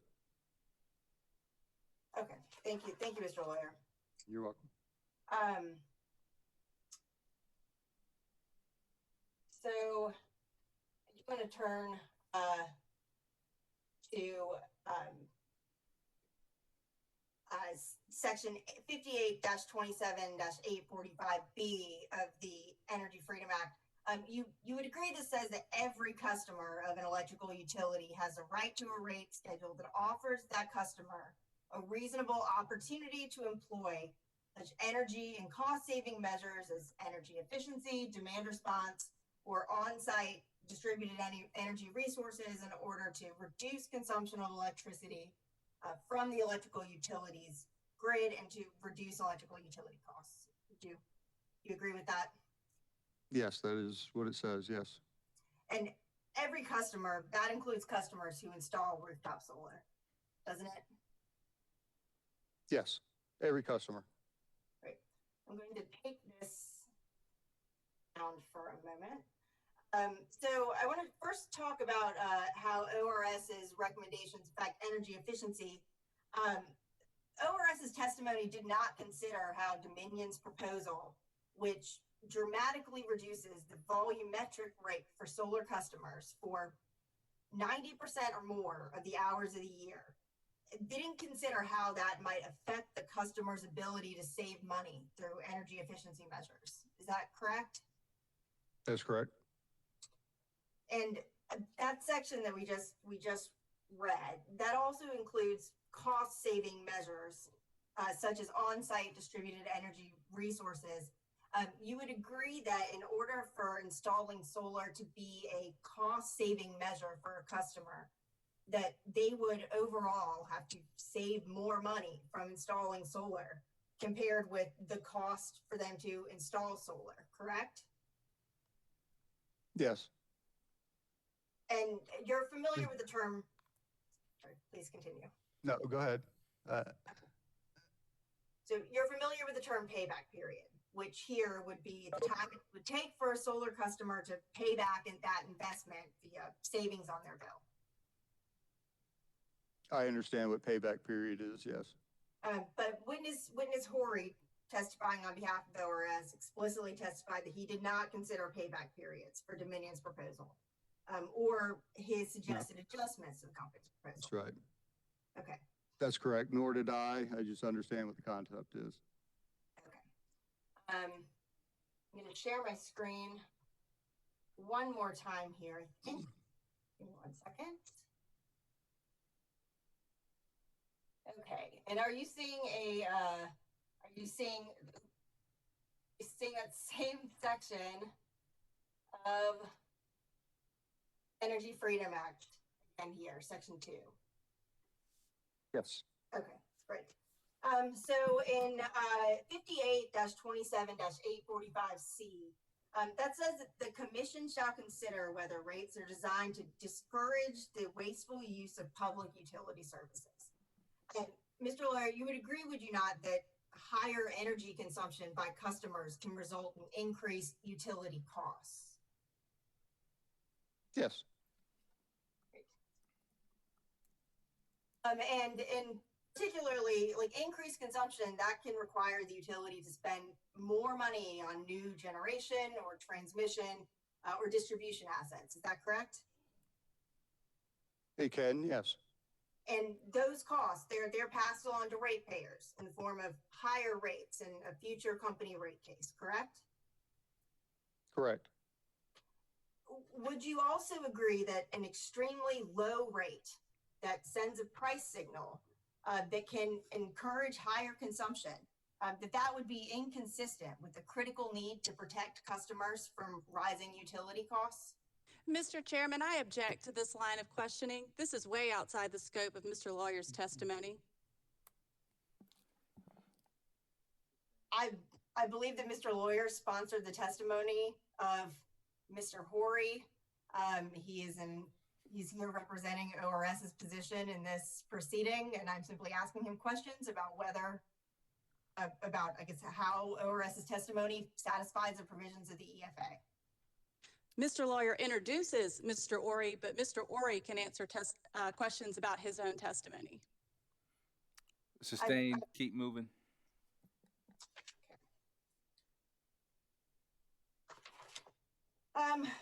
Okay, I'll move on to my next line of questioning. Mr. Lawyer, the term cost shift has been discussed a lot during this hearing. I want to make sure that we're really clear about exactly what is meant by that term. Cost shift is not defined by the EFA itself, is it? Subject to the check, I'm not aware that it is. And is it your understanding that the solar choice tariff that Dominion proposed, that's designed to be nearly revenue neutral from the perspective of the utility? Isn't that correct? Correct. And so it uses solar customer bill savings under net energy metering compared to what that customer would have paid before installing solar as a basis for its calculation of cost shift. Isn't that correct? I believe that is, yes. And ORS agrees with that bill savings minus avoided costs, that's the same as cost shift. Is that right? Well, again, I think you're wading into Mr. Ori's testimony because I think he did recommend a few tweaks to the proposal Dominion put forward. And I would defer to him to let him elaborate more on that for you. Okay. So I do want to kind of get into a little bit about the methodology and kind of the underlying assumption here for ORS's position in this. And I guess for the moment, I want to fully set aside the DER incentive because that will not be collected for customers under the new solar choice tariff. Is that your understanding? The DER incentive that is currently in place? Correct. Right, that's correct. So isn't it true that unless Dominion comes to this commission in a general rate case, asked to increase its rates because Dominion has lost revenue, and then that rate increase is approved by the commission, that there are no actual costs imposed on non-net metering customers because of net metering customers? Only those customers on a new solar choice tariff? Is that what you're referring to? I would agree with that. Okay, so when the first customer installs solar under this new tariff, no change to the bills of non-solar customers, right? That's correct. And so non-solar customers, they will not pay higher rates because of rooftop solar or for any other reason until that future rate case, and until the commission approves any rate changes there. That is my understanding, correct. Okay. So there are lots of reasons that Dominion or any other utility's revenue might go down from any given customer. Isn't that correct? Say that one more time, Ms. Mixon. There are a lot of reasons that Dominion might experience a reduction in its revenue from a given customer. Is that correct? I suppose that could be true at any given time, any given customer. Right. Well, let's go through a couple of examples. So for instance, let's say that a customer paid their own money to install a more efficient HVAC unit, and they consumed fewer kilowatt hours as a result. Dominion would get less revenue from that customer after they made that upgrade compared with before. Isn't that correct? Holding all other usage constant for that customer, yes. And what about a customer that tears down their old drafty house and they build a brand new one in its place that is built to the latest energy efficient building code? Dominion would get less revenue from that customer after they made that after they rebuilt their house than they did before. Isn't that correct? Again, if the new house is that energy efficient and their usage is constant as it was before, I would imagine they will not be spending as much on their energy. But you would agree, would you not, that it would be highly unusual to then to reverse engineer a rate specifically for, say, customers who build new updated homes that was designed to make sure that that group of customers paid the same revenue to Dominion as they did before? No, I'm not aware of that happening.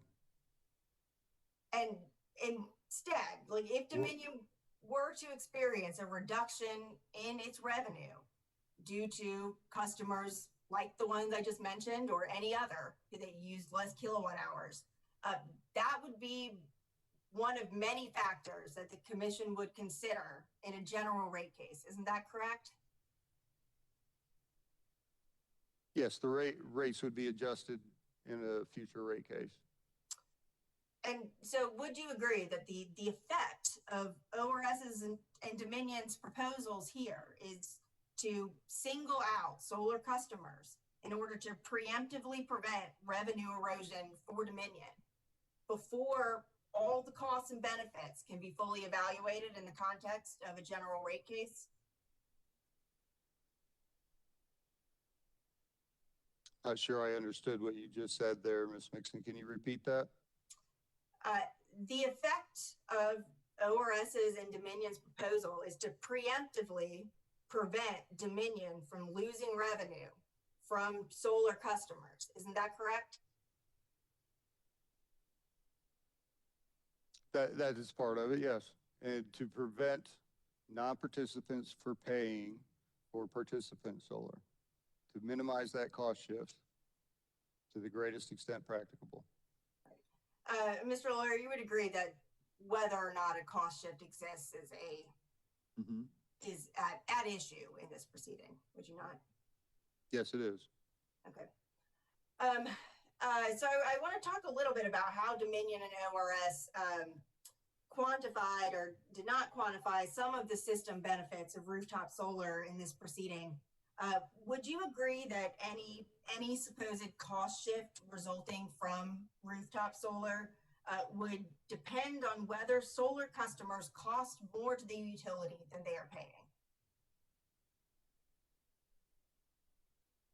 Okay, yes. And that would depend on what benefits that rooftop solar provides to the utility system, correct?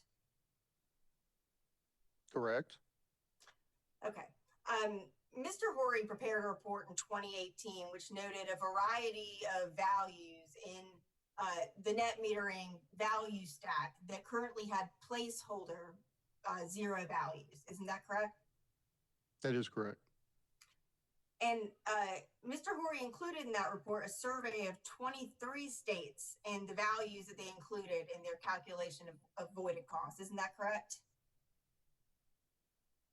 Subject to check. I'll take it. I have no reason to dispute that. Okay. Would it surprise you that 22 out of those 23 states had a non-zero value for avoided transmission and distribution costs? Okay. Mr. Chairman, may I interject? If she's going to be asking him about a document, can she share that with him?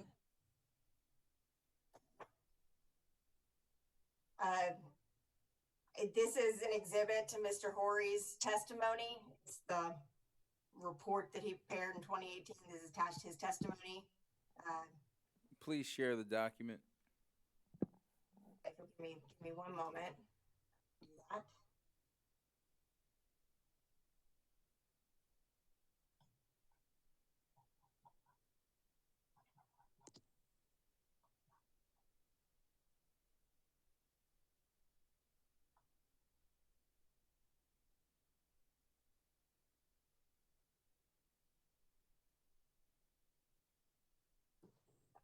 Mr.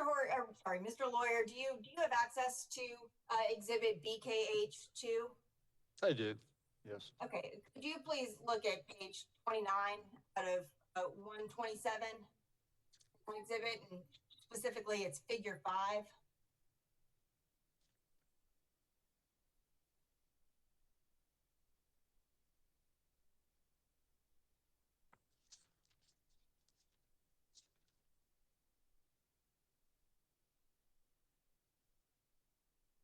Okay, I see it. Okay, and I mean, it's going to be maybe a little challenging for you to see this, depending on whether or not you have a color version of this. I do, it's just very small. Yes, again, let's just say subject to check. Would you dispute that 22 out of those 23 states would had a non-zero value for avoided transmission and distribution costs? Yes. Mm-hmm. But Mr. Horry did not attempt to value those benefits in his proposal. Isn't that right? I believe that is correct. Right. And Dominion also did not attempt to value those benefits. Isn't that right? Objection. That's a question for Dominion. Okay. Mr. Horry evaluated Dominion's proposal. Is that your understanding, Mr. Lawyer? Yes, he did. I believe his testimony notes that Dominion also did not attempt to value transmission distribution costs. That is correct. I believe so. Okay.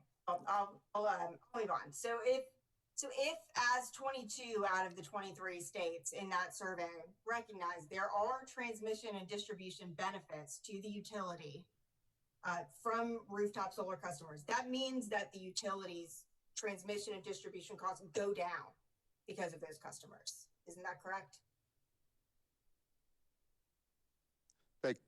Maybe that could be possible. Again, I'll direct you to Mr. Horry and his analysis and what he did or did not do with Dominion's proposal. Okay.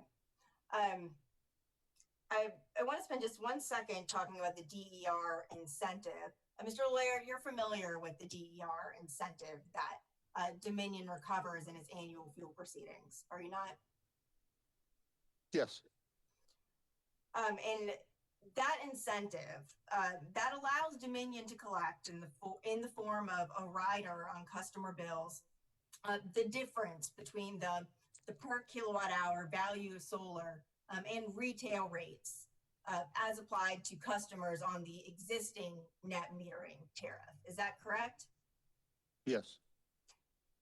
And so isn't it correct that if the commission were to approve a higher value of solar, that delta or difference would go down and Dominion would collect less from customers through that incentive? That is correct. And those benefits that we just discussed, those are also components of the value of solar that feed into the amount Dominion gets in its DER incentive. Isn't that right? Correct. And so isn't it true that if a non-zero value for avoided, for example, transmission and distribution assets were to be included, that would actually decrease the amount that Dominion could collect from the DER incentive in Dominion's 2021 fuel hearing, which is open right now? Yes. And so customers would pay less on their bills within a few months, let's say, if there was a non-zero value for avoided transmission and distribution costs, as an example. I can't speak to whether that would be a couple months or a year or any length of time for that matter. And I think it's important to note that the way this act was structured, the first docket that we had was the generic docket, the 182 docket, I'm sure you're familiar with. And that was, the purpose of that docket was to evaluate and determine the costs and benefits, as well as the methodology of valuing solar. We did not and Mr. Ori can probably attest to this as well, that we did not take those into consideration, as there has been no order issued by the commission, which would have been beneficial to this process, I believe, going forward. If we had had some direct, clear, concrete, and concise determinations come out of that docket. So I'm saying ORS is not opposed to evaluating any future benefits. That's to find what they are, be able to quantify them, and go forward and incorporating them into a solar choice tariff. But you would agree, would you not, that Mr. Hori's determination of cost shift and the value that he has assigned that number in this proceeding is dependent on what benefits are included in that value stack? Yes, I don't disagree with that one, but. Okay, thank you.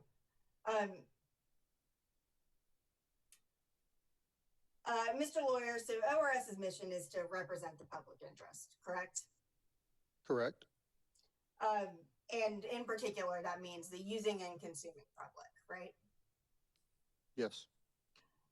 Solar customers are also part of the using and consuming public, the interests of whom ORS is required to represent, are they not? Yes. Okay. Thank you. No further questions. Thank you, Mr. Lawyer, for your time. Oh, you're welcome. Thank you.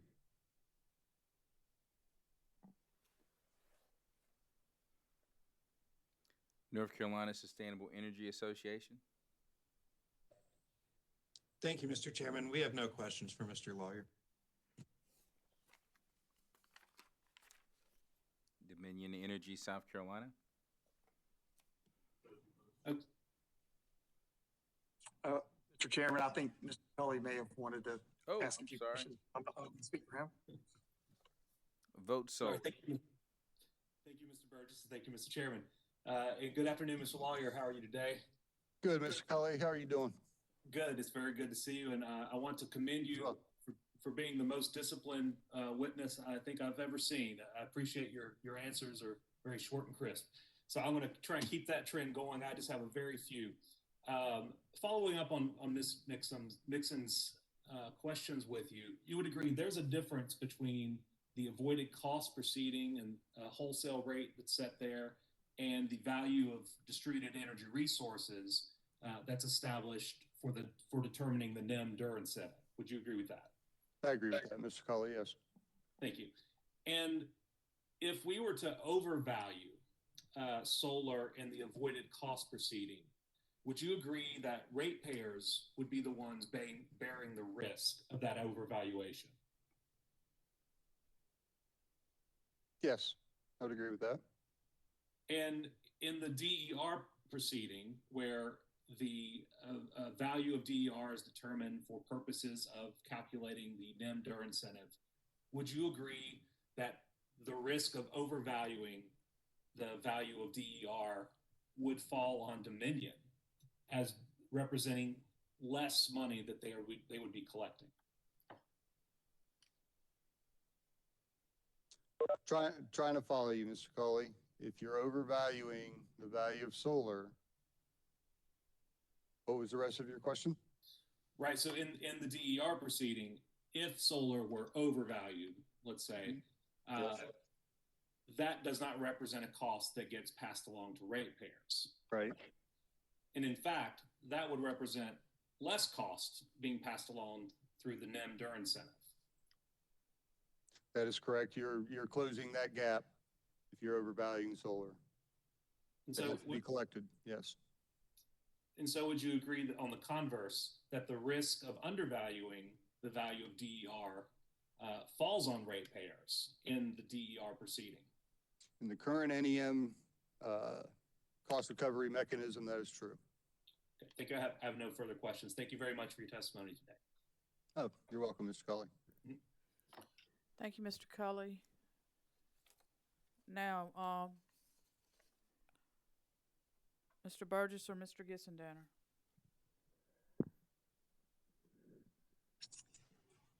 Good afternoon, Mr. Lawyer.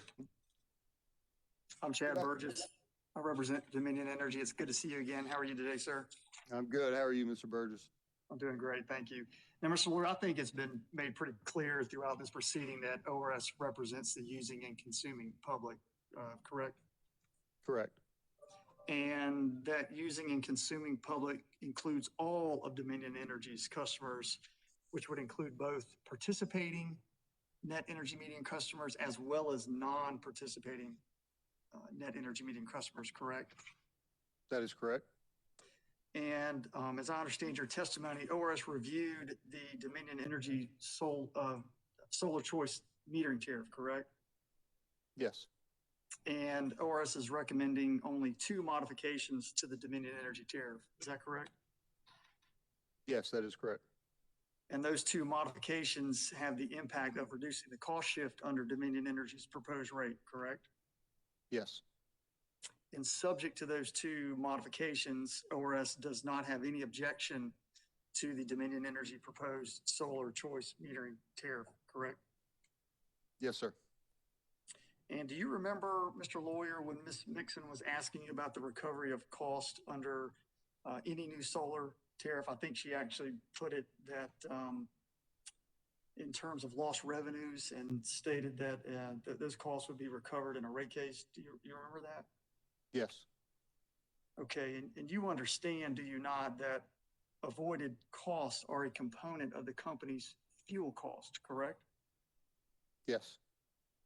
So regardless of whether or not this commission approves the Dominion Energy tariff, which is based upon 3.5 cents of avoided cost, or whether the commission approves the artificially inflated 14.5 cent in avoided cost that's proposed by CCL and the other parties, whenever customers export that power back to the company has to pay for that, correct?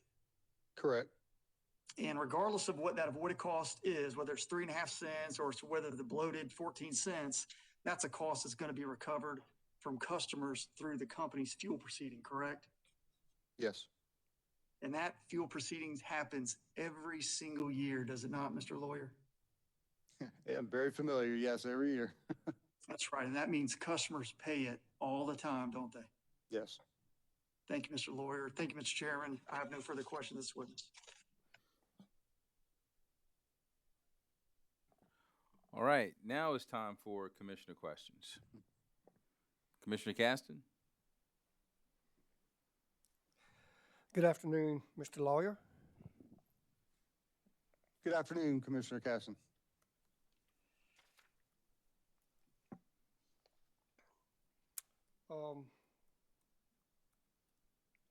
You know, depending on the perspective,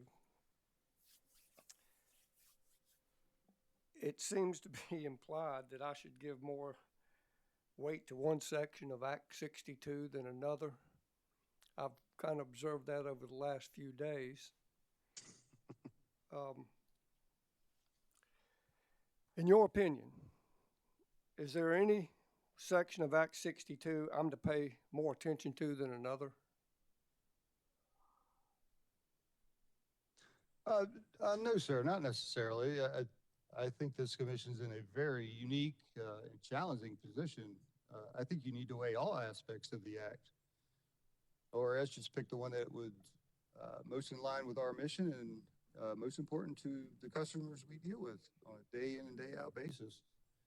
I think the other parties are well equipped, are savvy enough, have the requisite business acumen to present their side and the aspects of the Act 62 that are most important to them. No, I think you should weigh all of them. And we trust that your judgment will bear something fruitful for all. Thank you. Attorney Mixon, I think, just asked you if Act 62 cites any section in 58-40-20A as any more important than the other, correct?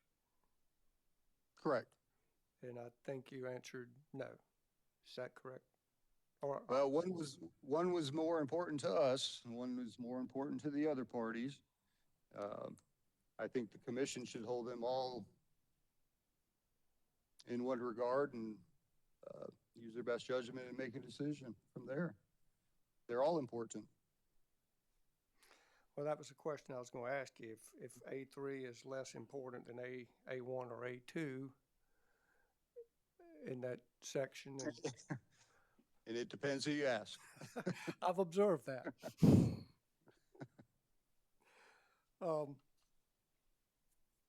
Does the current one-to-one NIM produce a cost shift to non-rooftop customers? Does it cause a cost shift to non-participants? Yes. In your opinion, does the solar choice tariff need to completely eliminate the cost shift to subsidy to satisfy the requirements of Act 62? ORS ideally would like that to occur.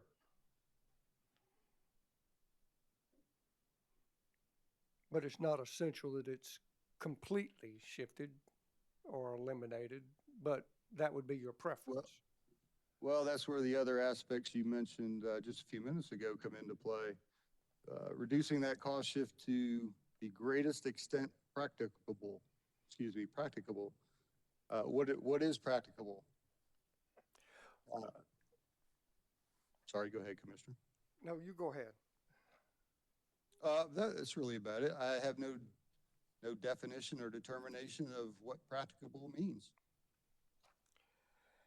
Actually, I'm not going to do it, but I have my copy of the Black's Law Dictionary, and I actually looked it up, but I'm not going to read it. Uh-oh. I'm not going to. Thank you. Do you think it is in the best interest of non-participating customers to continue the one-to-one NEM retail rate? I do not think it's in the best interest of non-participants to continue paying the one-to-one rate.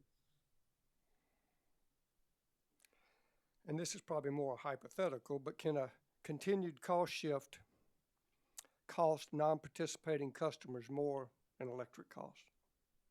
Or does it? Or can it? It does increase their costs on their bills on a month-to-month basis. And it will, well, you have one group of customers that go to 2025 and the other till 2029. And then even beyond that, those costs will continue to be recovered from non-participants. So 2029 is not the cutoff. That's just when the dollars stop getting added on. The cost will still be there to be collected in the future. And I think that's very important to understand. Thank you, Mr. Lawyer. Excuse me, go ahead. Yes. I was just going to say, starting June 1st on this whole new solar choice tariff, whatever that looks like, whatever comes out of the commission's determination, all those costs will be separate going forward. The current mechanism, 2025 for one group, 2029 for another, yet those costs are allowed to be recovered forever, however long that is after that, until they are zeroed out. That's been my understanding too, and I appreciate it. Thank you very much, Mr. Lawyer. No, sure thing, Commissioner. Any other commissioner questions? Mr. Chairman, this is Commissioner Thomas. Commissioner Thomas, the floor is yours, sir. Thank you. Thank you, Mr. Lawyer. Appreciate you being here and helping us out. Welcome. So I guess basically my concern is that it doesn't really matter which rate structure comes out of this. The cost shift does not decline for a long time. And want to make sure that I understand how that input and the impact from this proceeding flows back to customers. Based on what's been discussed, I think it kind of happens in two different ways. And one of those ways is after a new rate case is approved. And then the other way is part of the annual fuel cost adjustment and or the generic avoided cost proceedings. Is that correct? Let me see if I got that straight.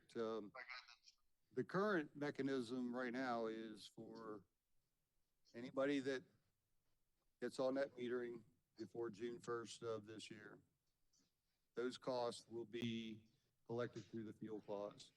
Solar choice going forward, yes, Ms. Vixen was correct that it won't be on a customer's bill, but it will be kind of reconciled or settled up in the next rate case.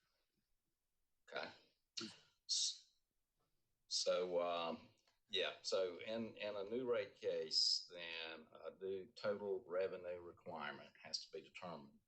And then that entire pool of revenue gets allocated to the different rate classes or customer groups as part of the rate case. So in this proceeding, we're only looking at rates 8 and rate 9. So at some point, more revenue will come from the rate 8 and rate 9 customers, that is the solar customers. Is that correct? I believe that to be true.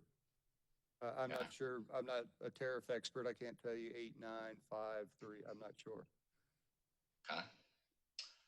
So, different items that kind of relate to what we're talking about now do end up coming through the rate case. I assume that's like the base facility charges, the subscription fee, and the time of use energy charges.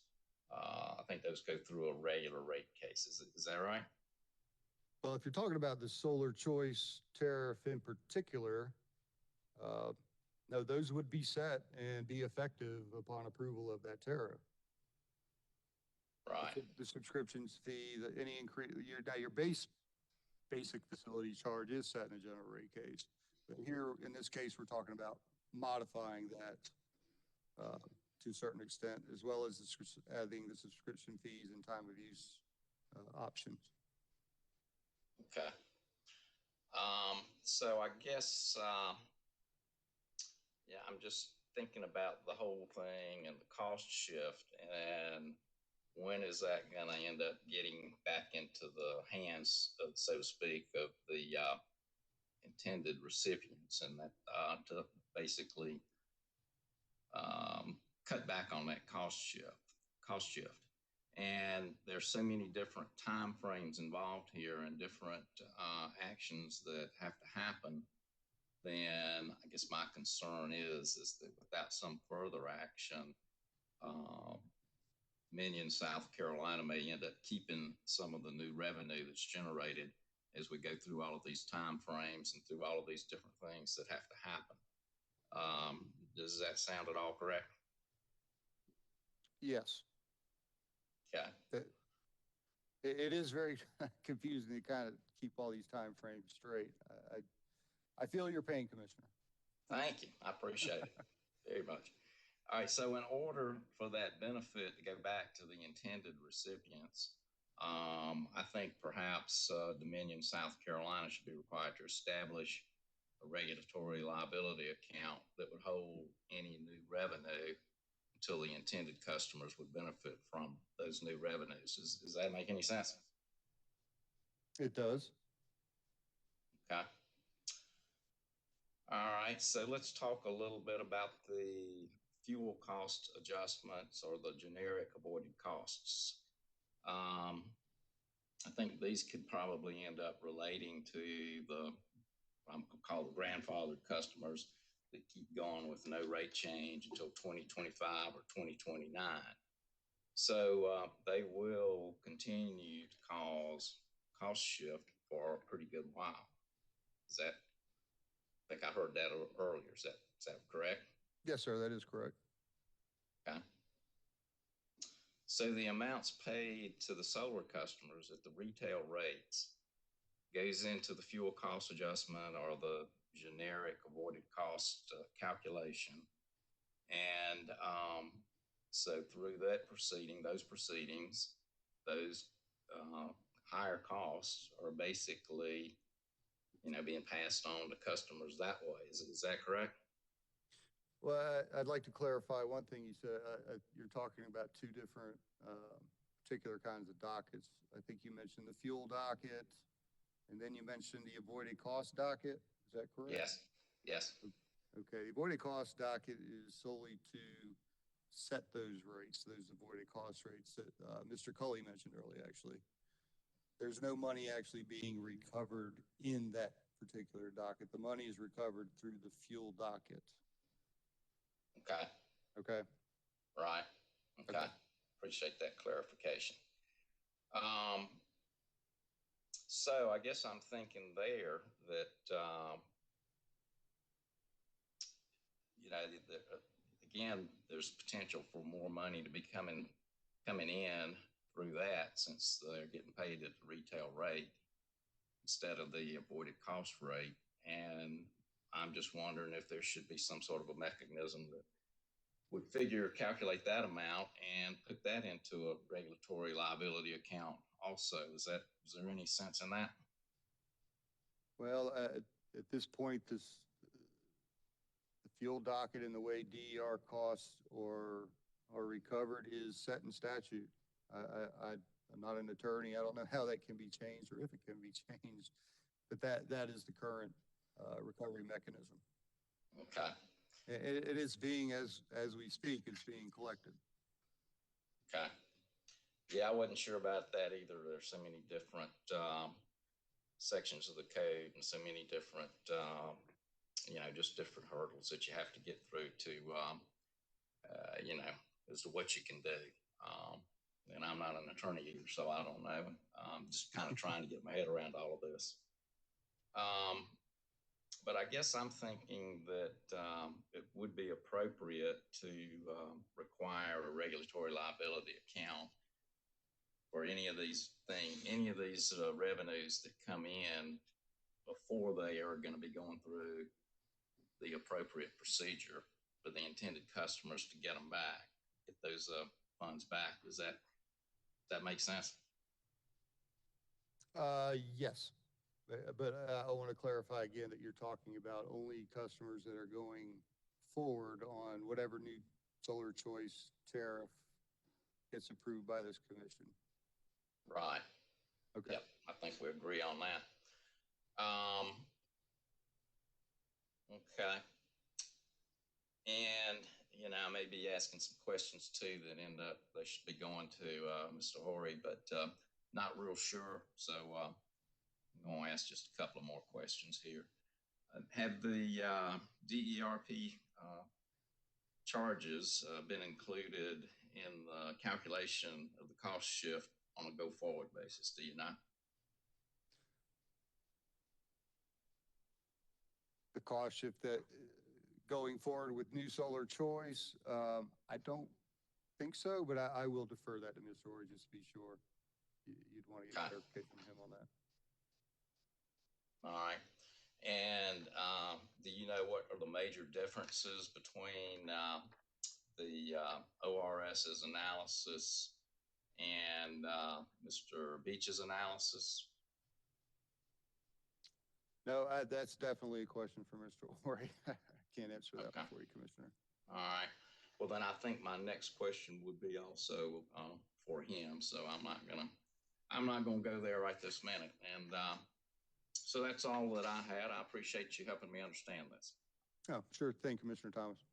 Thank you. You're welcome. Any more commissioner questions? Chairman Williams, this is Commissioner Williams. Commissioner Williams, you have the floor, ma'am. Thank you very much. Good afternoon, Mr. Lawyer. Good to see you again. You too, Commissioner Williams. Thank you.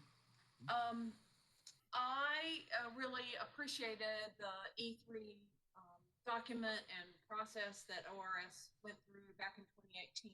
And a couple of things I wanted to ask about that I found in there, and I wondered their influence on your review. And the first was kind of the importance of the stakeholder review process and its influence as you considered Dominion's proposal. I think my question is, do we have the best? Did ORS evaluate the stakeholder role in producing the recommendation that we have today? Again, as stated earlier, there's many aspects to Act 62. We solely concentrated on the cost shifting aspect of it. Now, the report that you're talking about, that the stakeholder process, I don't know if you're a Seinfeld fan, but you're familiar with Festivus, but it was kind of an airing of grievances, if you will. We did take input from many, many different stakeholders. We did evaluate them in the report. Now coming forward to our analysis here, again, we solely concentrated on the cost shifting piece of it. That was most in line with our mission. I think it's important also to tell you that even back when Act 236 originated, the General Assembly explicitly had ORS do a cost shift report. They thought it was that important. ORS has stayed consistent since that day and has brought it forward to today, with the cost shifting analysis being most important to us and our customers. So although there was many aspects into this report, cost shifting was one of them. The analysis that we provided regarding Dominion's proposal are solely concentrated on that cost shift again. Does that answer your question, Commissioner? I think you're on. Yes, yeah. and it informs Okay. it. Yes, I'm trying to cut down on my feedback. So thank you for that extra Exactly. second. And then with regard to kind of the principle of gradualism, that's also referenced in terms of background in the 2018 report. Through that lens, how do you see Dominion's proposal? How does it meet that goal of bringing on the impact in a gradual kind of way? Well, I think when you look at the concept of gradualism, in the more traditional sense that we're used to seeing, you have a rate case and bang, the rates are effective almost immediately. If you're talking about the impact to current net metering customers, again, it's beginning of 2021, that first tranche of customers has 4 or 5 years until they will be affected by any change that is made to solar choice metering tariff. And then the other tranche is going to have until 2029, 9 years down the road, or 8 years. So I think there's your built-in gradualism, just the time alone. They're not going to be affected right away, as in the traditional sense of gradualism. And finally, did ORS collaborate with any parties in proposing your revisions to the company's solar choice tariff? No, E3 was the only consultant we had. I'm not familiar with any other collaboration. Thank you, Mr. Lawyer. Appreciate it. You're very welcome, Commissioner Williams. All right, any more commissioner questions for this witness? Mr. Lawyer, I have a couple of questions for you, if that's okay. That'll be fine. All right, thank you. Is it your testimony that ORS represents the public interest in this matter, in this docket? Yes. And you define the public interest in your testimony, correct? Yes, sir. And essentially, I'm paraphrasing here as I got locked out of my computer. The public interest is the all customer classes, the ratepayers, if you will. Yes, the using consuming public with respect to public utility services, regardless of class of customer. Mm-hmm. So, how many of those customers did you hear from in preparing for this case? How many did I hear from? You individually or ORS as a whole, in preparation for this case to represent their concerns regarding the cost shift. How many did you hear from? I personally did not hear from any. I can't speak for our Consumer Services Department. However, I do know in keeping up with DMS, Docket Management Systems, through the commission, I think there was somewhere in the ballpark of 74 public comments. but I don't know of any actual phone calls that we have received. Okay. So how do you know that the cost shift is the alleged cost shift, if you will, is a concern for the using consumer? Well, I think it's a subset of the overall call volumes that we get just regarding customers that can't pay their bill to begin with. I think the cost shift kind of piles on top of that, or is a piece of it. Okay. And I understand where you're coming from, because I've sat through public hearings, and I understand, based on that experience, what those calls could be like. But referencing that experience, usually when a customer calls to complain, they're pretty specific about what their issue is. And I'm just curious if ORS has any experience with a ratepayer specifically complaining about the cost associated, the alleged cost associated with residential rooftop solar or small general services, or any perceived subsidy as it relates to deploying solar. I'm sorry, is there any perceived what, Commissioner? Any perceived subsidy for solar? Has a customer complained about that specifically? I don't know about recently or in relation to this exact docket, but I do know there were questions when that line item first started appearing on bills. We did get calls regarding that. So there are some customers that are aware. There's some customers that might not be aware. But then if you get back to the original reason for the phone call, they can't pay their bill in the first place. They may not know about it. They may. It's a piece of it or a part of it. So how do you weigh the concerns a residential rooftop solar ratepayer may have versus a non-solar user? I'm sorry, how do we weigh? What weight do you give to the concern of a residential rooftop solar user who may be a proponent of more solar being deployed for whatever reason? They say they adopt the testimony of Mr. Barnes or Mr. Beach. How do you compare? They are a member of the class of customer that you are representing, correct? That is correct. Okay. So how do you weigh their interest versus the interest of a non-solar user? I would say any customer that calls us, we don't differentiate. We weigh their whatever concerns they have the same. Okay. So if you weigh their concerns the same, why is ORS's analysis only limited to the cost shift? Wouldn't a residential rooftop solar user want ORS to consider the potential benefits of deploying solar?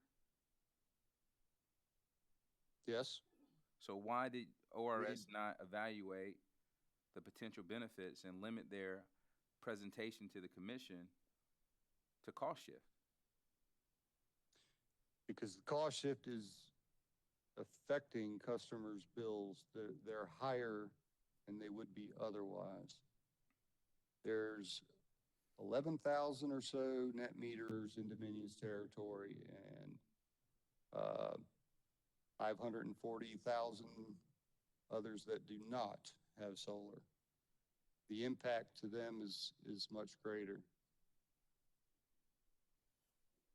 But how do you know that if you have not considered the benefits? Well, the customers that do have solar are the ones that made that choice. I trust that when they were sold the system or were marketed for a system and decided to weigh those risks and rewards that solar might afford them, they made a sound choice based on their own circumstances, their own household. Those 11,000 customers chose to do that. The other customers that have not, they're the ones picking up the cost shift or subsidizing the other 11,000. So is it your testimony and ORS's position that solar, rooftop solar, small general services, any of that solar energy, whether, and it's been described several ways from several witnesses, but are you telling me that there are no benefits to that solar energy on the grid to non-solar users? Oh, no, absolutely. I'm not saying that. And if I implied that, I apologize. No, I did not say that. I think it would, as I stated earlier, we had the generic docket to weigh and determine what those costs and benefits actually are. It would have been very beneficial to this docket to have something more concrete and concise so everybody could kind of work off the same page to begin with in developing this new solar choice tariff. I'm not denying there's benefits, and there certainly are costs. And so when you reference those benefits not being identified, or it would be helpful to have that information, are you referring to the net energy metering docket? The generic docket, where we were supposed to determine what those were. Okay. And to this date, and to the best of my knowledge, a final order has not come out of there, or out of that docket, that actually defines exactly what those are. So everybody has. I'm sorry, go ahead. I'll just say everybody has an idea of what they are. Some say these are benefits. Some say these are, but these aren't.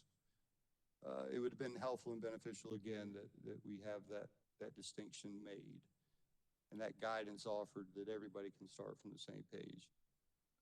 So if the commission had presented a order or issued an order in that docket before this hearing, would ORS have expanded its position to considering more or considering any of the benefits of solar? If that was the determination that the commission put forward for us to do, absolutely we would have done that. Okay. Did ORS participate in that docket? We did. Okay. Was that information presented to the commission? I don't recall off the top. All the parties to that docket did present a lot of information. Some of it had to do with, well, of course, they all had to do with costs and benefits. I don't remember the specifics that we offered, or if we did in that docket. I think we measured what was currently happening at the time, but I know other parties did. Right. Well, my question is a little bit more pointed. Did ORS inform the commission that if an order was not issued in that docket before the start of this this hearing in this docket, that it would cause some level of difficulty into ascertaining the benefits of rooftop solar and small general services and commercial? To bring forward into this docket? Yes, sir. Commissioner, I don't recall if we filed comments in there. I think we did. Subject check. I thought we had made that a point, maybe not at the hearing, but in comments prior to the hearing.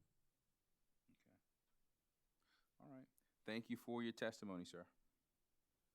You're very welcome, Chairman. Chairman Williams. Commissioner Williams, you have the floor, ma'am. Thank you. Mr. Lawyer, I've got one quick follow-up question. You mentioned, according to my notes, a cost shift report that you prepared for the General Assembly. Is that the discussion of South Carolina Act 236 version 2.0, or is that another analysis? No, this was back, this was in December of 2015. Okay. Thank you very much. If you bear with me, I think it was December 31st. Anyway, December 2015. That's good enough. I was just confused as to whether it was embedded in this other study that we do have. Thank you. Oh, you're very welcome. Any redirect? No further questions. Redirect? Yes, Mr. Chairman, just a few matters on redirect. Mr. Lawyer, did ORS offer opinions in this proceeding, or did ORS make recommendations for what the commission should do? We offered recommendations with the commission. Who prepared the report that was attached to witness Ori's testimony that's been referenced today? E3. So not ORS alone, not Mr. Ori, it was E3? E3 published and produced the report. Okay, thank you.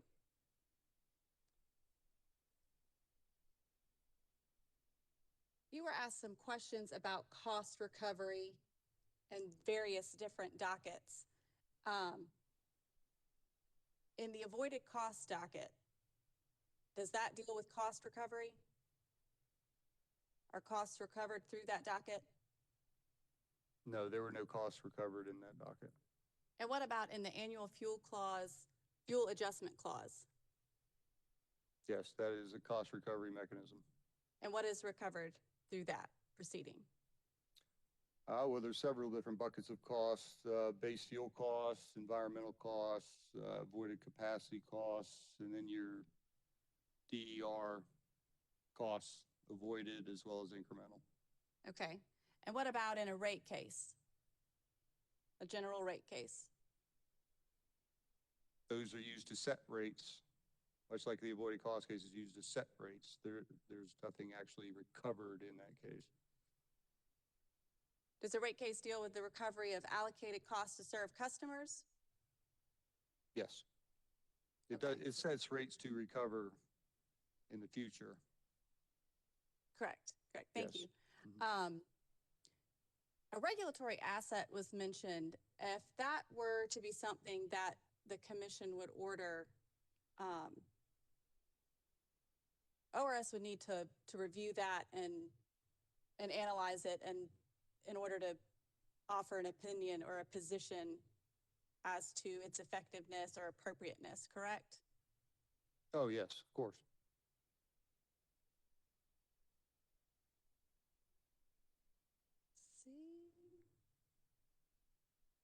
Now, there have been a lot of questions today about the public interest and who ORS represents.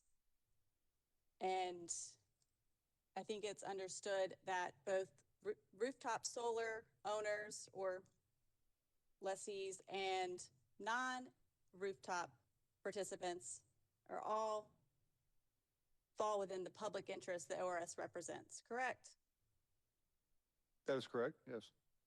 And I wanted to correct one thing. I believe I heard you say there are 11,000 rooftop solar participants in Dominion service territory. And is it 540,000 or 740,000 non-participants? I'm sorry, 740. Okay, thank you. Yeah, my fault. As a part of ORS's review to fairly allocate costs and benefits to eliminate any cost shift or subsidization to the greatest extent practicable, was it ORS's position that all customers should pay their fair share of the utility costs if those costs are reasonable and prudently incurred? Yes. So each person paying their fair share? Correct. Mr. Lawyer, did you evaluate 5827-845 in the context of your review in this proceeding?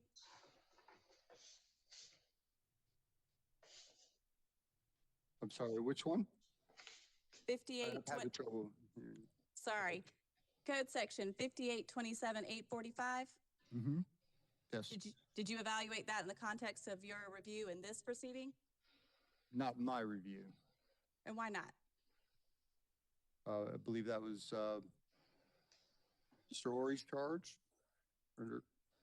Which you got to explain to me which section that was again. 5827-845. I believe it came up under some cross questions from Ms. Mixon. It did. Yes, you're right. No, my sole purpose was to evaluate section 584020. Solely dealt with solar choice net metering tariff before us proposed by Dominion. Okay, thank you. And Mr. Lawyer, you're not here offering an opinion on how the commission should balance the different provisions of Act 62. Is that correct? Correct. And Mr. Lawyer, does continuing the one-to-one retail NEM rate comply with the directions given by Act 62? No, I don't believe so. Okay, and just one moment, please.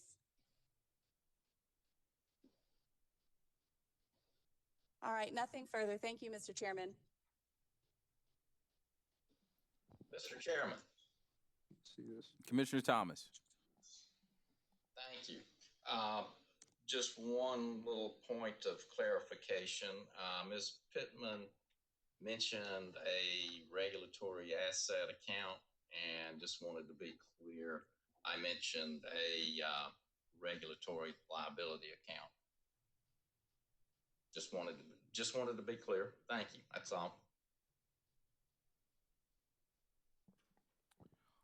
All right. I'm sure the record will reflect that.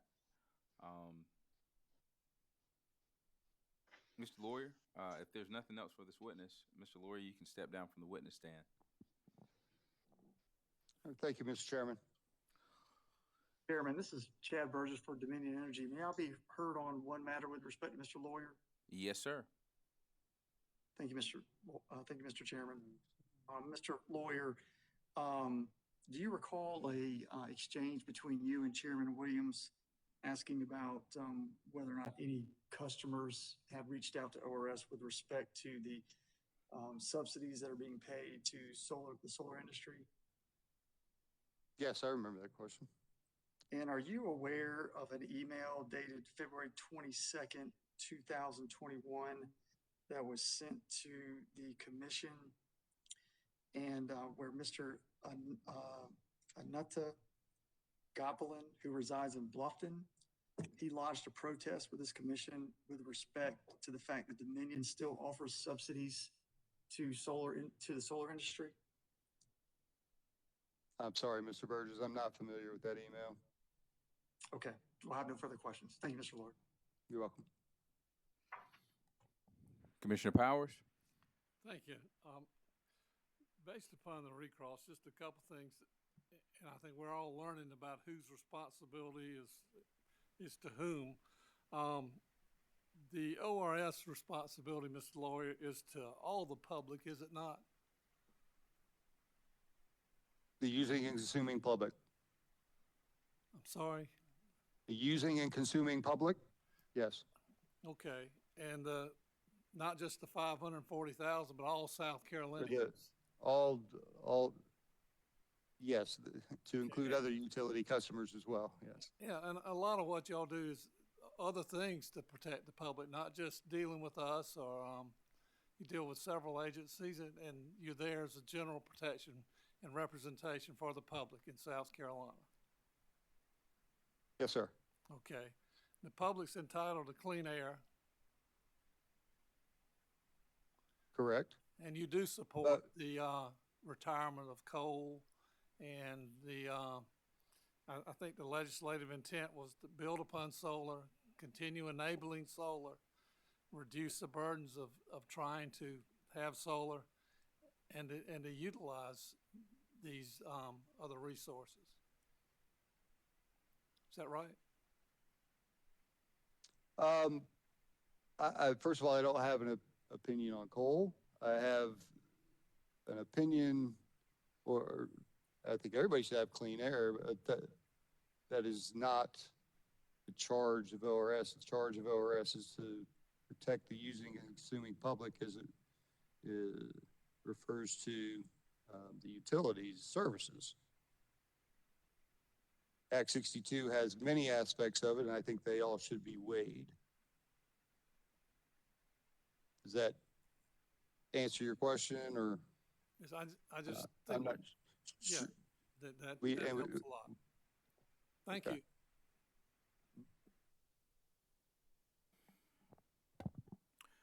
All right, Mr. Lawyer, I think if there are no more questions for you, you can step down from the witness stand.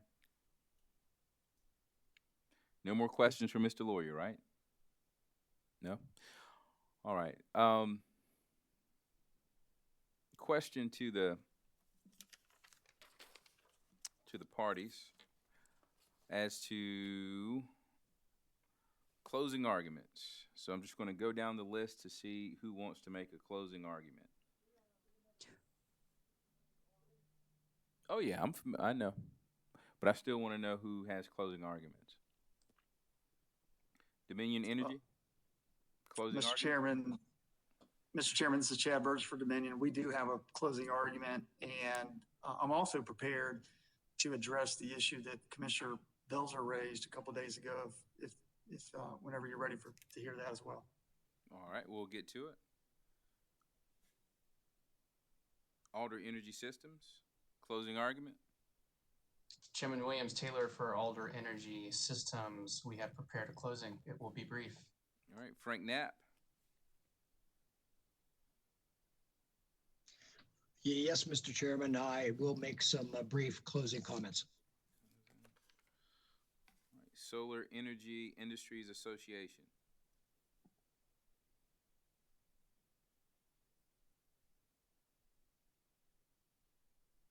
Solar Energy Industries Association. South Carolina Coastal Conservation League, Southern Alliance for Clean Energy, Upstate Forever. Yes, Mr. Chairman, we do have a closing argument prepared. North Carolina Sustainable Energy Association. Mr. Chairman, we do not have a closing argument.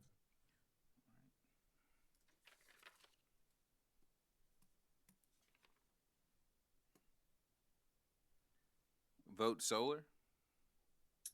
Thank you, Mr. Chairman. It would be my honor to give a closing statement on behalf of Vote Solar.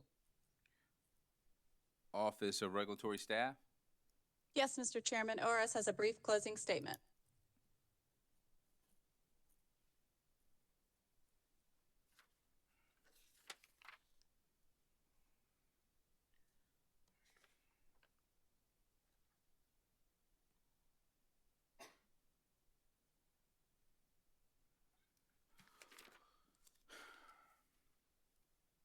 All right, so we got about 6 parties that want to make a closing, and Attorney Burgess, could you identify that issue that you wanted to address? Yes, sir. So there was an exchange last week when witness Rooks was on the stand with respect to the redirect that Mr. Gissendaner was doing under section F1 and F2. And then Commissioner Belzer had a question related to G1. And this all stemmed from Commissioner Caston's question about the word successor. And we've done a little bit of more research on that. And Commissioner Belzer had indicated that she would like for the attorneys to be prepared to address that issue in closing. And I'm happy to do that during closing, or if the commission would like for that to be done sooner, I'm happy to do that now. But, or if you'd rather move on with the case, I'm happy to do that too. But you tell me, Mr. Chairman, I'll follow your lead. Well, it was I'm always open, but it was my understanding that Vice Chair Belzer wanted that addressed in closing. Is that correct, Vice Chair Belzer? That's correct. That just seemed the appropriate time to address it. Okay. So, I think that suits us just fine, Mr. Chairman. Okay. Sounds good. Well, folks, I think that's enough for today. Tomorrow we have 1 witness left and closing arguments. Chairman Whitfield, if I may, Jenny Pittman for ORS. Chairman would it be Whitfield. possible? Oh, I thought I said Williams.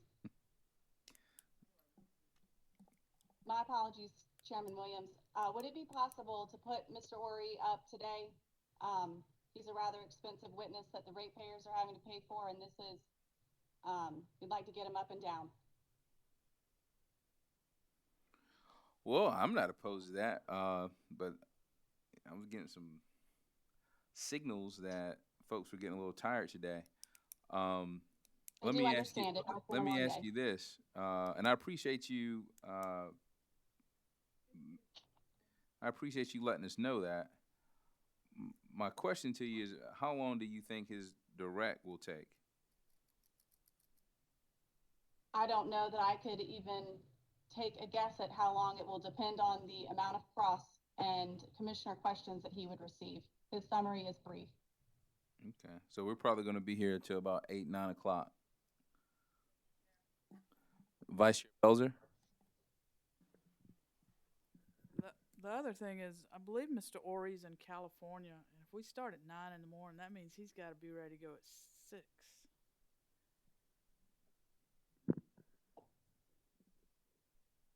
Well, so here we have a balancing, expensive expert witness versus same expensive witness starting at 6. I'm sure he's being compensated for such.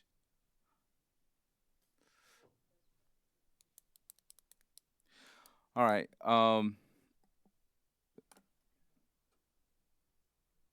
5:30. We're in recess until 5:35.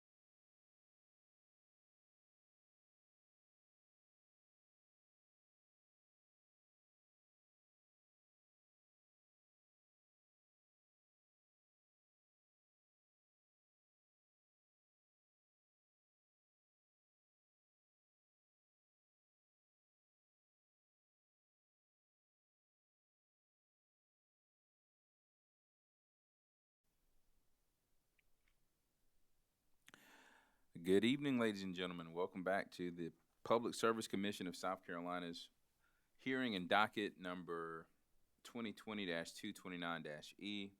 Dominion Energy South Carolina Incorporated's establishment of a solar metering tariff pursuant to South Carolina Code annotated section 58-40-20.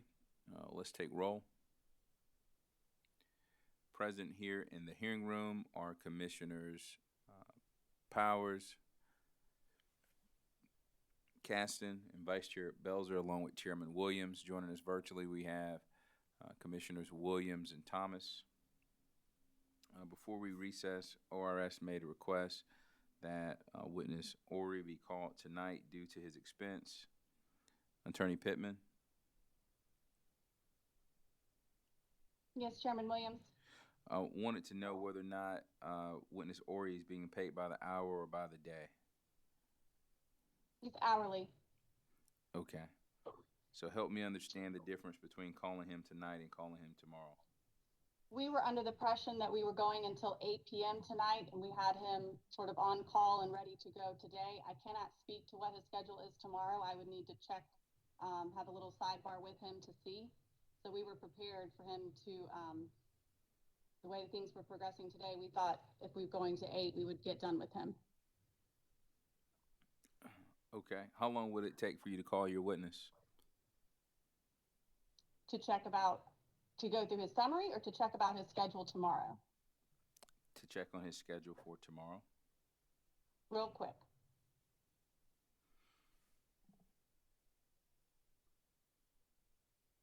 Mr. Lawyer is calling him right now.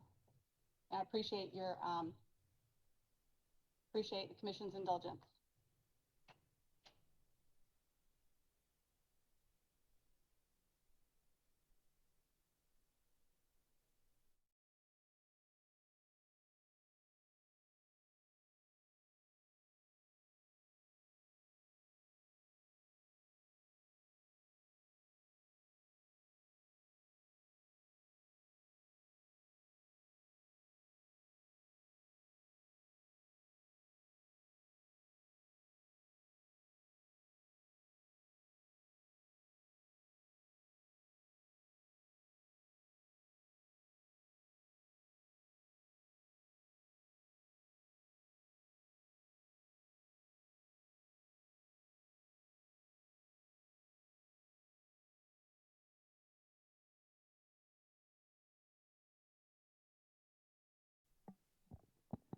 Yes, ma'am. Mr. Ori is available tomorrow morning. He can be available as early as 9 a.m. Eastern time. Okay.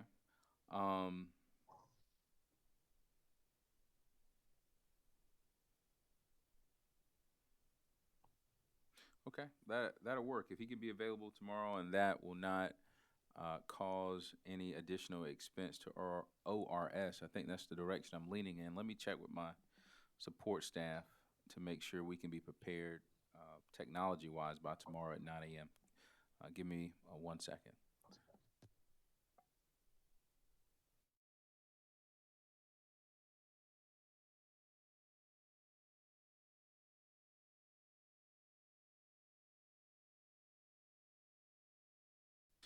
All right, so the commission's technology should be up and running to be prepared to go forward tomorrow at 9 a.m. Tomorrow we will hear from witness Ori and have closing arguments. Thank you so much. And again, Chairman Williams, I apologize for calling you the incorrect name. It has been a long day. Well, I've been told I look like Swain Whitfield a time or two. I can see the resemblance. Totally joking.